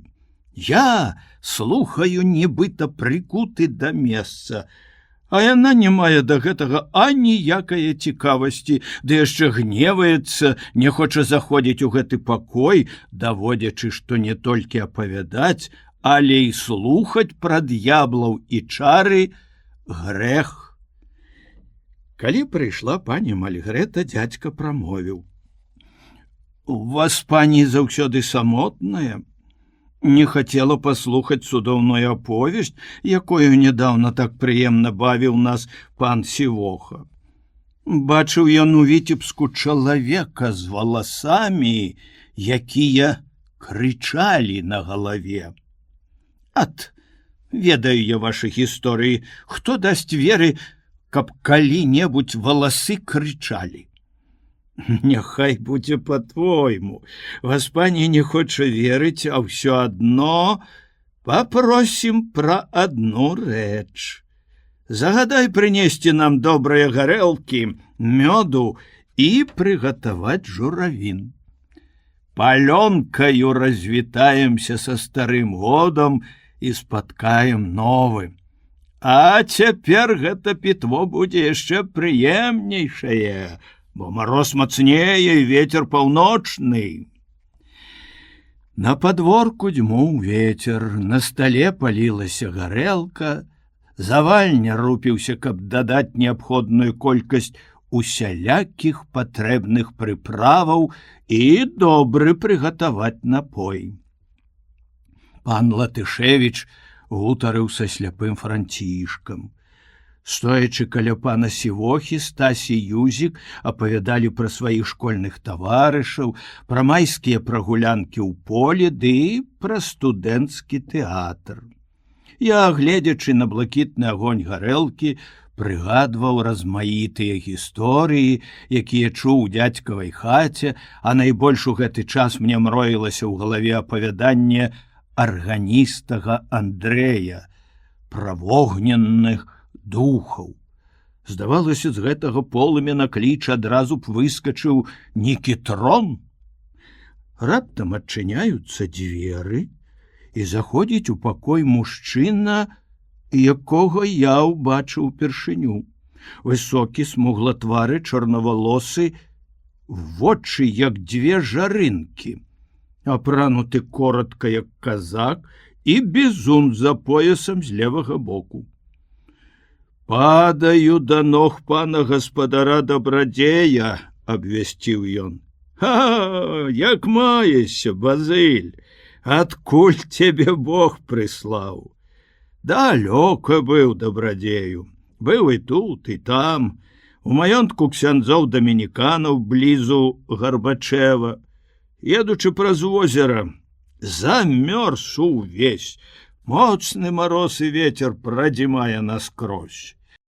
Убачыўшы агонь у вакне панскага дома, спяшаўся сюды, як да найбліжэйшага месца, дзе можна пагрэцца. А можа таму, — сказаў Сівоха, — што конь ужо далей бегчы не можа. О не, конь мой яшчэ прабег бы мілі 4. Добра зрабіў, што прыехаў да мяне, будзем разам сустракаць Новы год.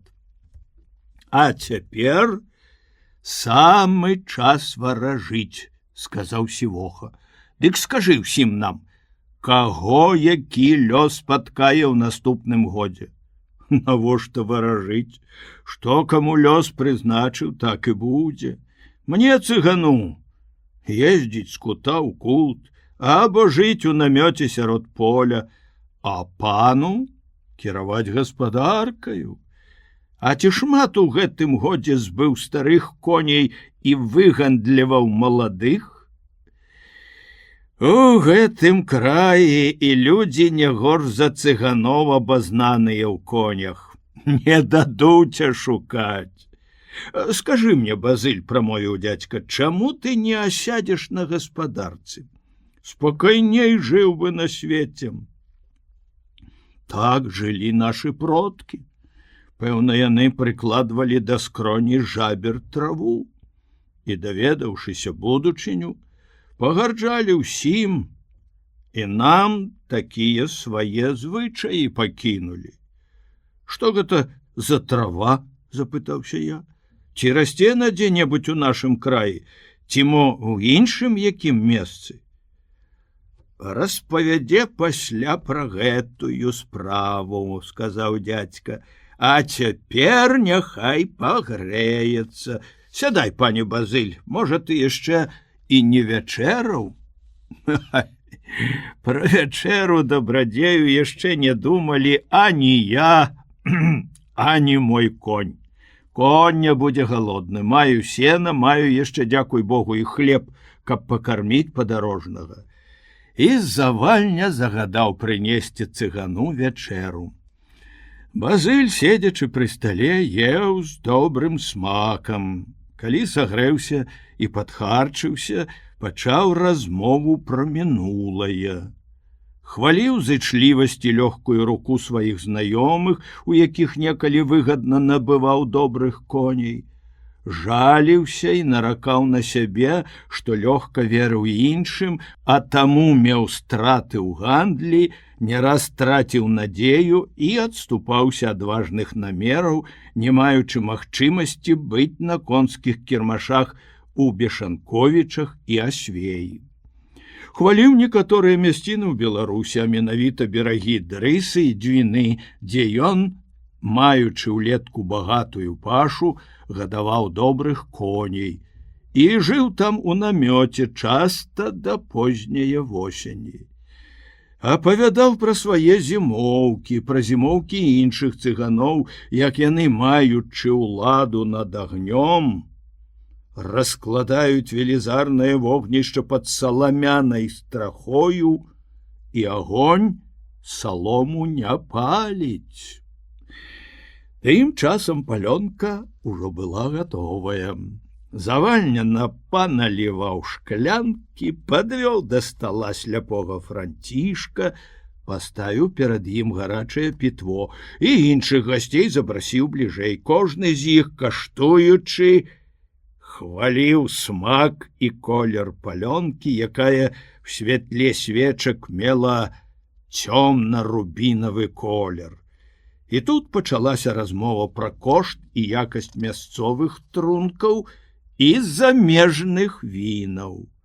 Як неразумна, сказаў пан Сівоха, прывозіць з Рыгі аракі і замежнае віно, у якое, як я чуў, дзеля смаку немцы дадаюць не вельмі добрыя для здароўя прыправы. І яшчэ дорага за яго плаціць. Лепей выкарыстаць грошы на што іншае. У нас ёсць свае выдатныя на смак і няшкодныя для здароўя напоі. Напрыклад, гэтая палёнка. Хвораму чалавеку можна выпіць шкляначку, не пашкодзіць, а дапаможа. Ад ліхаманкі, ад прастуды ў часе зімовага падарожжа. Адзіныя лекі. Праўда, дабрадзею, сказаў Базыль, трымаючы ў руках напалову выпітую шклянку і пазіраючы ў місу. Беднае наша жыццё цыганскае. Калі марознаю зімою шукаем прытулку пустой будове, дзе няма ні печы, ні столі, а толькі сцены, і ў тых вецер свішча прашчыліны, калі пры вогнішчы курчыцца жонка і дзеці пішчаць, круцячыся з боку на бок, абы толькі бліжэй да цяпла. О, каб даць тады жонцы і дзецям па шклянцы такое палёнкі, забылі б на холад, ім бы салоўкі заспявалі ўзімку, нібы цёплай вясною. Это правда, сказаў пан Латышевіч. А што ж казаць пра нашае сакавіцкае піва, пра мёд трайняк? Летась перад калядамі паехаў я ў горад купіць сёе-тое на розныя хатнія патрэбы. У дарозе заспела мяне лютая бура, у Полацку начаваў у жыда ў халодным пакоі, відаць, таму і застудзіўся. Наступнага дня балела галава і трэсла мяне ліхаманка. Аднак, не маючы часу сядзець спакойна, цягаўся па горадзе і купіў усё, што хацеў. Меў яшчэ інтэрас быць у кляштары езуітаў. Там на калідоры спаткаў мяне айцец Попе, якому быў даручаны нагляд за піўніцаю, дзе ў велізарных дзежках быў выдатны стары мёд. Ён, зірнуўшы на мяне, сказаў: «Чаму ты змяніўся з твару і такі неспакойны? Відаць, нездаровы?» «Нездаровы», адказваю. «Ехаў непагадзь, а цяпер маю халодны пакой у жыда, дык і прастудзіўся». «Я вылекую», — сказаў ён. Завёў мяне ў піўніцу, наліў велізарны кухаль трайняку. Калі я выпіў, адчуў, што па ўсім целе разлілося цяпло. Выступіў пот, і прастуда прайшла. «Прыемныя лекі», — сказаў завальням. Але нядаўна Базыль успамінаў пра нейкую дзіўную жабер-траву, якую прыкладаюць да скроні. «Тут нешта цікавае. Зрабі ласку, распавядзі нам. Будзем, не марнуючы часу, слухаць. Што такое піва і мёд, ужо даўно ўсе ведаюць». «О, жабер-трава шмат паказвае цудаў, і дзіўныя ад яе дзівосы. Перад ёю траціць сілу агонь, чалавечае вока іначай глядзіць на свет і бачыць будучыню». Сказаўшы гэта, цыган пачаў сваё апавяданне. Апавяданне 11. Жабер-трава. Жыў некалі ў гэтым краі абазнаны цыган Шылка, які ведаў сілу духаў, што маюць уплыў на людское здароўе, лекаваў хворых, выведваў таямніцы лёсу, прадказваў будучыню. Варожачы ніколі не памыляўся, а таму адусюль сыходзіліся да яго параіцца старыя і маладыя. Увечары, пакуль яго сям'я, што разышлася па наваколлі, збіралася ў шацёр, ён раскладаў розныя сухія зёлкі, што дапамагаюць жывёле і людзям. І калі ўрупіўся ў сваю працу, малады чалавек, якога звалі Адольф, ціха падышоў і перапыніў яго маўчаннем. «Як маешся, Шылка? Прыйшоў да цябе даведацца, які мяне лёс чакае, якая будучыня ў Альмы і што яна пра мяне думае». Шылка ўзяў Адольфаву руку, нахмурыў лоб і, моўчкі гледзячы колькі хвілін на далонь, ківаў галавою і паціскаў плячыма. Нарэшце глянуў яму ў вочы і сказаў: «Не пытай, пане, ні пра лёс Альмы, ні пра сваю будучыню». «Чаму? Хачу ведаць. Хачу як найхутчэй сарваць заслону з вачэй». «Прыкладі да скроні жабер-траву. У такія маладыя гады спадзе з вачэй сатканая з пекных колераў заслона, што закрывае ад цябе будучыню. Хачу мець гэтую траву». «Маеш шмат цікавасці. Але ці столькі ж у цябе адвагі?» – спытаў Шылка. «Скажы, дзе расце, дайду я поўначы і сярод дзікіх звяроў».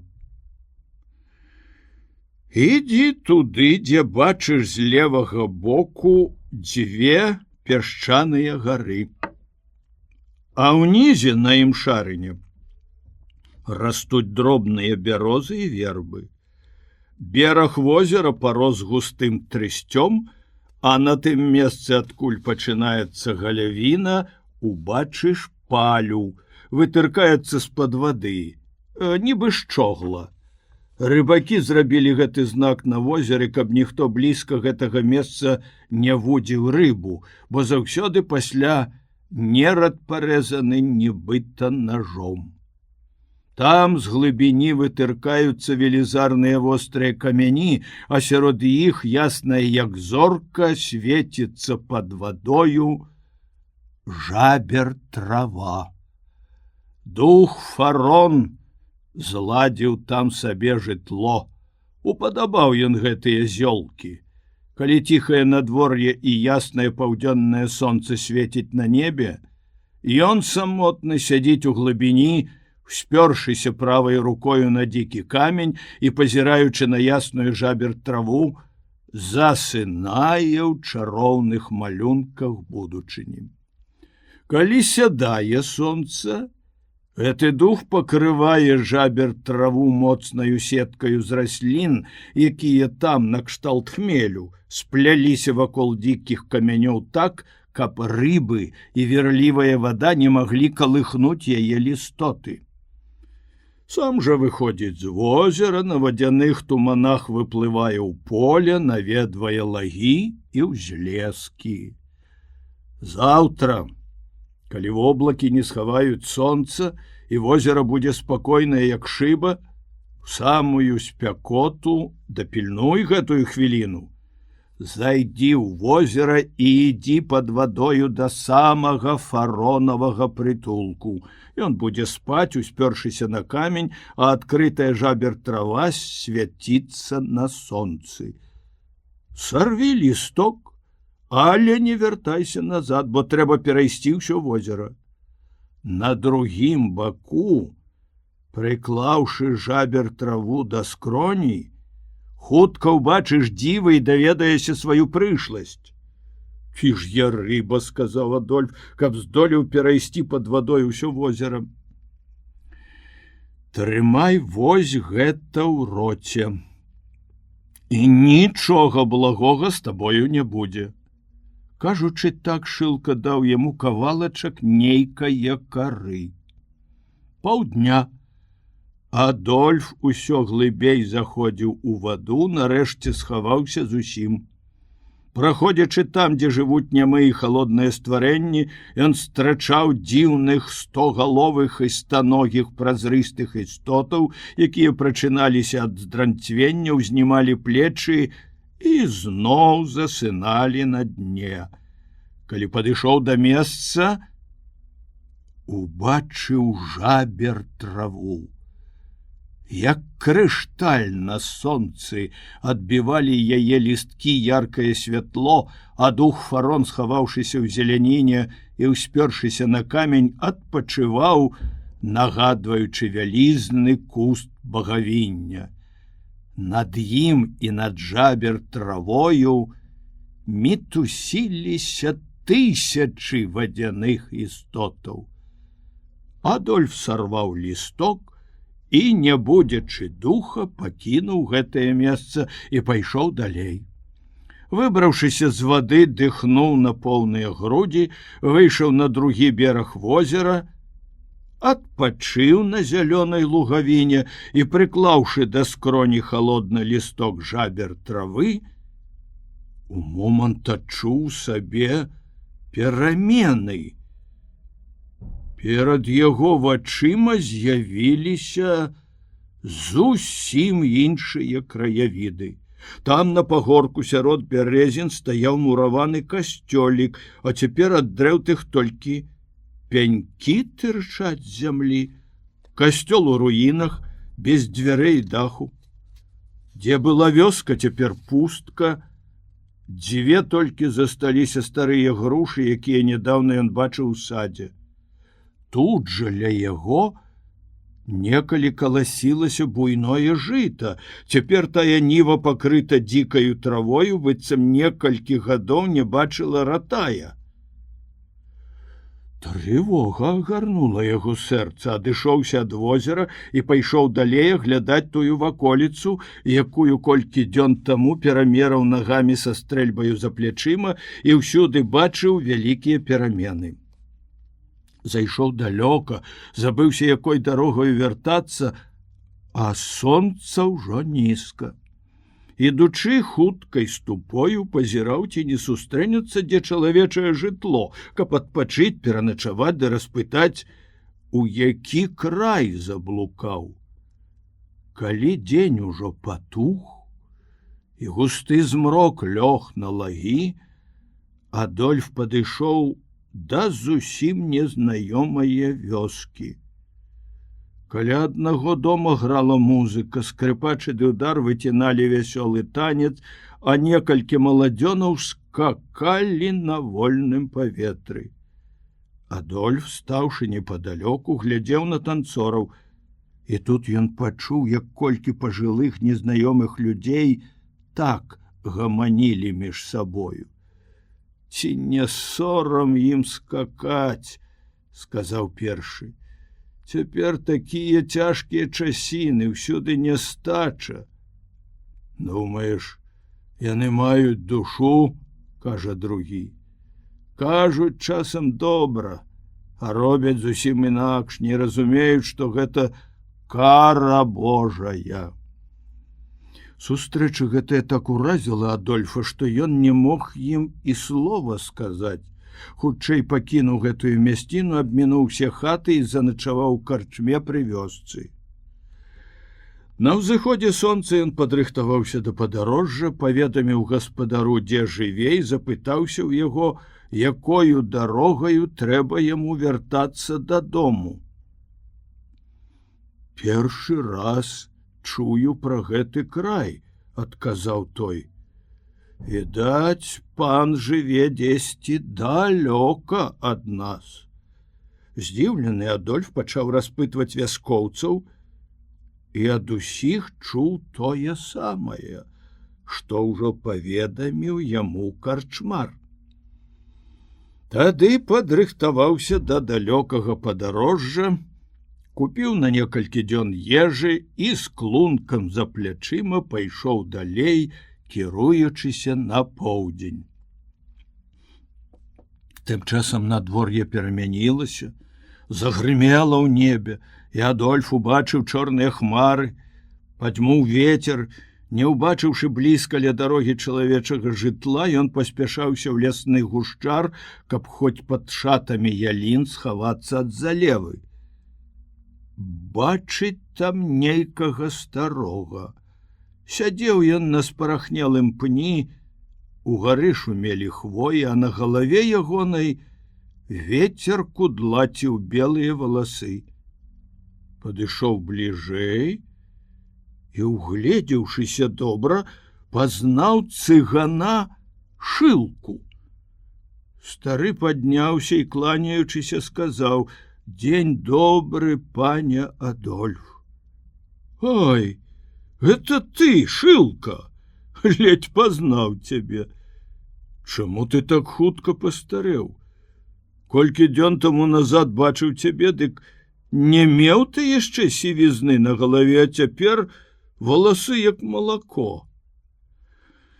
«Не, пане Адольф, не колькі дзён таму, ужо мінула больш за 10 гадоў, як ты мяне бачыў. Скажы, паніч, куды ідзеш? Не ведаю, дзе мой дом, дзе я цяпер, куды выведзе гэтая дарога, і неба хаваецца за хмарай, навальніца над галавою. Не хутка будзе такое добрае надвор'е, якое было тады, як я апавядаў табе пра жабер траву і пра духа фарона. Панскі дом далёка. Знаёмыя і прыяцелі ўжо рэдка ўспамінаюць тваё імя, мяркуюць, што даўно развітаўся ты з гэтым светом. Скажы ж мне, Шылка, якою дарогаю ісці мне да хаты? Ідучы праз гэты дзікі лес, убачыш 3 дарогі. Злева і справа шырокія шляхі, а між імі вузкая ўтравелая сцежка, што ідзе праз камяністае поле і цёмныя бары. Не бойся ісці далей па гэтай вузкай сцежцы, не глядзі на шырокія дарогі злева і справа. Раскажу, што сустракаюць людзі, якія едуць і ідуць туды, каб падарожнічаць з выгодамі. Леваруч цудоўныя малюнкі чаруюць вока.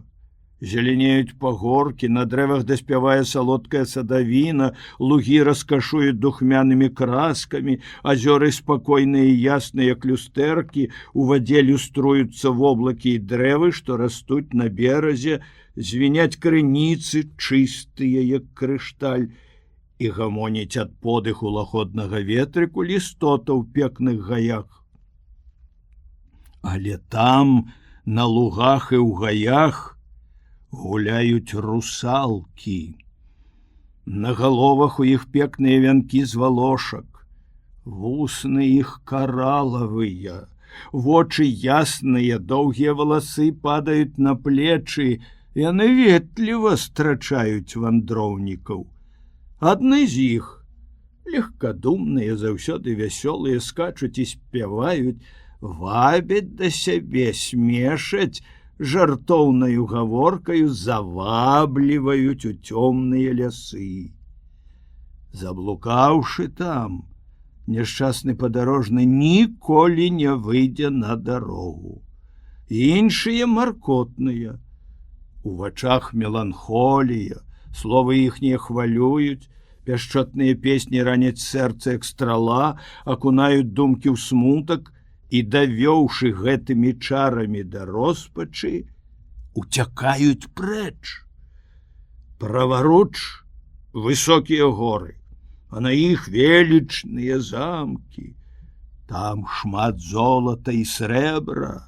Гаспадары гэтых гмахаў пагарджаюць беднасцю і пакутамі, але і самі пакутуюць, бо апоўначы ў іх салонах скачуць шкілеты, палохаючы лютым страхам і гасячы ўвесь бляск велічы. Дык бывай, пане, не магу я ісці з табою, бо кіруюся ў супрацьлеглы бок. Сказаўшы гэта, Шылка закінуў за плечы клунак і пайшоў павольнаю ступою. Адольф заходзіць у лес.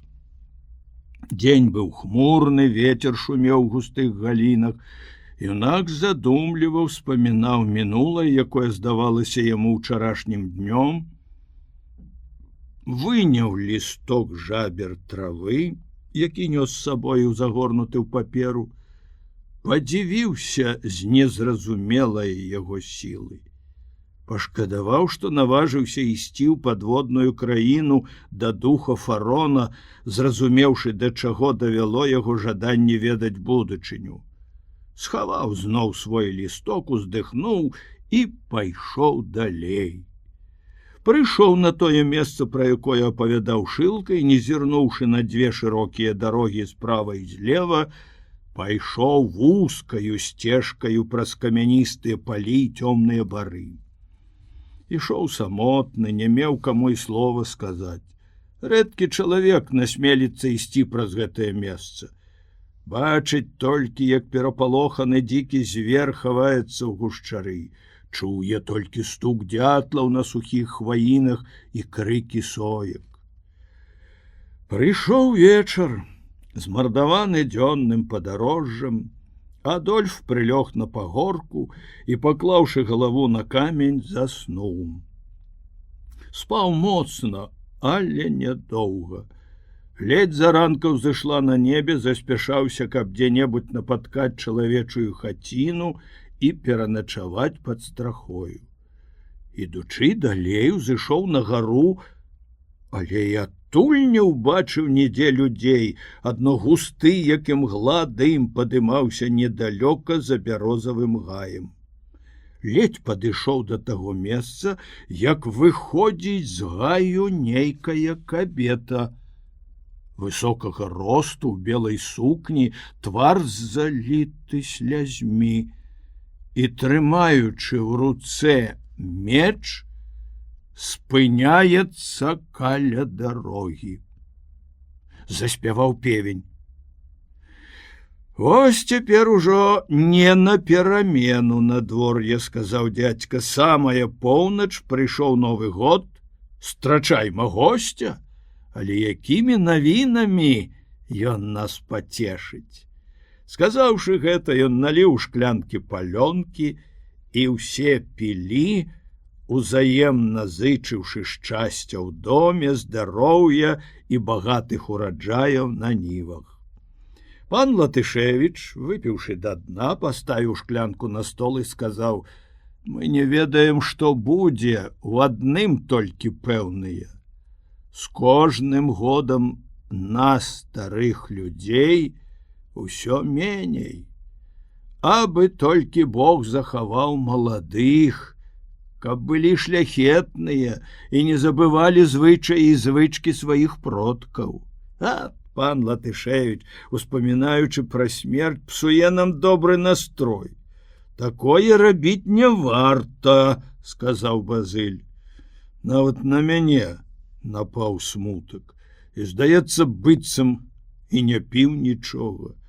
Навошта казаць цяпер пра такія рэчы? Я цыган. Маю аднаго коня, яшчэ не хачу ехаць на той свет. Сказаўшы гэта, ён наліў сабе яшчэ шклянку і выпіў, пазычыўшы ўсім здароўя і гумору. Базыль, як я заўважыў, сказаў Сівоха, чалавек чуллівы, яго кранае кожнае слова. Аднак трэба памятаць, што ён яшчэ не скончыў свайго апавядання. Праўда, не скончыў. Можа, калі-небудзь скончу. Дзядзька зноў наліў шклянкі і, падаючы адну сляпому Францішку, сказаў: «Пан Францішак увесь час задумлівы і журботны. Выпі з намі і спадзяваймася на Бога. Жадаю вам і дзецям вашым шчасця. Няхай неба дабраславіць всіх добрых людзей, пашле нам ураджай і шчаслівыя дні». Яснасць на небе. Нечакана зыркае святло ударыла ў вакно і асвяціла пакой. Все змоўклі, перапалоханыя гэтым раптоўным дзівам, пасля выскачылі з хаты, думаючы, што недзе ў суседзяў пажар, убачылі на небе такую зыркую яснасць, што ледзь вока трывае, разлілася яна кшталтам велізарнай ракі. Палі, лясы і горы, пакрытыя снегам і асветленыя агністым небам, мелі дзіўны і захапляльны выгляд. Хмары, распаленыя чырвоным полымем, ляжалі на даляглядзе. Здавалася, што там тонуць у пажарах велічныя гмахі і стромкія вежы. Доўга моўчкі стаялі і паглядалі мы на гэты дзіўны і страшны малюнак неба. Нарэшце яснасць вогненнай ракі пачала цьмець і нікнуць у паветры. Патухлі хмары, і сутонне зноў ахінула неба і зямлю.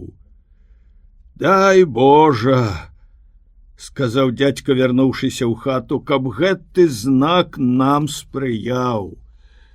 За сваё жыццё трэці раз бачу падобнае дзіва, і заўсёды ў той год, калі бачылі такія пажары на небе, бывалі нейкія неспадзяванкі. Я ведаў старога, што памятаў лебедлівы год», — сказаў пан Латышевіч, «і часта апавядаў пра дзівы, якія сам бачыў на небе. Гарэлі тады замкі ў паветры, і войскі біліся ў полымі. Страшэннае гора было ўсім. Людзі жывіліся адной травою. Аднак жа праз год злітаваўся Бог над галоднымі, і паўсюль спіжарні напоўніліся жытам. «Беднасць у нашым краі не навіна», — сказаў Сівоха. «Прыйдзе вясна, і рэдкі селянін, сеўшы пры стале, пакладзе хлеб перад сабою і будзе мець чым засеяць поле. Гэта заўсёдная нядоля да таго запала ўсім у памяць, што ўсё незразумелае ў нас заўсёды знак няшчасця. Будзьмо больш ашчадныя і руплівыя. Хто працуе і просіць Бога, той і сам жыве заможна і людзям дапамагае». Сляпы Францішак уздыхнуў. «Мы сустракаем і праводзім усе гады з адной і той самай песняй.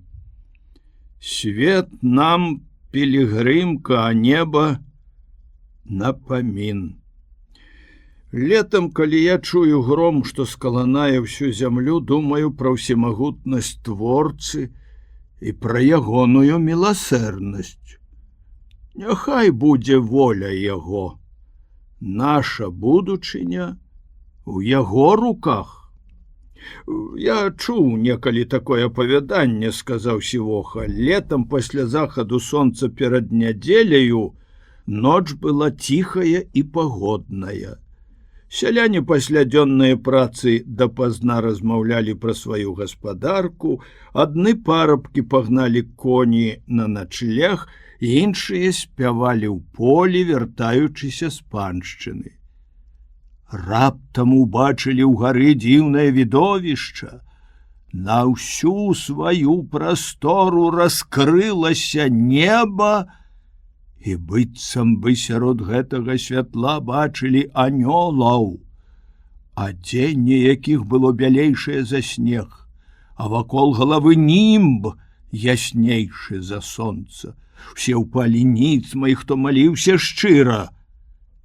Таму Бог такія шчодрыя даў дарункі, што ўсё жыццё тыя людзі не ведалі нэндзы». «Чуў і я гэтую гісторыю», — сказаў Завальня. «На маю думку, праўдзівую шчырую малітву заўсёды неба пачуе. Але дзе ж Базыль? Ён яшчэ не скончыў свайго апавядання». Азірнуліся ўсе, але Базыля ўжо ў пакоі не было. «Пэўна, сон яго адолеў», — абазваўся Сівоха, «бо я даўно заўважыў, што ён ледзь сядзеў і ўсё пачынаў драмаць. Але, пане гаспадару, час бы і нам ужо адпачыць. Заўтра не цэлы дзень спаць. Трэба быць на святой імшы. Але ж апавяданне пра жабер траву не скончана». Сказаўшы гэта, дядька выйшаў і загадаў падрыхтаваць гасцям ложкі. Патушаны агонь. Усе моцна спяць. Таварыш у падарожжы. Усюды прырода дзіўная, прыгожая і разнастайная. Чаргуюцца навальніцы і пагодныя дні. Здзіўлены пілігрым пазірае на змрочныя, вясёлыя і дзікія малюнкі горы лясоў, страчае людзей, якія, разумеючы яго думкі і пачуцці, радыя падзяліцца з ім цяжкай сваёй тугою. Усюды ёсць шчасце і нядоля. Усюды незразумелая наканаванасць вядзе нас па розных дарогах жыцця. Чаму ж чалавек заўсёды сумуе па сваёй роднай зямлі, як дзіця па маці? Такія думкі агортвалі мяне, калі на самоце падарожнічаў праз палі і цёмныя лясы далёка ад бацькаўшчыны. Было ўжо каля паўдня, чыстае неба, ціхі дзень, спёка. Зняможаны падарожжам і сонцам, я сеў каля дарогі ў засені бяроз. Непадалёку звінеў крынічны струмень, лашчылі мяне лёгкія подыхі ветрыку, што плыў з поля. Аддаўшыся марам, я ўспамінаў прыгоды мінулых гадоў і не заўважыў, як нехта падышоў да мяне. Быў ён высокага росту, клунак на плячах, смуглы ад сонца і ветру твар, худы, змучаны цяжкім падарожжам. Пачаў ён так: «Прыемна адпачываць тут, у засені бяроз каля крыніцы. Цяжка ісці ў такую спякоту, адказваю, а да вёскі ці да якой-небудзь аўстэрыі, магчыма, яшчэ далёка. Найлепей ісці, калі сонца схіліцца да захаду, і абзавуцца спевамі саловак лясы, а цяпер усюды глуха. І птушкам дакучае спёка. Куды ты ідзеш?» — запытаўся я ў незнаёмца. «Туды, далёка», — паказаў ён рукою. «Будзеш мне спадарожнікам, бо і я таксама іду ў той бок». «Добра. Але, здаецца, бачыў цябе калісьці. Ці не на берагах Двіны? Можа, мы землякі?» «Мо і так, бо там прамінулі найшчаслівейшыя дні майго жыцця». «Я Северын», — сказаў вандроўнік. «Смутак і час змянілі мой твар. Вясёлыя думкі назаўсёды развіталіся са мною. Сёння я ўжо не той. Такія вось пуцявіны нашыя. Вспоминаю, цяпер ты вёў некалі рэй у вясёлых забавах. Пакуль не паглядзеў вакол сябе. А як убачыў і ўсё спасціг, вандрую па свеце і нідзе не знаходжу спакою. Пуцявіны нашага жыцця, сказаў я, як пуцявіны жахлівых сноў. І цяжка дачакацца світання, якое б абудзіла ад гэтых страшных крозаў. Ці даўно, пытаюся, бачыў родныя горы і лясы? Нядаўна, адказвае. Наведваў той край, бачыў. Горы на сваім месцы, а лясы разрасліся яшчэ болей. Шмат перамен, змрочны час, неўраджайныя гады. Зніклі вясёлыя забавы сялян, і ў полі не пачуеш песні аратага ці пастуха. Толькі плачка на могілках сумным голасам кранае душы тых, хто ідзе блізка таго месца. Калісьці былі лепшыя часы. Люба было бачыць строі і забавы людзей на свяце або на вяселлі. Ці памятаеш, спытаўся Северын, вёску на беразе рэчкі Обаль? Ці памятаеш, калісьці там заможны гаспадар Лукаш выдаваў дачку замуж. У той час мы абодва цікавіліся народнымі забавамі і вясельнымі песнямі. Усяго там ставала гасцям. Багата было ежы і пітва. Памятаеш гэтую песню? Наехала гостей, полный двор, полный двор. Выбирай, Маринка, который твой, который твой. Да что в синем на коню сивым, то сват мой, а что в атласе, в желтым поясе, то девер мой. Пышно убранный, а конь буланый, то свекер мой, конь вороненький, сам молоденький, то милый мой. Самі словы гэтыя песні праўдзіва малявалі дабрабыт мінулых часоў. Людзі калісьці мелі ядвабныя хусткі, вопратку з добрага сукна, пекныя паясы, рослых і добраўкормленых коней, мелі ўсё дзеля аздобы і выгодаў, былі шчаслівыя. А цяпер зірнеш вакол, смутак бярэ за сэрцам. Дом Лукашоў стаіць пусты, без дзвярэй і вокнаў, здзічэлі вішні, засохлі яблыні, якія ён сам некалі прышчапіў. Сад без гаспадарскага нагляду парос дзікаю травою. Рэчка Обаль не змяніла свайго шляху. У тых жа берагах спяшаюцца да Дзвіны, але вусны людзей даўно ўжо кранала ўсмешка. На бледных і змрочных тварах адбіваюцца маркотныя думкі. Я пытаўся, дзе тыя старыя, што славіліся ў гэтых краях дабрынёю і ветлівасцю. Іх дзверы заўсёды былі адчынены суседзям і вандроўнікам. У сваіх дамах ладзілі вясёлыя забавы. Ніколі не адмаўлялі яны бедным, удовам і сіротам. Іх няма. Адно ўспаміны засталіся пра гэтых дабрадзеяў. Шмат наш край, сказаў я, зазнаў розных перамен шчасця і няшчасця. Знікнуць тыя чорныя хмары і цёмная бура, дасць Бог, закрасуе вясна, прыйдзе заможнасці на нашы лугі ды палі.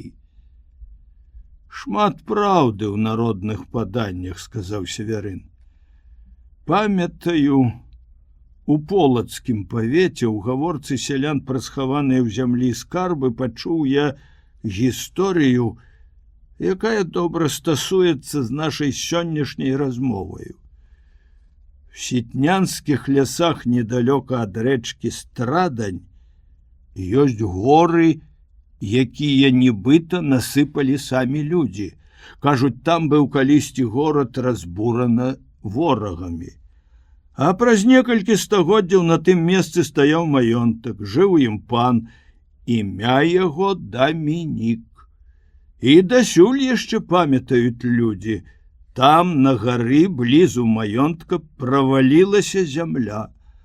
Заўважыўшы гэтае дзіва, слугі адразу ж далажылі пану.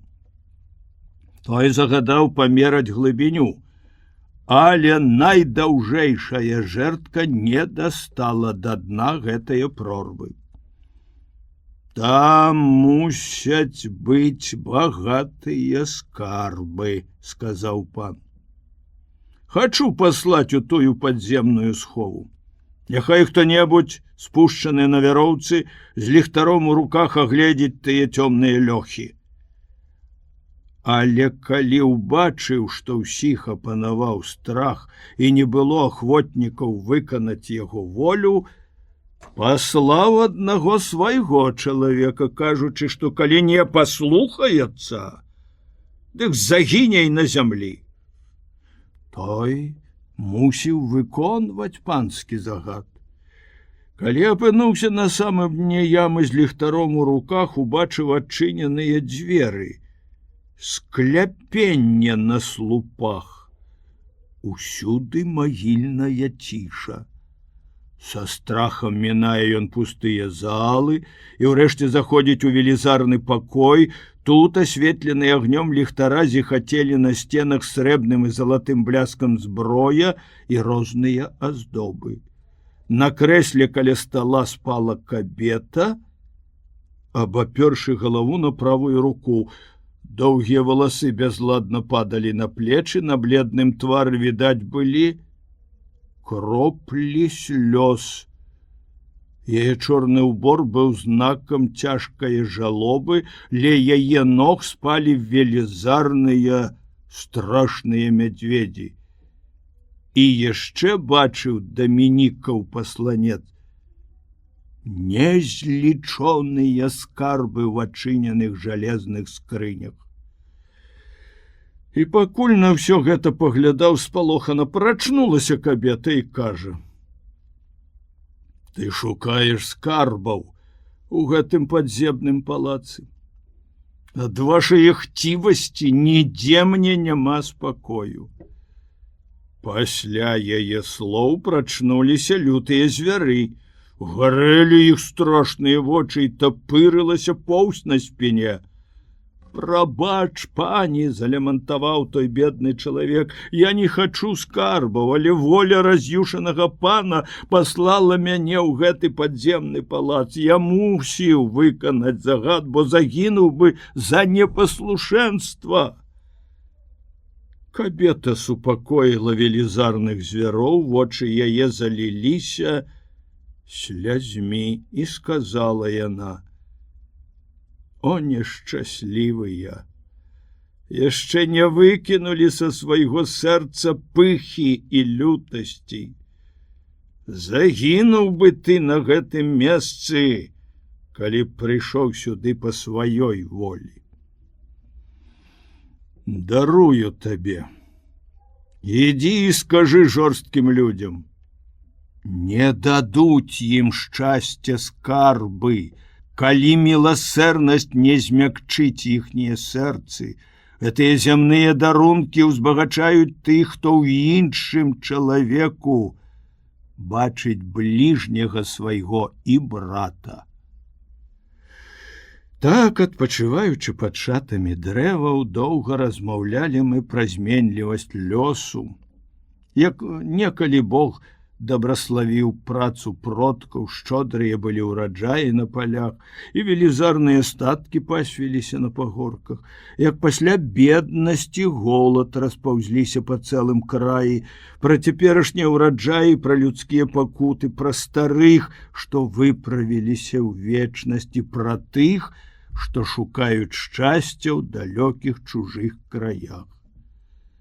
Сонца хілілася да захаду. Северын устаў, падрыхтаваўся ісці і сказаў: «Хадзем далей. Пакуль сонца сядзе, буду табе таварышаваць. А там прыйдзем на месца, дзе разыходзяцца дзве дарогі, яны нас і разлучаць».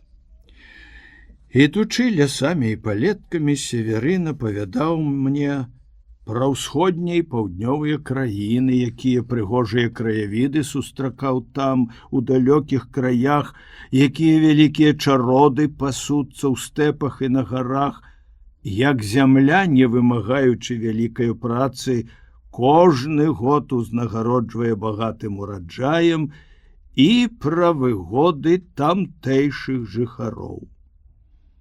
У размовах хутка праляцеў час, і вось я ўжо бачу перад сабою могілкі, каплічку, драўляныя крыжы і дзве дарогі. Адна ў густы лес, другая далей праз палі і пагоркі. «Тут і канец нашае супольныя вандроўкі і нашым размовам», — сказаў Северын, сеўшы на магільны камень. Ён зірнуў у неба і аддаўся нейкім маркотным думкам, і мяне апанаваў смутак. У гэты час мы абодва нагадвалі журботныя магільныя помнікі. Хавалася на захадзе за рубінавым воблакам сонца, неба было пагоднае, рэчка свяцілася здалёку, як люстэрка. Паветра такое ціхае, што чуваць было, як дзесьці пераляталі начаваць на далёкае возера качкі. Зайграла ў пушчы музыка лясных птушак, заспяваў чароўным голасам салавей у блізкім хмызняку. Як шчыра ўся прырода цешыцца вясною у такое ціхае надвор'е, сказаў Северын. Чалавеку не дадзена сапраўднае весялосці. Багатыя, калі сонца сядае, маркоцяцца, што як адзін дзень, так і цэлае жыццё іх міне, схаваецца ад іх назаўсёды, смерць забярэ ў іх уцехі і вясёлыя забавы. Бедныя засмучаюцца, калі сонца ўзыходзіць, што абудзіла іх ад пакутаў і працы. А той, хто зазірнуў таямніцы людскога жыцця, узважыў, ацаніў іх жаданні і пачуцці, пашкодзіў свой розум, прытупіў зрок, вандруе па свеце, не бачыць зоркі надзеі. Шлях усюды высыпаны тернямі, і пад ранішнім сонцам абыякава паглядае гэты чалавек на магілы. Вось ужо і скончыўся дзень, на лаге апусцілася смуга, і змрок ахутаў зямлю. Вось і канец нашага кароткага падарожжа, вось і канец нашым размовам. Сёння не так, як некалі развітваемся ля магілы. Убачымся пасля смерці. Сказаўшы гэта, ён паціснуў мне руку, пайшоў шпарка сваёю дарогаю і хутка схаваўся ў пушчы, якая, як чорная хмара, хавала далягляды. Яшчэ нейкі час я моўчкі, як помнік, пастаяў над магілаю і самотны пайшоў далей з цяжкім смуткам на душы. У смутку. Сціжмы зорак уверсе то гаснуць, то ззяюць. Хмары ночы схавалі нябёса ў скляпенні. У цямрэчы ўсё навакол патанае. Мне ж заснуць не даюць даўніх дзён маіх ценей. Эй, сябры, мы жылі шчаслівейшай парою. Сёння ж церні і глогі жыццё ўздымае.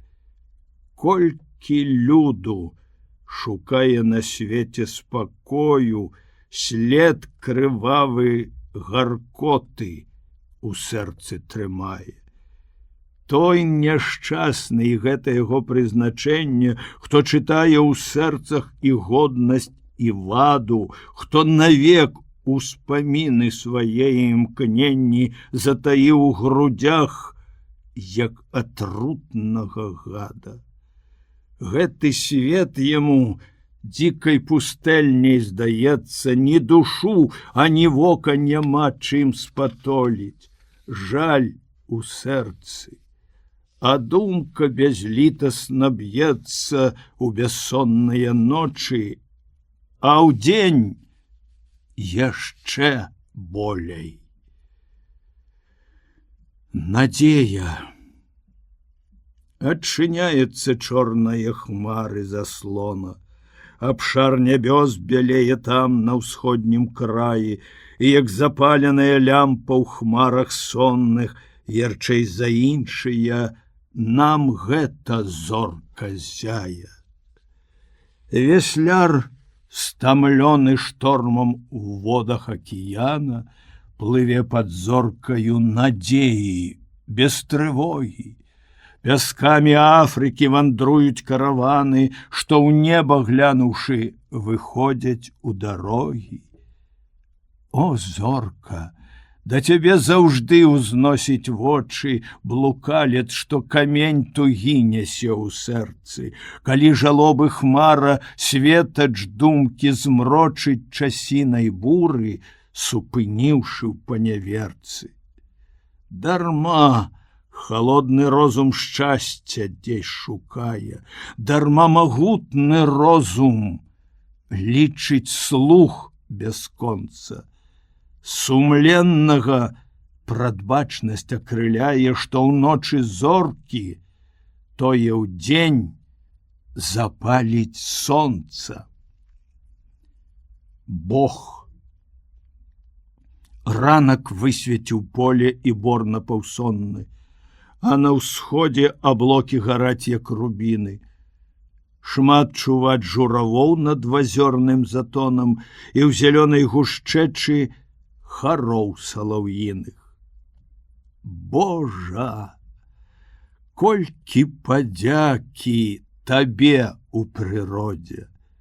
Загадаеш, і краскай вясна насвітае, загадаеш, як слотная восень прыходзіць, і ў вырай вандроўнае птаства злятае. А доброты твае все стварэнні зазналі, там, дзе моры пяскоў пад адвечнай спякотай, там, дзе моры ільдоў назаўсёды паўсталі, ёсць апека твая над найменшай істотай. На дарогах жыцця церні раняць глыбока. Спі ж, вандроўнік самотны ў пустэльным спакоі. Бачыць гадаў атрутных тут Божае вока, і ягоны анёл назаўсёды з табою. Рада. Быў змрочны дзень у палове сакавіка, на панадворку падаў мокры снег. У хаце дзядзька размаўляў з рыбаком Родзькам пра лоўлю рыбы, пра гаспадарку ды пра клопаты бедных сялян, якім не будзе чым сёлета сеяць, калі палеткі вызваляцца з-пад снегу. Я падчас тае гаворкі думаў пра падарожжа і марыў, што ў чужых краях зусім іншы свет, пякнейшыя краявіды, прыгажэй цвітуць лугі, больш багатыя ўраджаі на палетках і людзі стакроць шчаслівейшыя. Дзядзька парушыў мой одум, кажучы: Янка доўга гасцяваў у пана Марагоўскага. Бываў і ў іншых дамах заможных нашых суседзяў, палюбіў іх ветлівасць, пасябраваў сім тым з маладзёнаў і нібыта назаўсёды з імі развітаўся. Заўсёды маркотны, задуманы і гэтай вясною хоча нас пакінуць, мяркуючы, што дзесьці там у далёкіх краях багацце плыве ракою. Я не шукаю багацця, адказваю, я хачу пазнаёміцца з думкамі і жыццём людзей у тых далёкіх краях. У маладосці трэба вучыцца, трэба пабачыць свет. Убачыш, зазнаеш і спасцігнеш, што і там, дзе зямля шчодра адорвае аратага, дзе лясы цвітуць накшталт зямнога раю, людзі ўсюды такія самыя.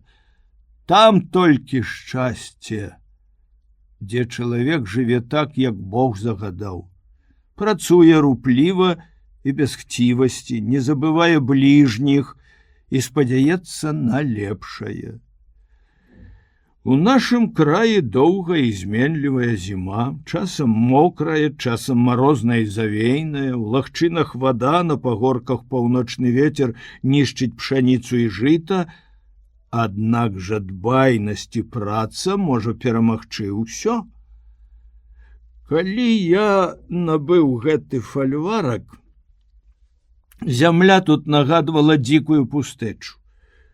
Аднак я не паддаваўся роспачы, імкнуўся ўсё палепшыць, выкапаў канавы, асушыў балацявіны, і на тым месцы вырас у мяне прыгожы бярозавы гай. Маю добрыя сенажаці, завёў жывёлу, цяпер, дзякуй Богу, і палеткі родзяць. Паны, што маюць прыгонных, марнуюць багацце на карэты, уборы і карты. Не раз вясною, калі ім бракуе чаго-небудзь, ідуць да шляхціца завальні. Хто працуе і спадзяецца на Бога, можа і тут быць шчаслівы і спакойны. Я гэта добра ведаю, дзядзечка, але жывучы ў гэтым краі, не чую і не бачу, што дзеецца на свеце, быццам вочы мае заслоненыя. Сумнае такое жыццё. О, што такое навука, ужо неспакойны, Хочаш яшчэ больш даведацца і летаеш думкамі недзе там, далёка, хочаш бачыць вялікі свет, і таму цесна табе тут з намі. Хочаш, як птах, вырвацца з клеткі. Родзька маўчаў і уважліва слухаў гэтую размову. Нарэшце, зірнуўшы на мяне, сказаў: «Нашы продкі не зайздросцілі багатырам, што жылі недзе там у далёкіх краях. Яны мелі ежу і вопратку са свае працы, а цяпер хцівасць прывяла злых духаў, каб здабывалі грошы з-пад зямлі, а таму смутныя гады і смутнае жыццё. Родзьку, сказаў я, нязменна мрояцца злыя духі, а ўсё ж такі сам іх не бачыў. Ці ж людзям не верыць, сказаў рыбак. Паніч, пэўна, не чуў, што здарылася на Сітнянскім возеры, а пра тое шмат хто апавядаў. Не ведаю, што там было. То я раскажу. Каля таго возера з аднаго боку вёска Сітна і дарога з Полацка на Невель, а з другога густы і цёмны яловы лес. Летам у ціхае надвор'е схавалася сонца, і зоркі паказаліся на небе. Сяляне, вярнуўшыся з поля, завіхаліся ля хат і чуюць раптам, як нехта за возерам каля самага берага, закрыты цёмным лясным гушчаром, спявае. І так моцна ды вусцішна, што чароды перапалоханых качак падняліся ў паветра, звяры, выгнаныя з лесу, беглі па палях і па горках, а сабакі скуголілі нібыта перад вялікім няшчасцем. Жыхароў гэтае вёскі апанавала трывога, і дрыготка працінала іх целы, бо выразна пачулі словы тае песні. «И ситно мое, и глубокое мое, и скоброе мое, и шевино мое, и язно мое, и нещедро мое, и неведро мое, и невельское мое, як мое, так мое, и ўсё мое». Так спяваў нехта не адзін раз з вечара да самае паўночы, называючы ў гэтай песні не толькі азёры, але і ўсе рэчкі. Ісці туды, каб даведацца, хто гэта так жахліва спявае, усе баяліся. Нарэшце адзін смялейшы рыбак адважыўся. Узяў дубовы кій, некалькі камянёў, і ўвечары, калі той толькі пачаў спяваць, падышоў і з-за дрэва ўбачыў, што нехта вопраткаю і тварам зусім падобны на Асташа, барада шырокая, твар круглы, вялікі, ў скураным фартуху, сядзеў на гнілым пні і крычаў на ўсё горла. Думаючы, што гэта сапраўдны Асташ спраўляе свае чарадзейскія абрады, рыбак сказаў: «Не прыўлашчай сабе нашыя азёры і рэчкі». І з усяе моцы шпурнуў камень, трапіў чараўніку ў самы бок. «Эх, паламаў мне скабы!» Закрычаў шатан і кінуўся ў ваду. Скалыхнулася ўсё возера, і хвалі пачалі плёскаць у берагі. Рыбак спалатнеў, затрымцеў ад страху, але і шатан з таго часу ужо больш ніколі не спяваў, прысвойваючы сабе нашы азёры і рэчкі. «О, каб такім чынам, — сказаў дзядзька, — можна было пакараць усіх злых духаў, што шкодзяць людзям». «Спалохаўся каменя, шатан, — сказаў Родзька. — Але ёсць яшчэ на небе перуны страшнейшыя за яго. А таму, паніч, Не пакідай нашую зямлю. Будуць лепшыя часіны, і лепей будзе жыць між сваіх. Часы мяняюцца, і ў людзях перамена, сказаў дзядзька. Даўней наша моладзь не ведала і ведаць не хацела, што там дзеецца дзесьці ў далёкіх краінах. Жылі ўсе спакойна і шчасліва. Цяпер і на адукаваных нападае нейкі смутак. Ледзь скончыў вучобу, ужо яму самотна.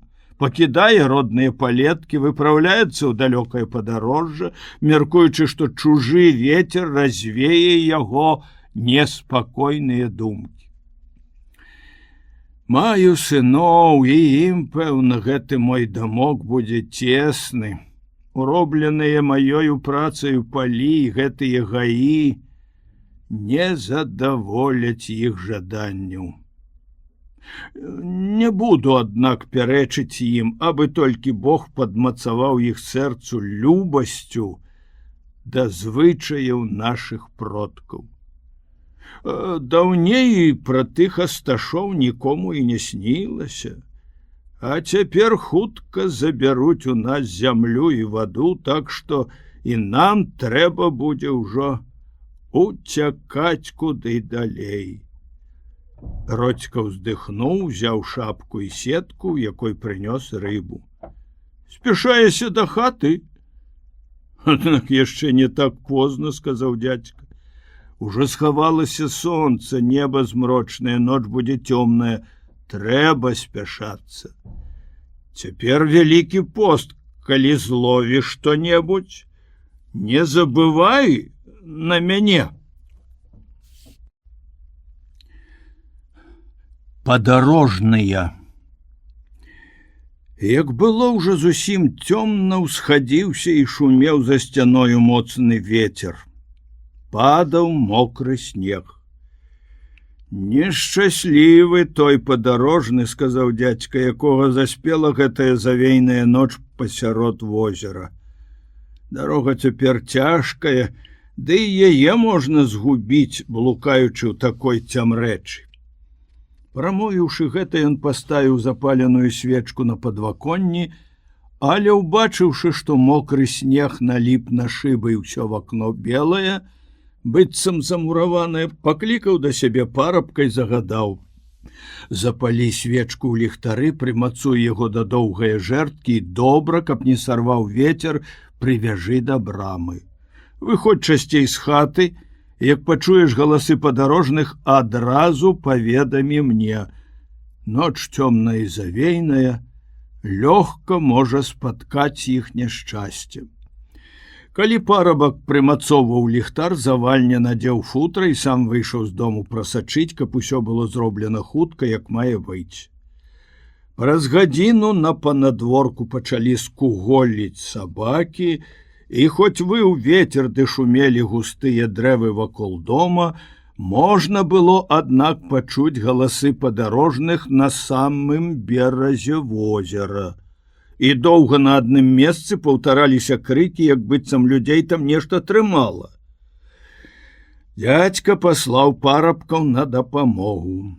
Вада падмыла багністы бераг возера, і першы конь з цяжкім возам, збіўшыся з дарогі, трапіў на тое месца і ўваліўся ў ваду.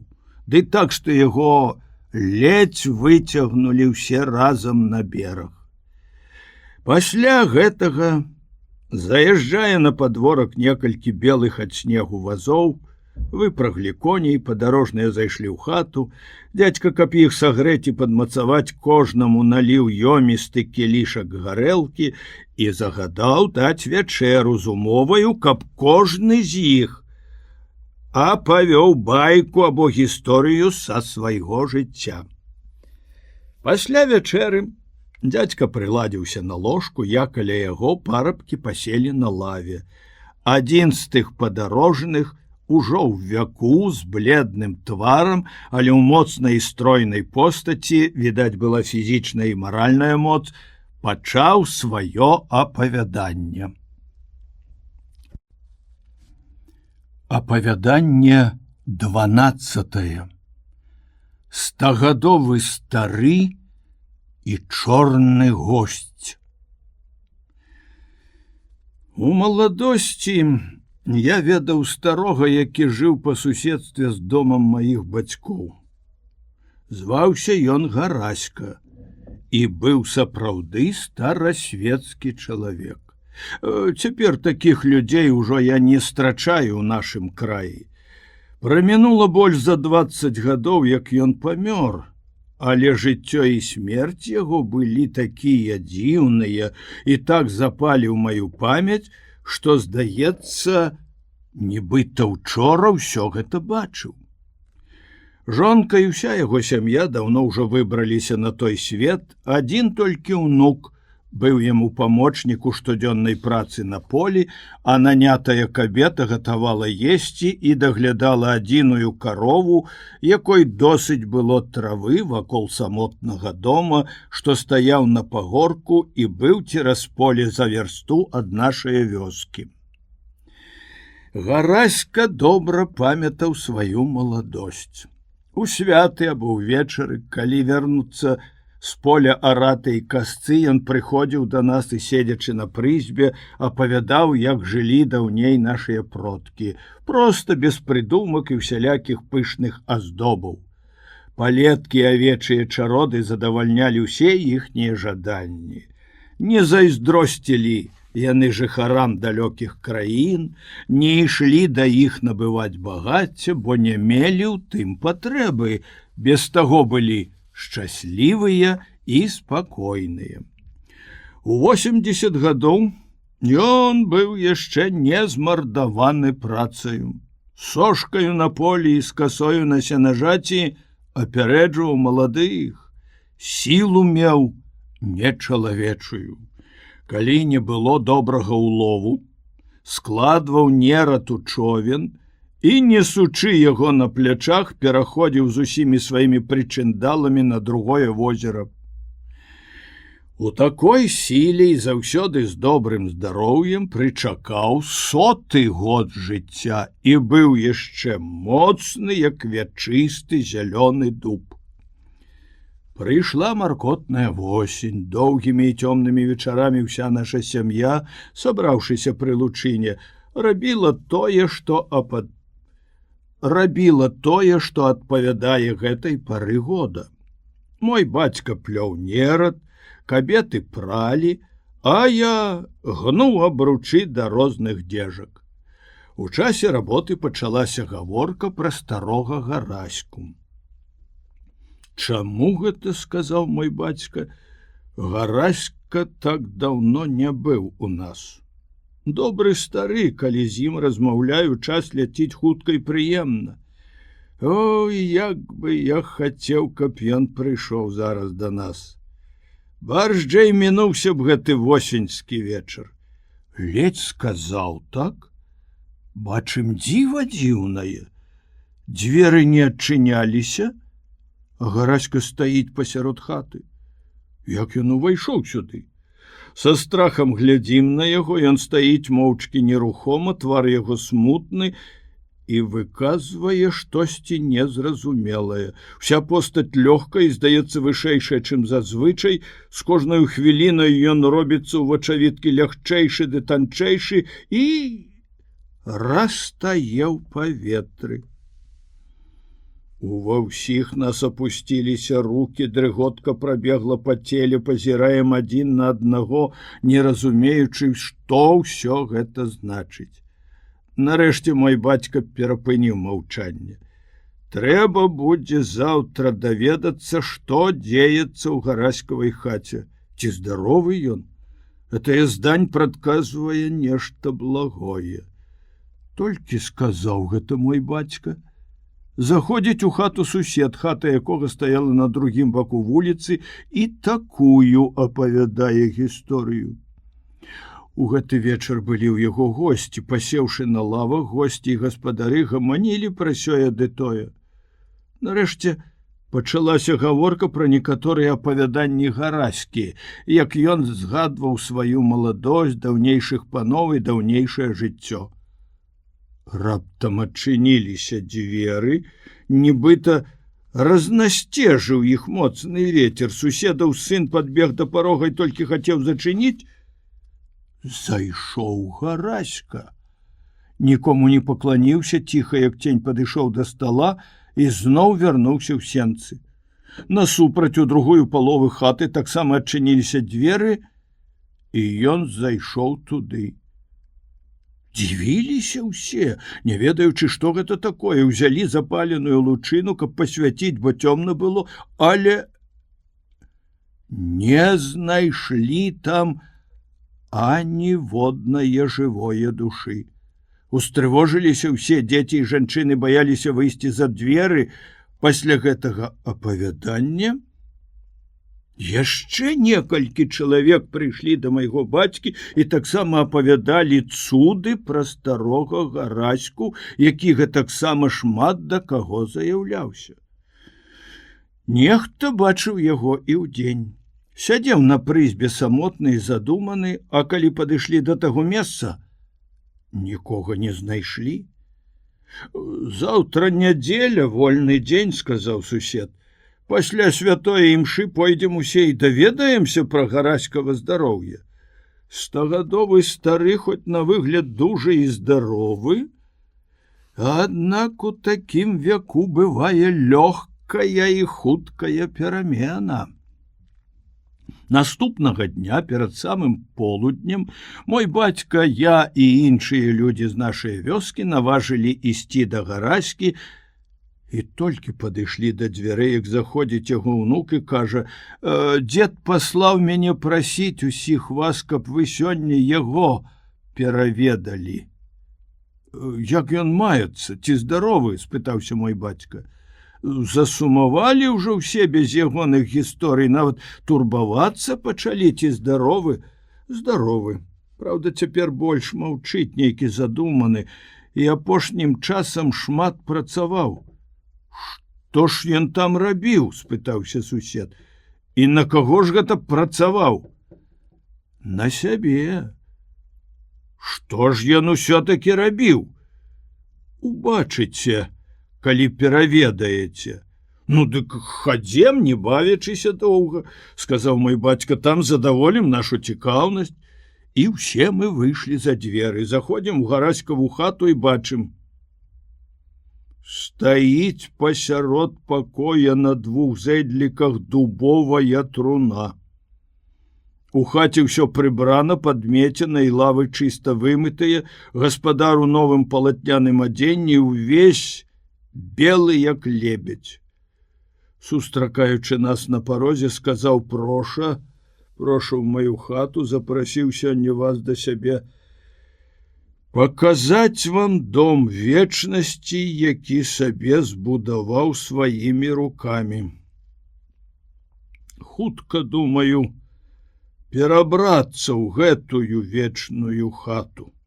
«О, яшчэ дзяду моцны», – сказаў мой бацька. «Можа, раней каго-небудзь з нас пахаваеш?» «Малады можа, а стары мусіць паміраць. Але яшчэ пачакаем пра гэта гаварыць. Сядайце, дарагія госці, рады буду пабавіць з вамі колькі гадзін у мілых размовах». Сказаўшы гэта, ён запрасіў усіх нас сесці пры стале, унук прынёс гарэлку, а наймічка паставіла перад намі розныя пачастункі. Гараська, сеўшы ля нас, прымушаў піць і есці, а сам не крануў ані ежы, ані пітва.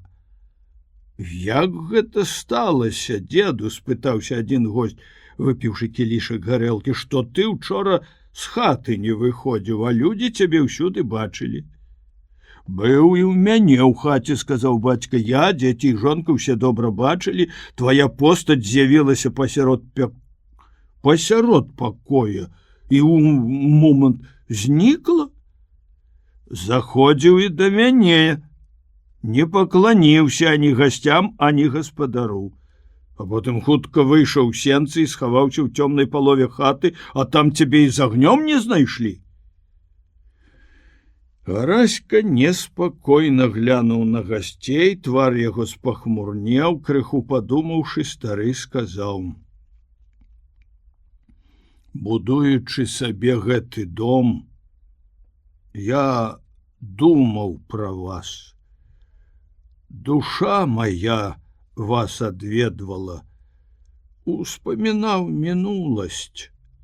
І дух мой лётаў па тых ваколіцах, дзе я нарадзіўся, вырас, хадзіў па жыццёвых пуцявінах, зазнаў шчасця і гора, вясёлыя і сумныя гады, але ўсё гэта мінулася, як сон кароткі. Але, пэўна, і не снілася старасветскім людзям, сказаў мой бацька, тое, што мы цяпер зазналі. Паны любілі гаспадарыць, і лепей было за сённяшняе. Шмат якім панам глядзеў я ў вочы, сказаў стары. Адгадваў іх думкі, выконваў загады, дагаджаючы всялякім іх жадункам. За мае паслугі, дзякуй Богу, мне верылі і давяралі. Нашы вёскі калісьці колькі разоў перапрадавалі. Шмат тут было гаспадароў, і кожны кіраваў па-свойму. Ды за тым часам яшчэ жылі нішто сабе. А вось калі малады пан па смерці сваіх бацькоў запанаваў у гэтым маёнтку Казуліна, все мы зазналі гора. Хацеў здзівіць суседзяў сваёй раскошаю. Прывозіў дарагія кветкі і садовыя дрэвы з далёкіх краін. Ездзіў у шыкоўных экіпажах, трымаў мноства лёкаяў, а парадку ў доме не было. Збіраліся госці, пілі дарагое віно, штогод выдаткі былі большыя за прыбытак з маёнтка. Дык і пачаліся крыўды і рабункі. Дрэнны будзе з гэтага канец, сказалі абазнаныя людзі пану. Але ён не слухаў добрыя рады, больш да душы былі яму намовы несумленных людзей, якія стараліся пакарыстацца з ягонае някемнасці. У той самы час з'явіўся ў нашым маёнтку невядома адкуль дзіўны чалавек. Я забыў яго прозвішча, але твар як сёння бачу. Худы, заўсёды бледны, нос велізарны, бровы густыя, пагляд, як у вар'ята. Вопратку меў чорную, доўгую, нейкую дзіўную. Не выпадала мне ў жыцці нікога ў такім уборы бачыць.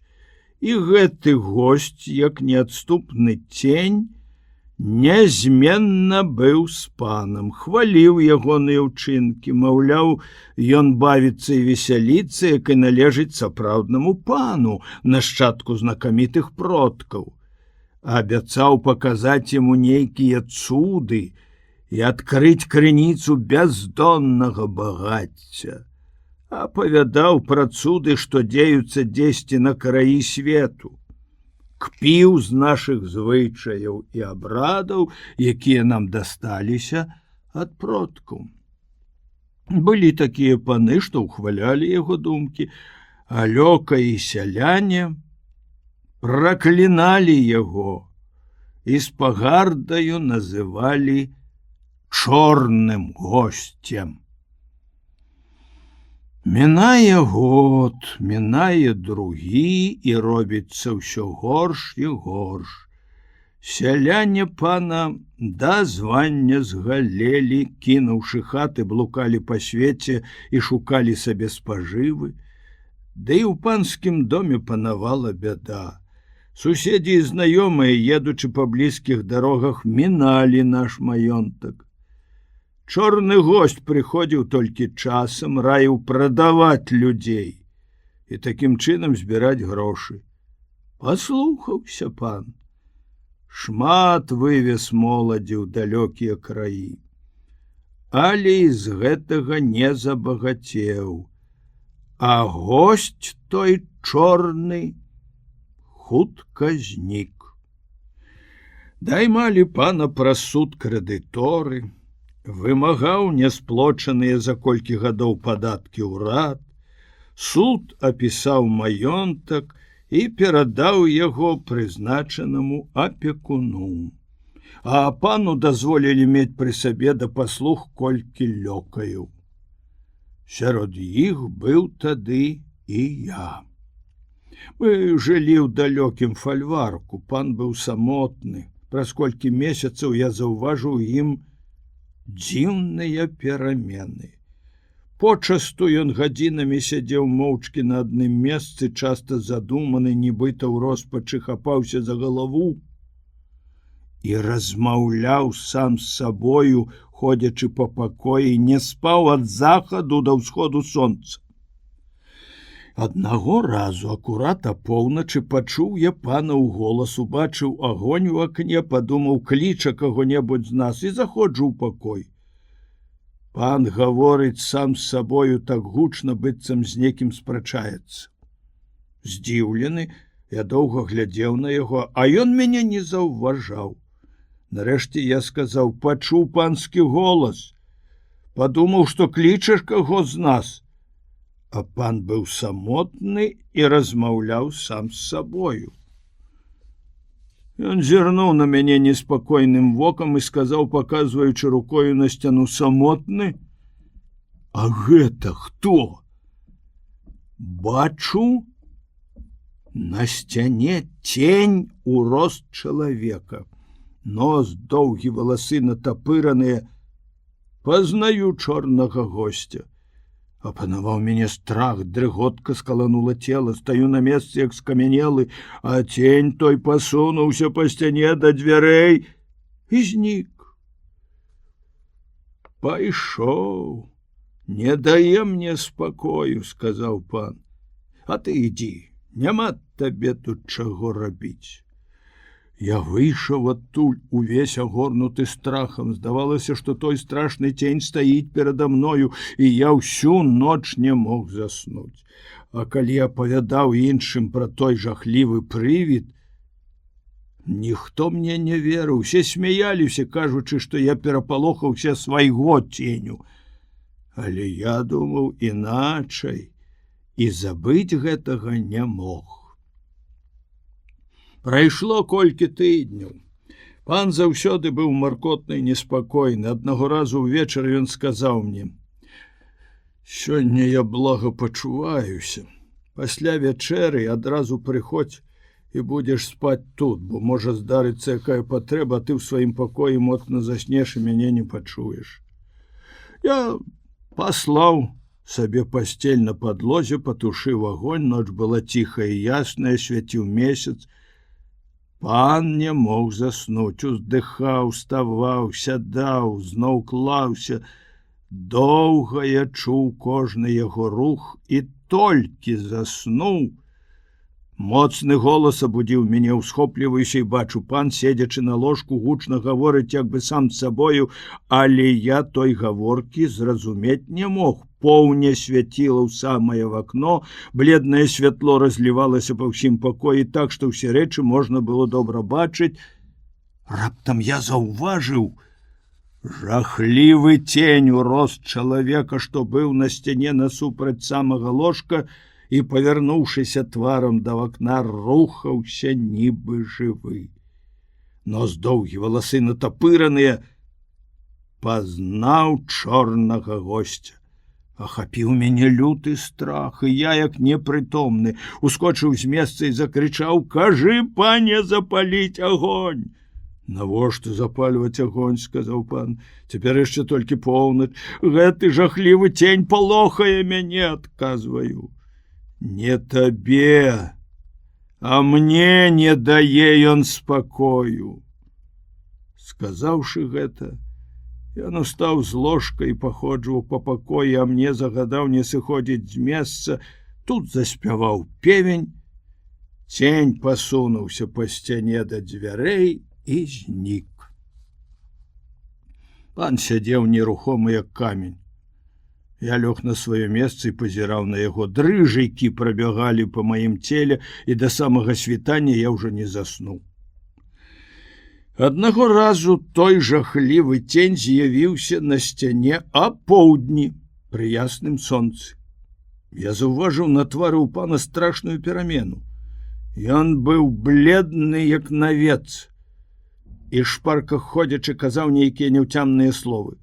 Я, перапалоханы, ледзь змог прамовіць: «Загадай, пане, паклікаць ксяндза, каб прачытаў малітвы і свянцонаю вадою пакрапіў сцены. Відаць, гэты дом доўга стаяў пусты, вось нячысцік тут і пасяліўся, бо нейкі чарнакніжнік выклікаў яго сюды, каб ён нас мучыў не толькі ўначы, але і ўдзень». Пан здзекліва зірнуў на мяне і сказаў: «Стары дом, можа, не раз ужо крапілі свянцонаю вадою. Не з тваім розумам сюды лезці». Неяк, калі заходзіла ўжо сонца, пан, вярнуўшыся смутны са шпацыру, зайшоў у пакой, сеў, яшчэ пераў рукамі галаву. «Пэўна, у пана моцна галава забалела?» — пытаюся. «Ужо даўно так шуміць у галаве, — сказаў ён, — што месца сабе не знаходжу. Параіў бы пану, як вылечыцца, ды не ведаю, ці паслухае мяне пан». «Паслухаю, калі што добрае скажаш.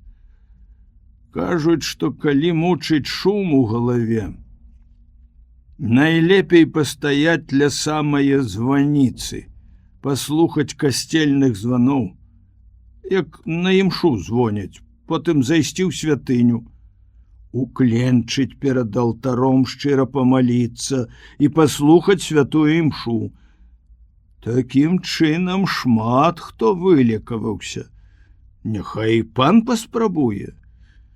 Ён зірнуў на мяне, і здзеклівая усмешка з'явілася на хваравітым твары. «Табе гэтыя лекі, можа, і дапамаглі б, а мяне музыка касцельных званоў не вылекуе». «Я шмат бачыў няшчасцяў і страшных дзіваў, жывучы на гэтым свеце, — сказаў стары, — але гэтае самае жахлівейшае.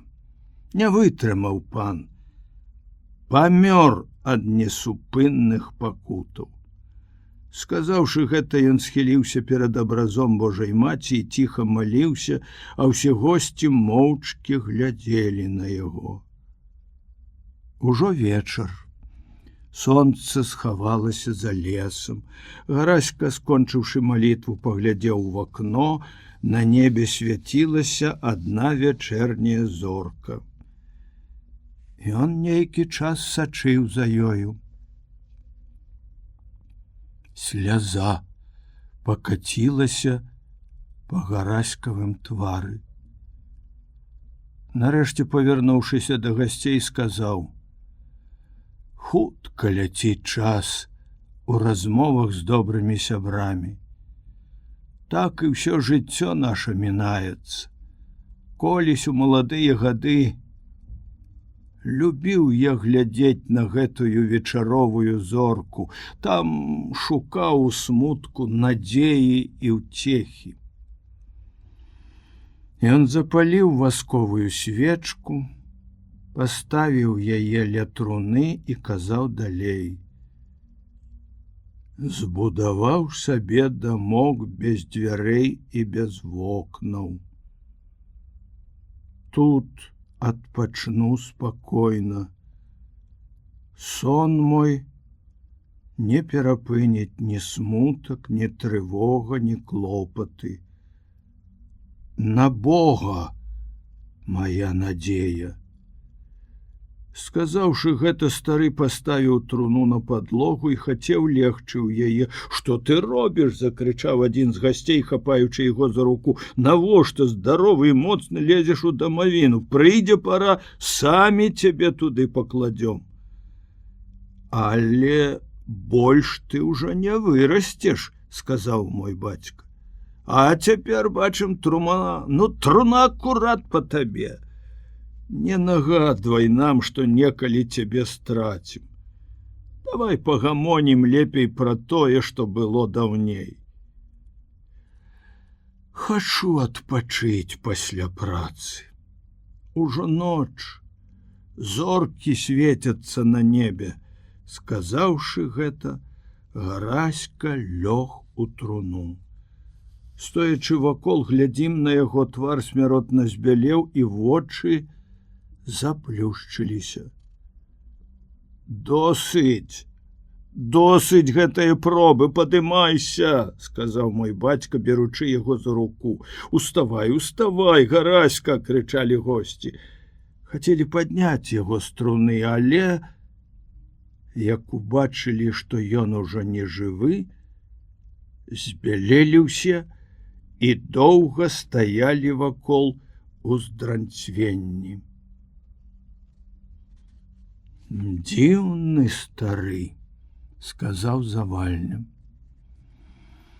Ведаў, што жыве апошнія гадзіны і, развітваючыся з гэтым светам, запрасіў да сябе ў гасціну знаёмых, каб у іх на вачах пайсці ў свой вечны дом. Пэўна, ён усё жыццё памятаў пра смерць. За гэта ў старасцівы, літасцівы Бог і абвясціў яму часіну свайго суда і міласэрнасці. А вось той чорны госць, што не даваў спакою пану, ужо трэці раз з'явіўся на сцэне ў нашых гісторыях. Не спіць злы дух, усюды шкодзіць людзям і заўсёды сябруе з тымі, хто забывае пра бліжніх сваіх. То кара Божая. Паслухаем жа цяпер, што твой таварыш скажа. Апавяданне 13. Чараўнік ад прыроды і кот Варгін. Бывалі цуды даўней, сказаў другі падарожны. Чуў і я ад старых пра незвычайных людзей. Апавяданні пра аднаго з іх наймацней захаваліся у маёй памяці. Жыў у нашым краі просты селянін Тамаш. Пра яго казалі, быццам нарадзіўся, маючы ўсе зубы. А калі вырас, ведаў усе сакрэты чараўнікоў, хоць чараваць не вучыўся. Нячысцік ад яго не мог схавацца. У кожнай перамене, у любым абліччы ён заўсёды яго бачыў і пазнаваў. Да ўсіх людзей ён меў прыязнасць. Ведаў нейкія сакрэтныя словы, якімі перамагаў злога духа, дапамагаючы пакутным і нешчаслівым людзям. Змучаныя цяжкай хваробаю паны, калі вучоныя дактары і дарагія лекі не давалі ім палёгкі, пасылалі па Тамаша, і той нейкім таемным словам хутка вяртаў ім здароўе і спакой. Раскажу пра некалькі такіх выпадкаў. Аднаго разу пан вярнуўся з горада і прывёз дадому кота. Дзе і як яго набыў, я не чуў, толькі ведаю, што кот той быў незвычайны. Калі пан занёс яго ў пакой і пасадзіў на падлогу, усе сямейнікі абступілі госця і здзіўлена глядзелі, як той паважна пахаджваў па хаце, падыходзіў варкочучы да кожнага і з усімі быў такі ласкавы, быццам гадаваўся ў гэтым доме.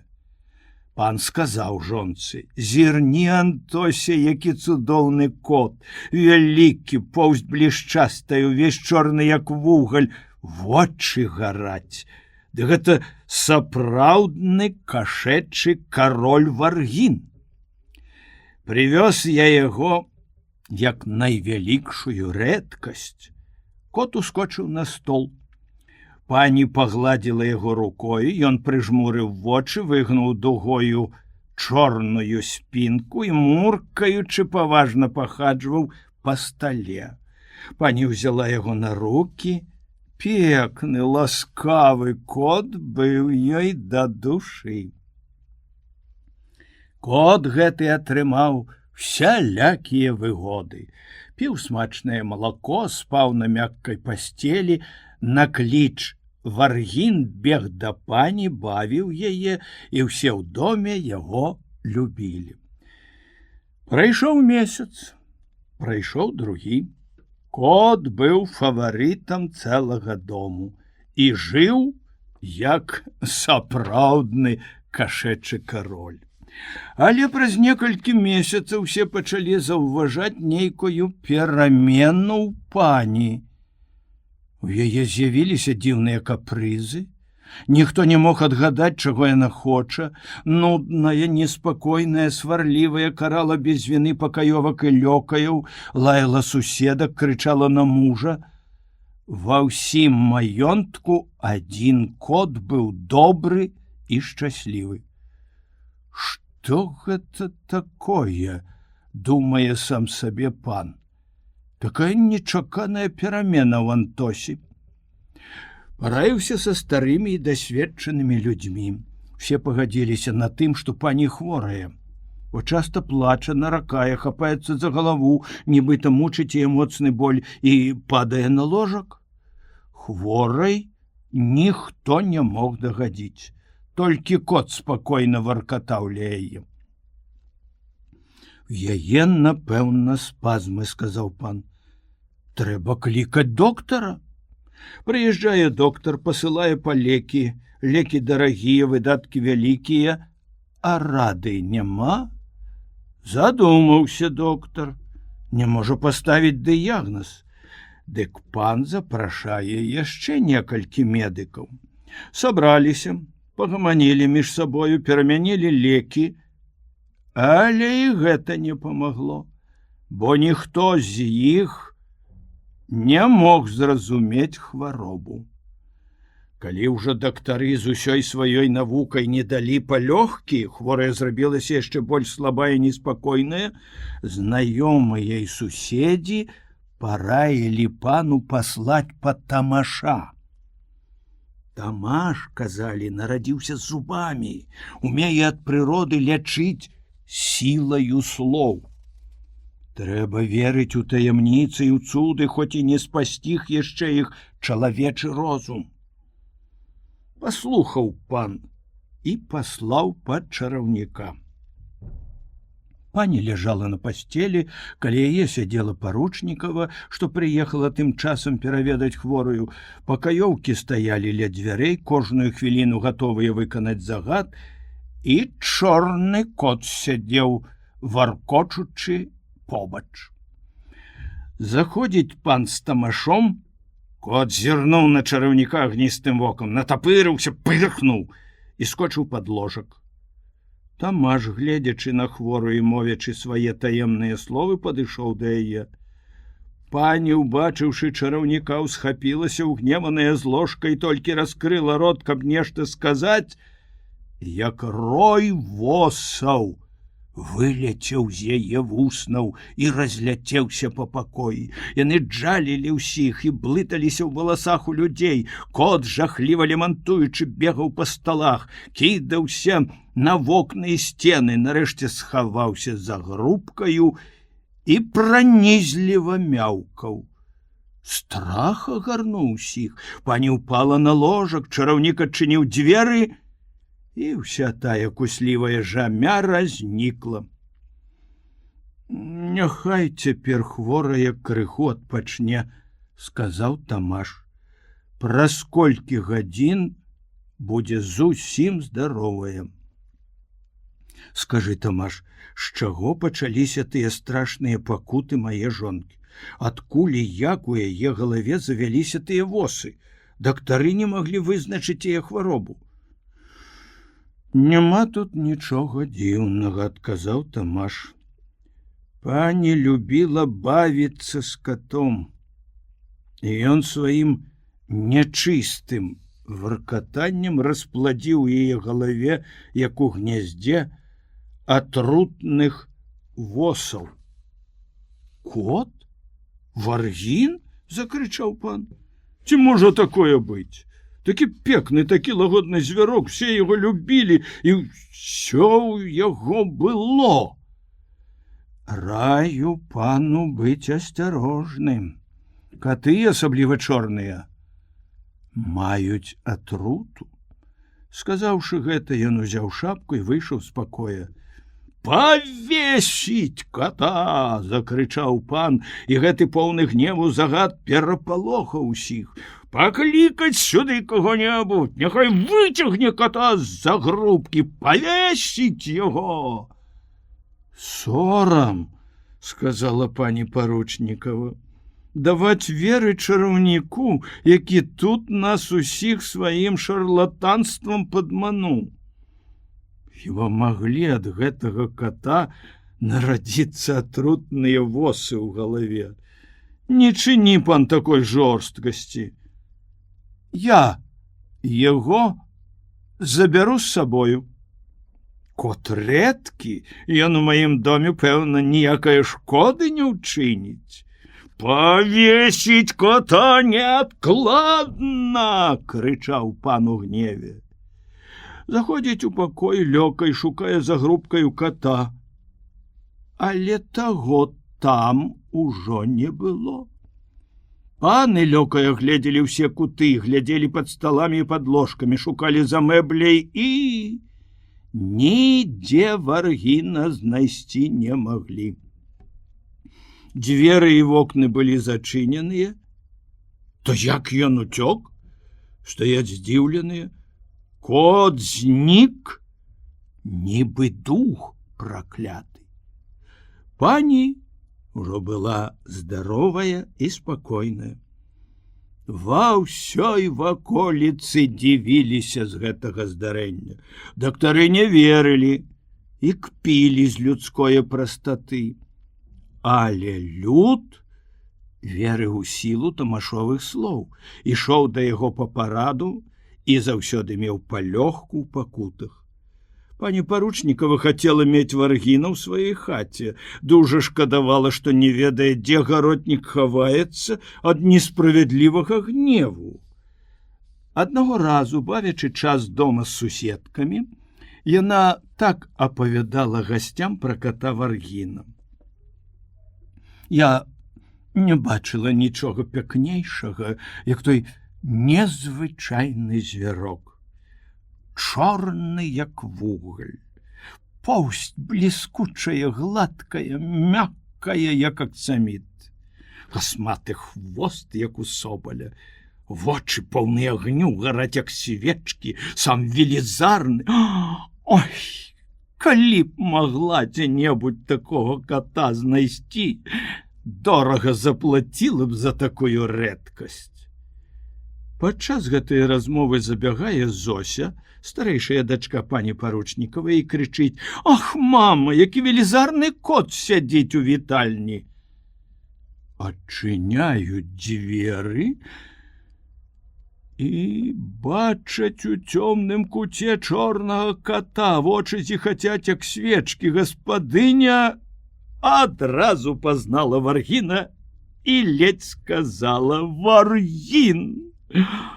Як ён, варкочучы, падышоў да яе.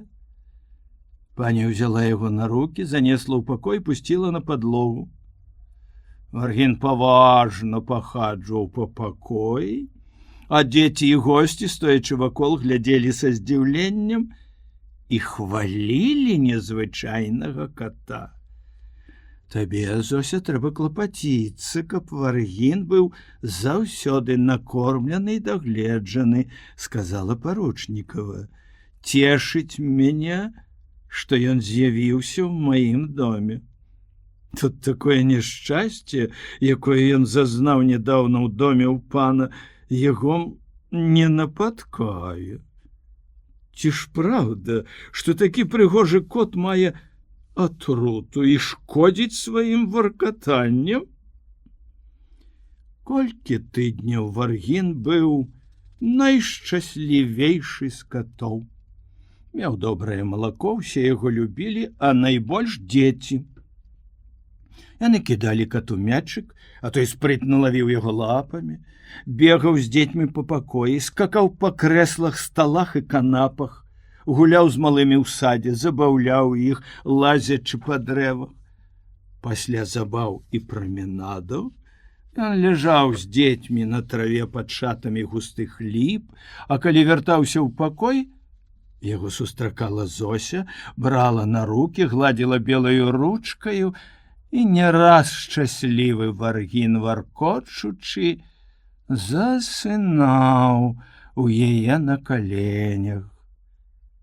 Нарэшце дзіўныя перамены заўважаюць усе.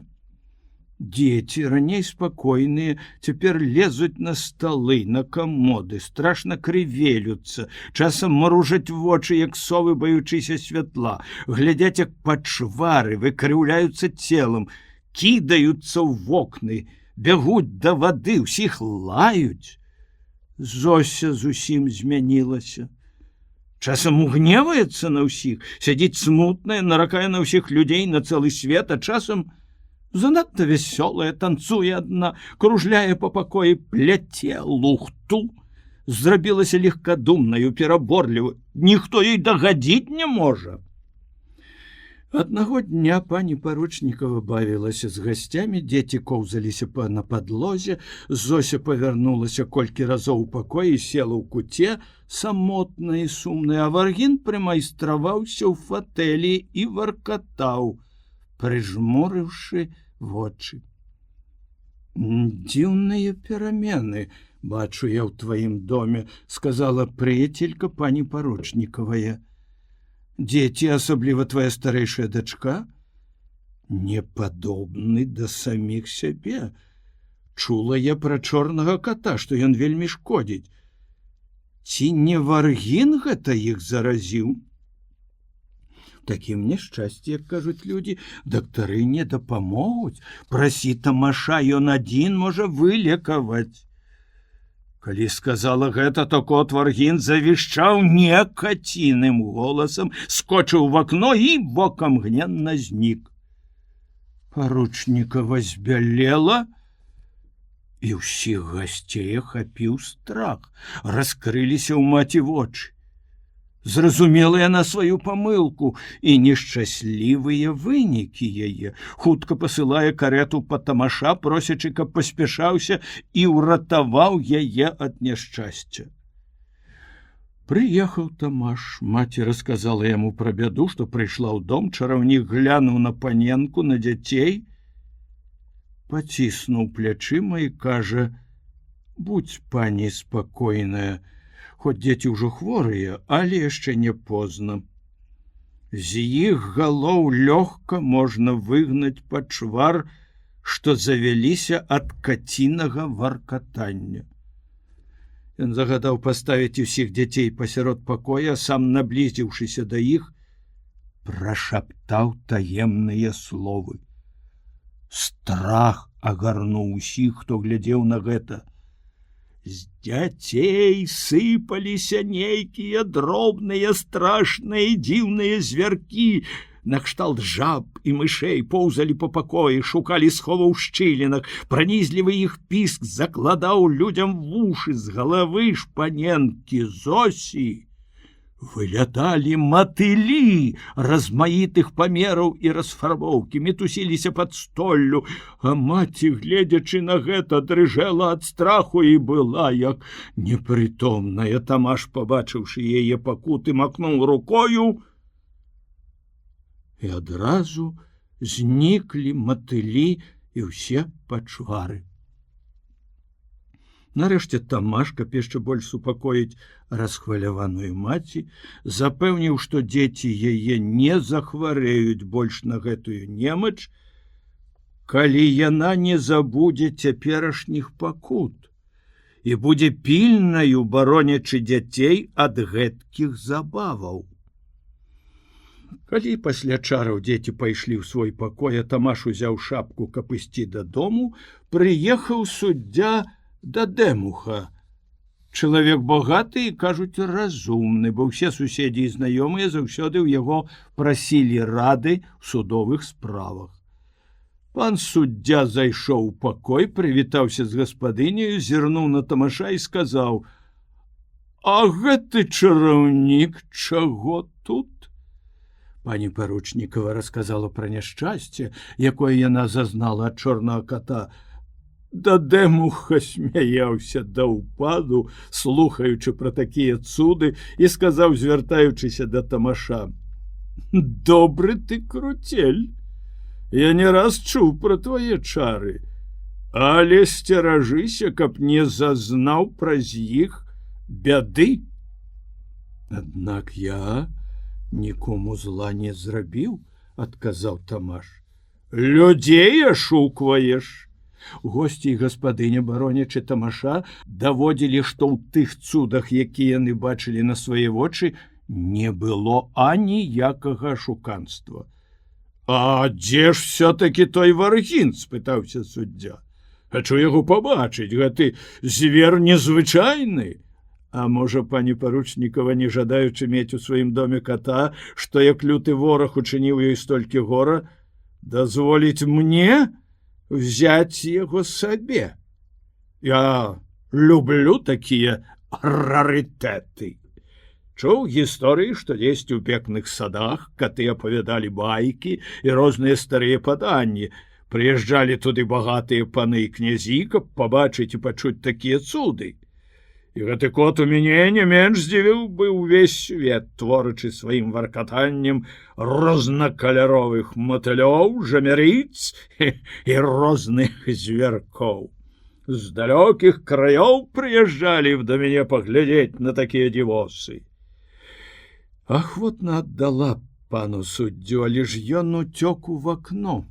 «Ох, як шкада!» — сказаў Дадэмуха, а, павярнуўшыся да Тамаша, дадаў: «Ці не можаш ты злавіць яго якімі чарамі і прывесці мне?» «Можаш, пане, взяць яго і цяпер з сабою». Толькі Тамаш гэта сказаў, як раптам з'явіўся кот Варгін. Змоўклі ўсе і дзівіліся на яго. Кот стаяў ля печы, натапырыўшы выгнутую дугою спінку. Кашлаты хвост, як вужака, звіваўся на падлозе, вочы гарэлі, як два распаленыя вугельчыкі. «Да яго страшно падысці», — сказаў суддзя. «Пэўна, ён быў жорстка пакараны, што так гневаецца. Але ж які велізарны кот! Бяры, пане, цяпер смела. Потым толькі будь асцярожны». Суддзя Дадэмуха загадаў лёкаю занесці кота ў карету і сам, трохі забавіўшыся, развітаўся з пані Паручнікавай. Тамаш таксама заспяшаўся да хаты. Прайшло няшмат часу. Дзіўныя гісторыі пра пана суддзю папаўзлі па павеце. Што з ім зрабілася? Абрыд усіх падазраваў, што раяць яму дрэннае, зычаць злое, хочуць яго загубіць, выдумляюць нейкую страшэнную здраду. Штовечар аглядаў зброю, набіваў стрэльбай пісталеты, уначы не спаў, быццам баяўся нейкага нападу. Гнеў яго быў страшны, жорстка і часта без усялякай віны караў лёкаяў. Ва ўсім яго доме не было жывое душы, якая чулася б у бяспецы і спакоі. Толькі кот Варгін, найлепшы прыяцель, седзячы ля яго, свяціў вачыма і нязменным варкатаннем бавіў пана. А найбольш мроілася пану суддзі Нібыта ўсе маёнткі ў полацкім і невельскім паветах належалі калісьці яго фаміліі. А прыкраў панам, клікаючы ў іх у суд, ганарыўся знакамітасцю роду Дадэмухаў, апавядаў, як некалі раскашавалі яго продкі. Добра пілі, добра елі, жылі пышна, як сапраўдныя паны. Аднаго дня за нейкаю патрэбаю прыехала да пана Дадэмухі некалькі чыноўнікаў. Не ведаю, што там было, але, кажуць, пан суддзя быў на той час вясёлы, гасцей прымаў ласкава. За жартамі размову і адзін з іх убачыў на крэсле кота Варгіна. А гэта ж той самы кот, які некалі быў у доме пана і пані Паручнікавае. І там, быццам бы, ад яго варкатання завяліся ў галовах восы, матылі, розныя звяркі. Вучоныя дактары не маглі даць рады, а Тамаш, шэпчучы нейкія сакрэтныя словы, вылекаваў усіх. Ха-ха-ха-ха! Рваў смехам бакі пан суддзя, ці можна верыць такой лухце? Ужо колькі месяцаў гэты кот заўсёды са мною. Аднак я зусім здаровы, і ніводзін паразіт не дакучае мне ў галаве. Аднак, пане суддзя, сказаў жартуючы другі госць, ці не кот гэты параіў распачаць справу аб маёнтку з панам ротмістрам? Мне здаецца, што гэта скончыцца нічым, бо я не бачу ў патрабаваннях пана ніякае слушнасці. Гэты кот не вучыўся праву, сказаў суддзя, я сам ведаю, што раблю. Я не бачыў ніколі таго Тамаша, сказаў адзін з гасцей, а пра яго апавядаюць столькі цікавых рэчаў. Ці не можна паклікаць яго сюды?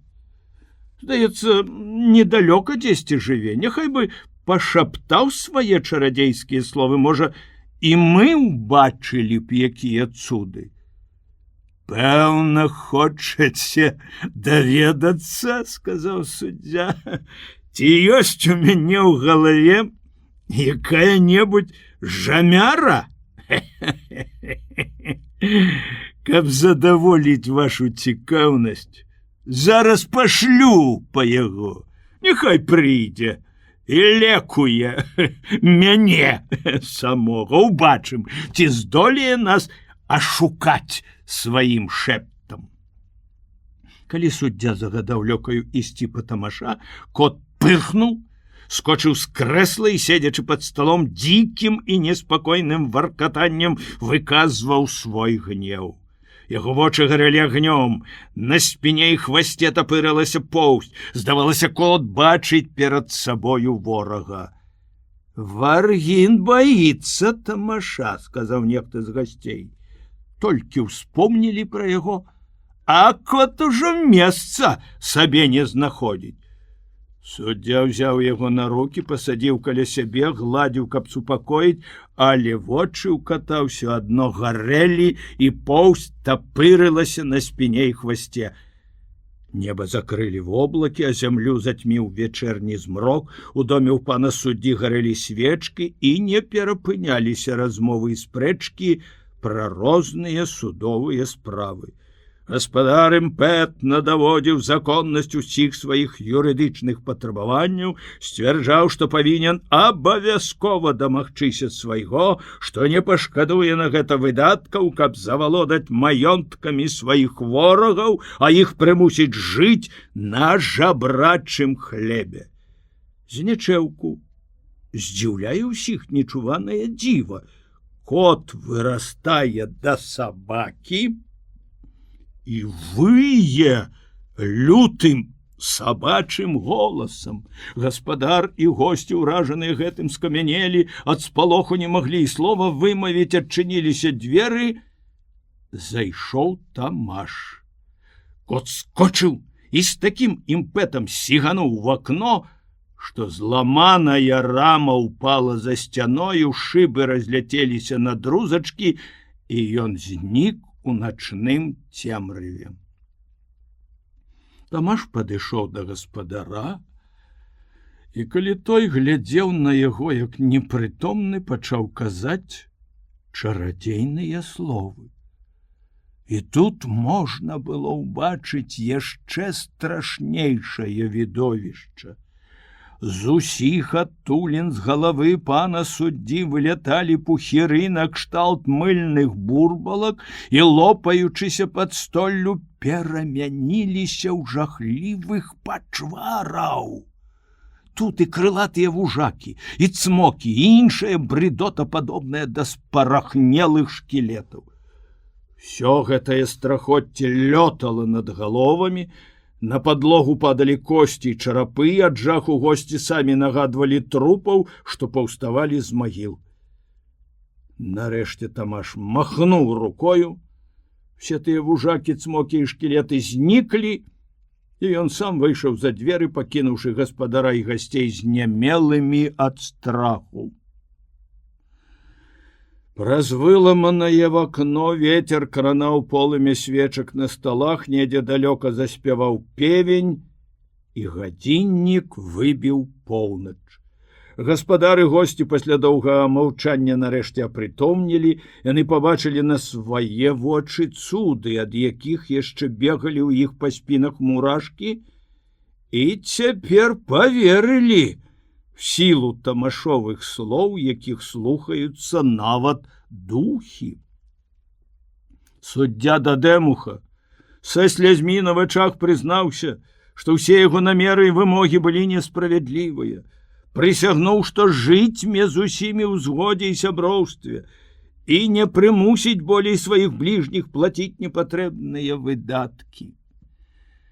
Тамаш шмат дапамагаў няшчасці і простым сялянам. Немагчыма нават усё распавесці.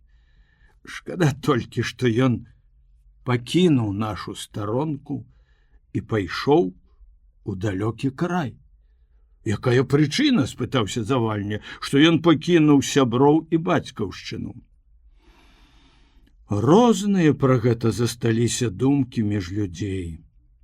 Кажуць, нібыта некаторыя паны і вучоныя лекары даводзілі ўсім, што слова ветер, які не можа ані дапамагчы, ані таксама пашкодзіць, што ўсе чалавечыя хваробы яны ўжо даследавалі, вывучылі, і ў аптэках кожны знойдзе патрэбныя яму лекі, што такіх атрутных шкадлівых катоў на свеце няма, што Тамаш ашукваў усіх, творачы цуды, і карыстаўся з людской наіўнасцю.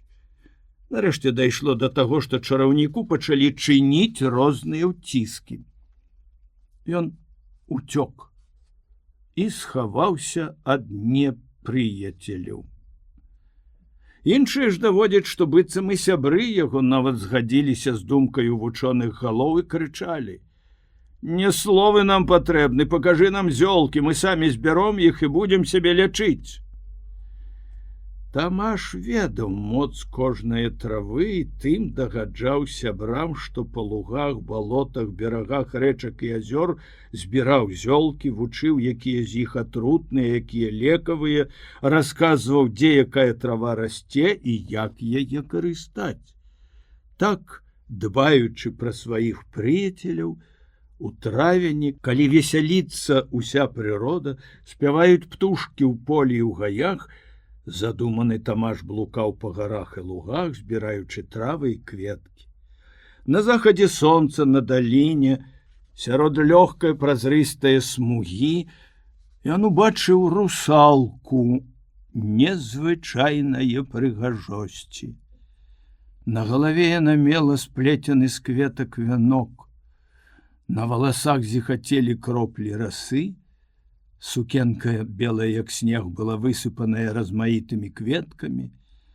Яна, спяваючы чароўным голасам, завабіла Тамаша да сябе. Ён пайшоў за ёю і не вярнуўся да хаты. А ці з'яўляўся яшчэ дзе-небудзь той атрутны кот Варгін? — спытаўся дзядзька. З'яўляецца і цяпер. Нядаўна ў нашым маёнтку, калі паніч з людзьмі прыйшлі апоўначы да афіцыны, дык убачылі у першым пакоі велізарнага чорнага кота. Дзверы і вокны былі зачыненыя, і ўсе дзівіліся, якім чынам ён туды залез. Калі хацелі яго злавіць і выкінуць, кот, ратуючыся, не зрабіў аніводнага шораху. А як лёгкі вецер пералятаў цераз сталы, шафы і канапы, нідзе не затрымліваючыся. Нарэшце сеў у куце, і калі яго акружылі, каб схапіць, імгненна знік. Усіх агарнула трывога, і дрыжыкі пабеглі па целе. Часам у навальнічную ноч, калі вецер вые за сцяною, можна пачуць жахлівае варкатанне таго кота, і цяжкая туга лажыцца на душу. Бачаць сяды тады апоўначы, як агнёвыя вочы, нібы дзве свечкі, трывожна тады на сэрцы. Але не ўсе даюць веры гэтым страхам. Толькі просты люд моліцца, просячы Бога, каб збавіў ад таго нячысціка. Бура на падворку, сказаў дзядзька, шуміць ветер за сцяною, замятае ўсе дарогі снегам. Заўтра не паедзеце вельмі рана, ды і няма вам патрэбы спяшацца. Хлеб і сена, дзякуй Богу, маю, дык можам яшчэ нейкі час пагаманіць, пакуль певень заспявае. Што ж нам раскажа цяпер ваш трэці таварыш? Апавяданне 14. Дзіўны кій. Трэці падарожны быў яшчэ малады, вусы і барада ў яго кароткія і мяккія, твар паказваў на моцнае здароўе і добрую памяць. Пачаў ён так. Я нічога яшчэ не сустрэў у жыцці такога, што было б вартым асаблівае ўвагі, але чуў некалькі гісторый, якія апавядаюць у нас у доўгія зімовыя вечары. Адну з іх пра дзіўны кій раскажу пану. Калісьці у багатага чалавека служыў малады працавіты і пачцівы парабак Алешка. Быў ён дбайны, паслухмяны і стараўся ва ўсім дагадзіць свайму гаспадару. Гады 3 праслужыў ён без усялякіх спагнанняў. На 4-м годзе за ўсю сваю працу атрымаў толькі 3 талеры і пайшоў з імі шукаць іншыя службы. Як цяжка жыць на свеце беднаму чалавеку, думаў ідучы. О, калі б я меў грошы, шмат на свеце добрага зрабіў бы. Ёсць людзі, змучаныя старасцю і калецтвам, якія, працуючы, не могуць зарабіць сабе ні грошай, ні хлеба. Я іх забяспечыў бы, каб маглі спакойна жыць да самай смерці. Калі гэтак падумаў, убачыў жабрака. Той быў без рукі, змучаны падарожжам і голадам. Алешка дастаў талер, даў бедаку і пайшоў далей. Прайшоў крыху, яшчэ заўважыў сляпога, якому быў за павадыра 10гадовы хлопчык. Сляпы просіць, каб злітаваўся над яго калецтвам. Алешка дастаў другі талер і аддаў жабраку. Ідучы далей, убачыў 3-го старца, зусім згорбленага, барада і валасы на галаве белыя, як снег, успёршыся на кій, дрыготкім голасам прасіў той міласціну. Алешка выняў апошні талер і, аддаючы яго жабраку, сказаў: «Бяры мой апошні талер. Сёння ён мне не трэба, але не ведаю, Які лёс выпадзе мне заўтра? Не турбуйся за заўтрашні дзень, сказаў жабрак. Аддаю табе гэты кій. Ён служыў маёй старасці, і ты, калі будзеш мець якую-небудзь патрэбу, падымі да неба той канец кія, якім абапіраешся на зямлю. І адразу зробіцца ўсё, што ты захочаш. Сказаўшы гэта, ён аддаў кій, а сам імгненна знік. Алешка доўгі час стаяў задуманы, разважаў пра дзіўную здань у вобліку беднага старца, пра таямнічую сілу кія, які трымаў у руках, і, агорнуты гэтымі думкамі, пайшоў далей. Бачыць перад сабою лес, спавіты дымам, нібы густым туманам, падыходзіць бліжэй, страшны пажар у бары, полымя гнанае ветрам запальвае галіны высокіх хвояў, ласі, дзікія козы, ратуючыся ад агню, кідаюцца ў ваду і плывуць на другі бок возера, сяляне ў роспачы дарэмна спрабуюць утаймаваць імклівае полымя, якое ўжо дасягае палеткаў, пагражае паглынуць усе пасевы. Алешка згадаў старцавы словы і падняў канец кія ўгору. У момант пажар ачах, нібыта заліты вадою. Толькі чорныя клубы дыму падымаліся ў неба. Людзі здзіўлена глядзелі на гэта, а Алешка пайшоў далей. Раптам пацямнела. Схавалася сонца ў аблоках, з-за гор паднялася страшная хмара і закрыла большую частку неба, бесперапынна ўспыхвалі бліскавіцы і стралялі адзін за адным перуны. Падзьмуў вецер, жывёла ўцякала з пашы, страх ахапіў усіх сялян. Алешка падняў кій да неба, клубы чорных воблакаў ветер разнёс у розныя бакі, і навальніца не ўчыніла аніякае шкоды. Калі сонца паліла ў полі працу земляробаў, высыхала трава на лугах і паплавах, Алешка чароўным кіем выклікаў з далёкіх краёў хмары, і шчодры дождж ажывіў зямлю. Шмат ён дапамагаў бедным і нешчаслівым, і людзі дзякавалі лёсу. Нарэшце Алешка пайшоў у далёкі край, дзе за лясамі, заводамі, за гарамі ёсць велізарная краіна, у якую страшны чарнакніжнік заслаў злых духаў і ператварыў яе ўсю ў жахлівую пустэльню. Колькі дзён і тыдняў Алешка з кіем у руках ішоў далей і далей, мінаў вёскі і гарады, мінуў велізарныя з даўніх часоў некранутыя сахою пусткі і прыйшоў на месца, дзе хавалася ў цёмных лясах вузкая ўтравелая дарога. Там ён убачыў велізарнага асілка. Найвышэйшыя бярозы ледзь маглі вершалінамі дастаць да яго шырокіх рамёнаў. Ён адною рукою выдзіраў з зямлі стагадовыя дубы, і, перанёсшы іх на новае месца, саджаў зноў у зямлю.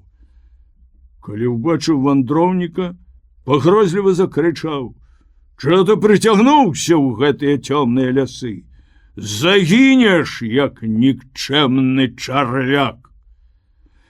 «Я не такі палахлівы, як табе здаецца», — адказаў Алешка і ўзняў канец кія ў неба.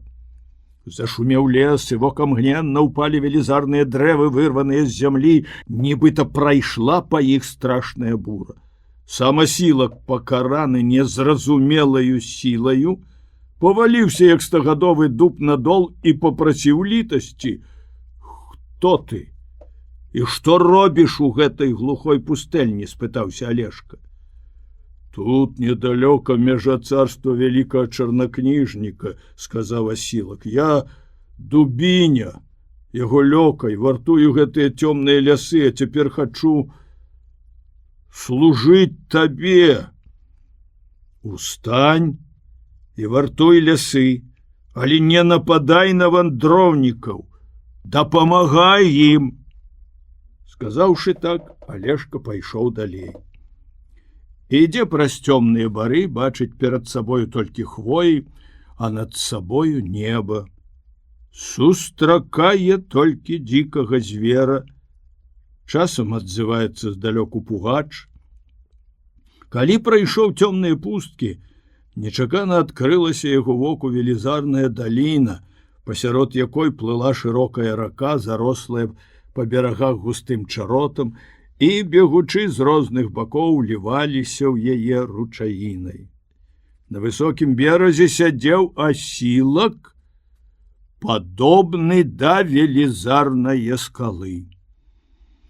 На яго галаве раслі такія цвёрдыя валасы, што ветер не мог варухнуць іх. З-пад носа тырчалі велізарныя вусы.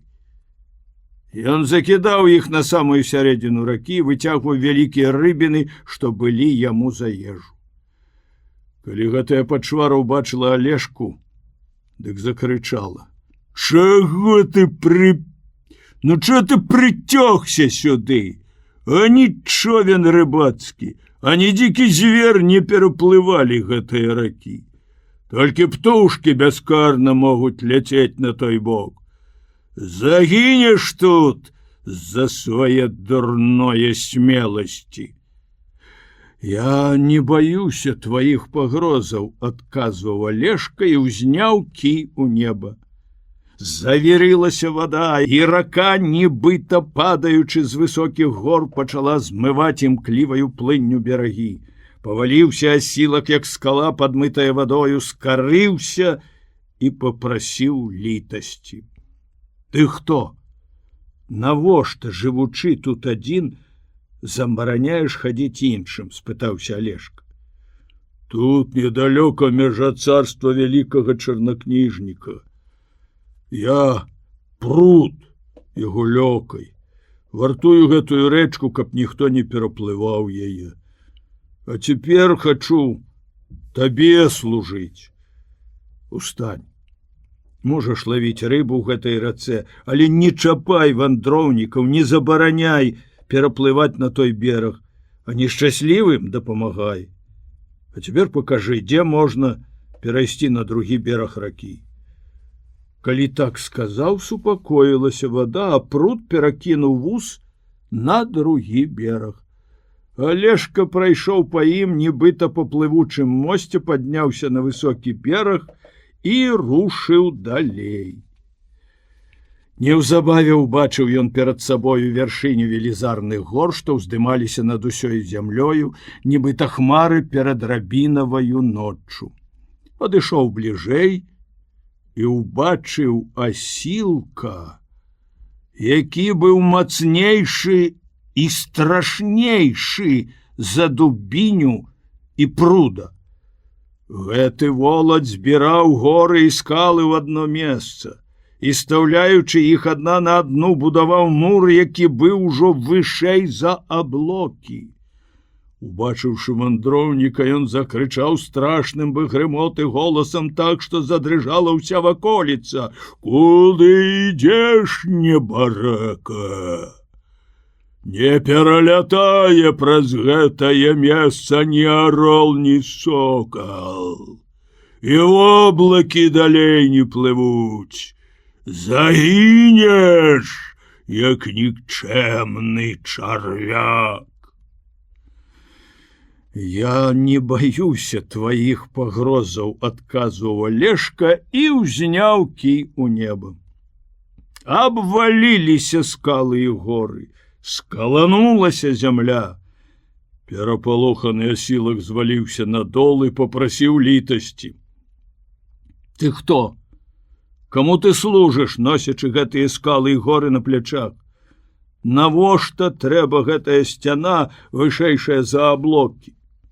Я Гарыня, лёкай вялікая чарнакніжніка, тут мяжа яго царства.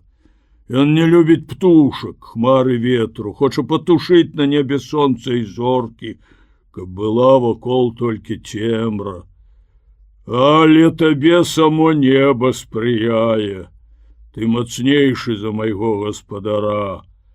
А таму я хачу кінуць гэтую цяжкую працу, служыць табе і ісці туды, куды ты загадаеш.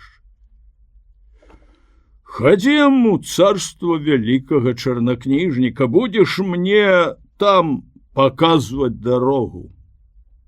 І вось бачыць Алешка перад сабою смутную краіну, дзе знямела ўся прырода, ані звера, ані чалавека. На пагорках узвышаліся руіны старых замкаў, а ў далінах відаць былі нейкія скамянелыя постаці, падобныя ж да жабракоў у сумным одуме. Дзе-нідзе ў тумане стаяць на грудах ніцыя бярозы, а над зацвілаю вадою самотныя вербы. У некаторых мясцінах былі чорныя лясы, але аніводная птушка не абзывалася ў тых лясах. Толькі паўсюль лёталі крумкачы. Чорныя птушкі сабраліся ў чараду і віселі над лесам, нібы чорная хмара. Цёмны туман з усёй прасторы аддаляўся ўсё больш і больш, і з яго ўтвараліся дзіўныя страшныя постаці, нібыта войска на конях плыло ў паветры, як дым гінула воддаль. Што гэта за здані? Спытаўся Алешка. Гэта сілы вялікага чарнакніжніка, якія слабеюць ад ветру, што блукае па свеце. Што гэта за нямыя камяні, якія здалёк нагадваюць скамянелых людзей? То жыхары гэтае зямлі. Ніцыя бярозы і вербы над вадою, іх жонкі, маткі і сёстры. Ты моцаю свайго кія можаш адчараваць іх. Алешка ўзняў кій у неба. Павеяў лагодны ветрык, неба распагодзілася, разлілося вясенняе святло, зашумеў лес, ажылі дрэв, зазеленелі пекнымі барвамі. Нечакана ў паветры ў гушчарах загучалі птушыныя песні. Людзі, што былі падобныя на камяні, уздымалі рукі і вочы да неба, ніцыя бярозы ды вербы на берагах рэчак перамяніліся прыгожых кабет і хадзілі па квяцістых лугах, звінелі крыніцы, рэкі ды азёры свяціліся, як люстэркі, вёскі ды замкі напоўніліся людам. Неўзабаве ўвесь гэты край заквітнеў шчасцем і дастаткам. Алешка пасяліўся там, ажаніўся з прыгожай багатаю князёўнаю.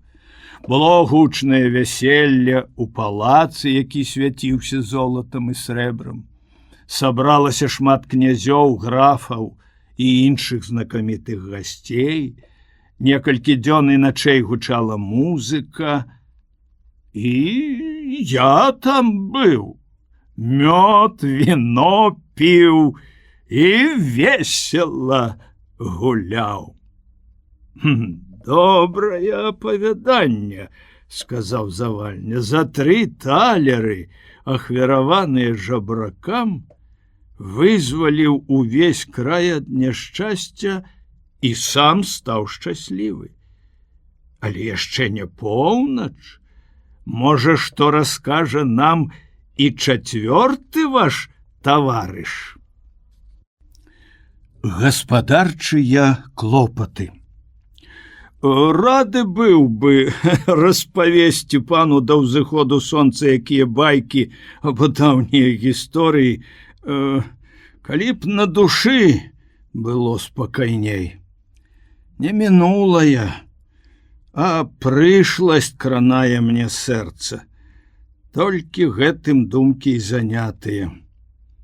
І цяжка гаварыць пра нешта іншае. Мусіць, чакаеш нейкае бяды, калі так маркоцішся, сказаў дзядзька.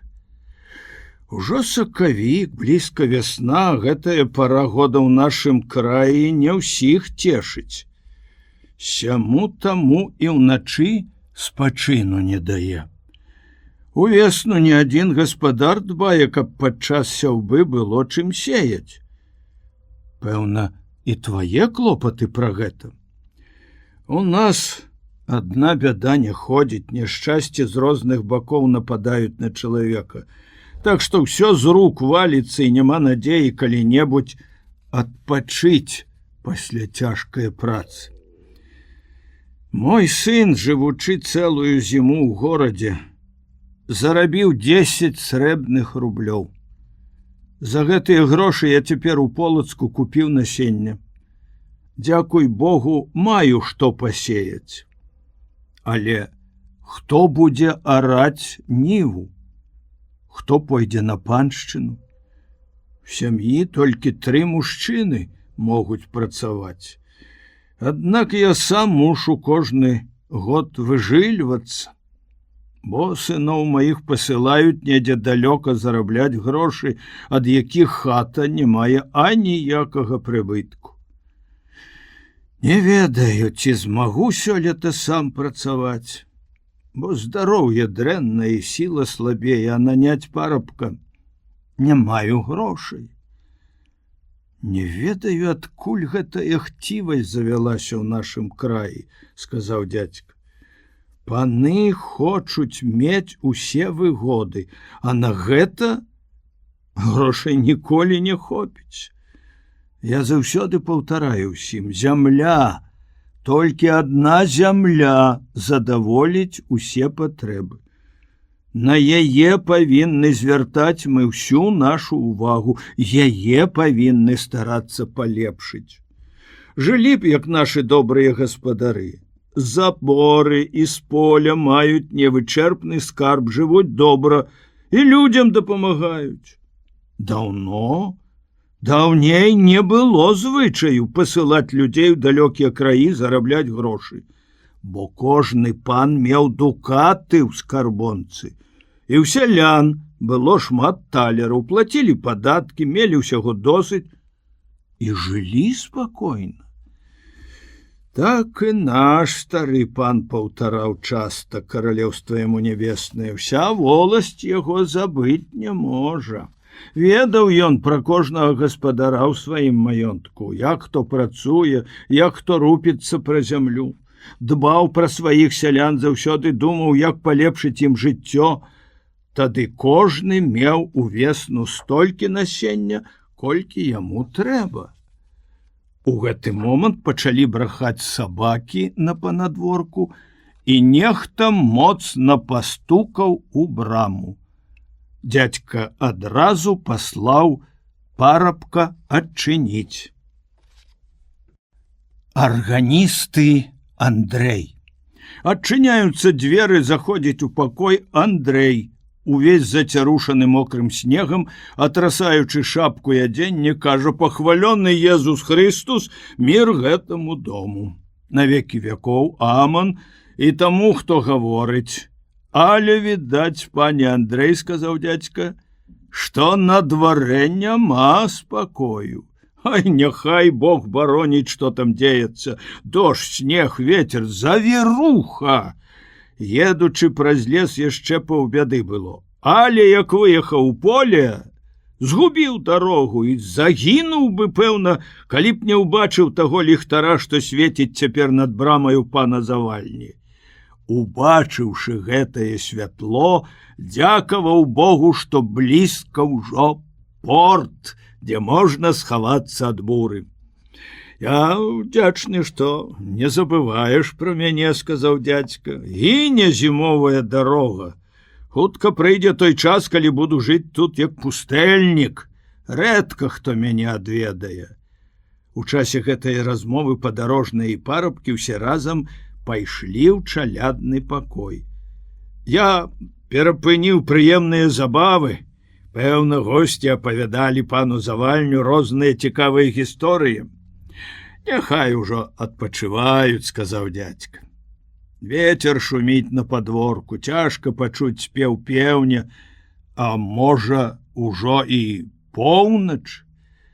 Яны ехалі па возеры Думаю, лёд яшчэ моцны. Я цяпер вяртаюся да хаты і заўтра таксама буду ехаць цераз Нешчарду. Лепей іншай дарогай, хоць гэта і далей, але бяспечней, бо на самы бераг ужо цяжка выехаць. Конь у гэтых падарожных уваліўся ў ваду, ледзь выцягнулі яго ўсе разам. Аднак падарожнаму трэба сагрэцца і пад'есці. Янка, попрасі панну Мальгрэту, каб згатавала госцю вячэру. У мяне ёсць выдатная рыба, сёння прынёс рыбак Родзька. Добры ён чалавек, не забывае пра мяне. Я чуў, нібыта Родзька чараўнік. Пра гэта такая гісторыя ходзіць між людзьмі. Недалёка ад Гарадзецкай гары, дзе рэчка ўпадае ў возера, Родзька часта перад захадам сонца закідваў нерад і заўсёды з поўным чоўнам рыбы вяртаўся да хаты.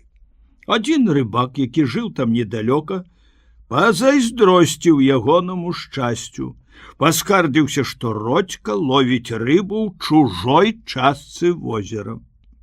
І такім чынам забараніў яму плаваць блізка каля тых берагоў. Родзька прыгразіў, што пакарае зайздросніка так, што той не толькі ніякае карысці ад возера мець не будзе, але і такое ўбачыць страхоцце, што давеку не забудзе. Так і выйшла. Той рыбак пасля захаду сонца у ціхае яснае надвор'е выплыў на возера і закінуў нерад. Цягне яго з вады, цешыцца і думае, што злавіў добрую чараду ляшчоў, і тут бачыць у нерадзе жахлівых пачвар. Велізарныя галовы, вогненныя вочы спіскам і крыкам б'юць скуранымі крыламі па вадзе, а некаторыя ўзляцелі ў паветра і лётаюць над яго галавой. Задрыжаў рыбак, валасы ўздыбіліся, крычаў як вар'ят. Пэўна, выпаў бы з чоўна і патануў. Але суседзі, пачуўшы пранізлівы крык, паспяшалі яму на ратунак. Не вер, пане Андрэй, такім плёткам. Гэта відавочная хлусня. Родзька добры і пабожны чалавек. Я маю пэўныя доказы. Ён новым нератам не пачне лавіць рыбу, аж пакуль ксёндз свянцонаю вадою не пакрэпіць. У святы дзень заўсёды бывае ў касцёле, у Гарбачове і ў расонах. Калі адбываліся набажэнствы падчас юбілею, Родзька як найлепей сябе паводзіў і быў на святой споведзі. Акрамя таго, вядома ўсім, як ён не любіць асташоў, якія выкарыстоўваюць бязбожныя чары ў сваім рамястве. Пасля дзядзька апавядаў пра дачыненне асташоў са злым духам і пра ўсё тое, што чуў пра іх ад Родзькі. Пакуль скончылася размова, сабралі на стол. Павячэраўшы, Андрэй сказаў: «Дзякуючы гаспадару за гасціннасць, перад сном добра было б расказаць што-небудзь цікавае. Але тым часам, а нічога мне на памяць не прыходзіць. Дык ахвярую пану кніжку, цікавейшую і карыснейшую за ўсе апавяданні. Это віленскі каляндар. На гэты 1817 год. Тут прачытаеш шмат разумных рэчаў, карысных і цікавых. Тут ёсць парады гаспадару, тут сакрэты, якіх, пэўна, яшчэ пан Завальня не ведае. Напрыклад, як ахаваць капусту ад вусеняў, як бяліць палатно, як гадаваць свойскіх птушак і як гатаваць воцат, як палепшыць розныя садовыя дрэвы. Апрача таго, ёсць тут загадкі, показкі і апавяданні. Ах, вялікі дзякуй! Гаспадару гэтая рэч вельмі патрэбная. Там пішуць і пра змены надвор'я, хоць і не заўсёды ўдала, аднак жа часам каляндар вельмі дапамагае сваімі парадамі адносна сенажаці і жніва. Але раскажы, пане Андрэй, што значаць гэтыя фігуркі? Бык, леў, рак, паненка, шалі, блізняты. Заўсёды сустракаю іх у календарах, а не разумею, навошта яны тут патрэбныя. Гэта планеты на небе, пад якімі нараджаюцца людзі, і якія маюць уплыў на іх жыццё. А ўрэшце, не ведаю добра, все школы не сканчаў і па небе яшчэ не падарожнічаў. Янка павінен гэта ведаць лепей. У гэтым годзе будзе зацьменне сонца, сказаў дзядзька, чытаючы календар далей. Засьменне сонца людзі прадказваюць, сказаў Андрэй, але не могуць прадказаць тое зацьменне, якое можа акунуць іх сэрцы ў смутак. У нас, ці то ў цябе, ёсць нейкія непрыемныя весткі? Спытаў дзядзька. Вельмі непрыемную вестку пачуў ад ксяндза пракуратара. Сумная вестка, але мушу паведаміць пану Завальню. Дай Божа, каб яна не спраўдзілася. І нешта сказаў па сакрэту. Бачу смутак на дзядзькавым твары, перапынілася размова, доўга ён сядзеў, апанаваны нейкімі думкамі, нарэшце прамовіў. Час ужо і спаць. Можа, прысніцца што-небудзь лепшае. Ужо, пэўна, поўнач мінулася. Прынеслі ложак у пакой, Андрэй, стомлены дарогаю, хутка заснуў, дзядзька даўжэй, чым звычайна, шаптаў вечэрнія малітвы і патушыў агонь перад світаннем, калі певень заспяваў другі раз. Ад'езд. Вясна. Веяў цёплы ветрык, грэў сонечны прамень, з кожным днём цямнеючы раставаў на нешчардзе лёд. Пуста на ўсім возеры. У паветры лёталі толькі белыя крачкі, ручаі збягалі з пагоркаў, шумела, заліваючы ўсю абалонь рака, вада пакрывала прыбярэжныя лугі і лясы, высокія бярозы і вербы люстраваліся ў чыстым крышталі, над палямі спявалі жаўрукі, а ў далечыні адзываліся жураўліныя крыкі. У канцы красавіка зямля ўбралася зялёным кілімам. Ужо пастух выгнаў на пашу статак, ужо араты працаваў да захаду сонца, ясным днём захаплялі вока пекным краявідам горы і лясы, увечары адзываліся ў гаях птушыныя хоры і чароўныя песні салаўёў, уначы на берагах нешчарды раскладвалі вогнішчы рыбакі, крычалі ў густым чароце качкі і вадзяныя куры. Сярод весялосці прыроды, сярод добрага надвор'я я быў журботны. Мае думкі азмрочыў смутак. Развітваючыся з веснавою роднаю зямлёю, адведваў палеткі і лясы. Будучыня паўставала ў маіх думках, як далёкая, дзікая і страшная пустэльня, дзе мяне могуць спаткаць прорвы, звяры і вужакі. Калі сонца хілілася да вечара, дзядзька, вяртаючыся з поля, паклікаў мяне да сябе і сказаў: «Чаму ты такі змрочны і задуманы? Думаю пра дарогу.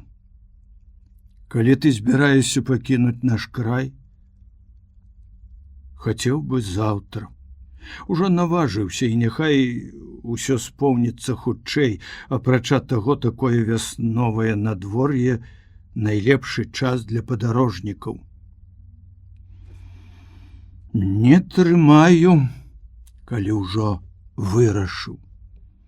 Будзеш мець заўтра коня і прыпасы на дарогу, але цяпер, перш чым назусім ад'едзеш з гэтага краю, пабудзь у пана Марагоўскага, пана Сівохі і ў сляпога Францішка.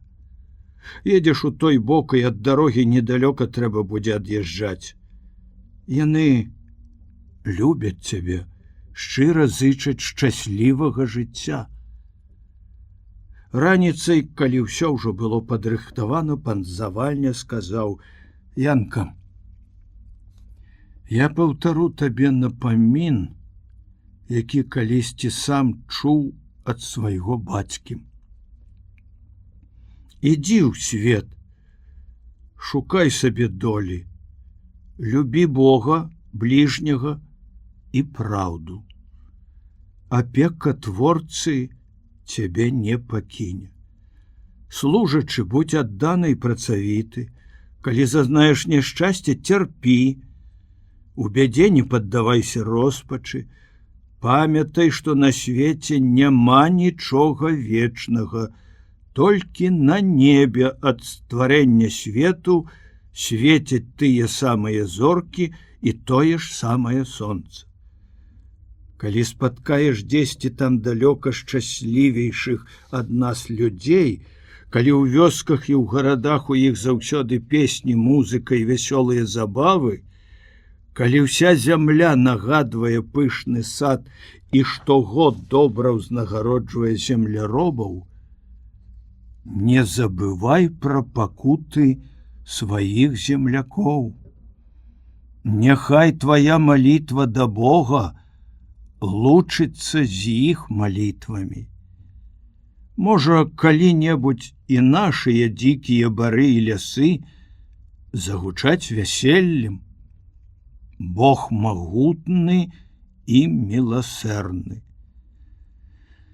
Праз шмат гадоў, можа, калі-небудзь наведаеш гэты край, ужо, пэўна, не ўбачыш тых старых людзей, з якімі столькі разоў размаўлялі ў маім доме, і мяне ўжо на свеце не будзе. Магілу маю, можа, хто-небудзь пакажа табе.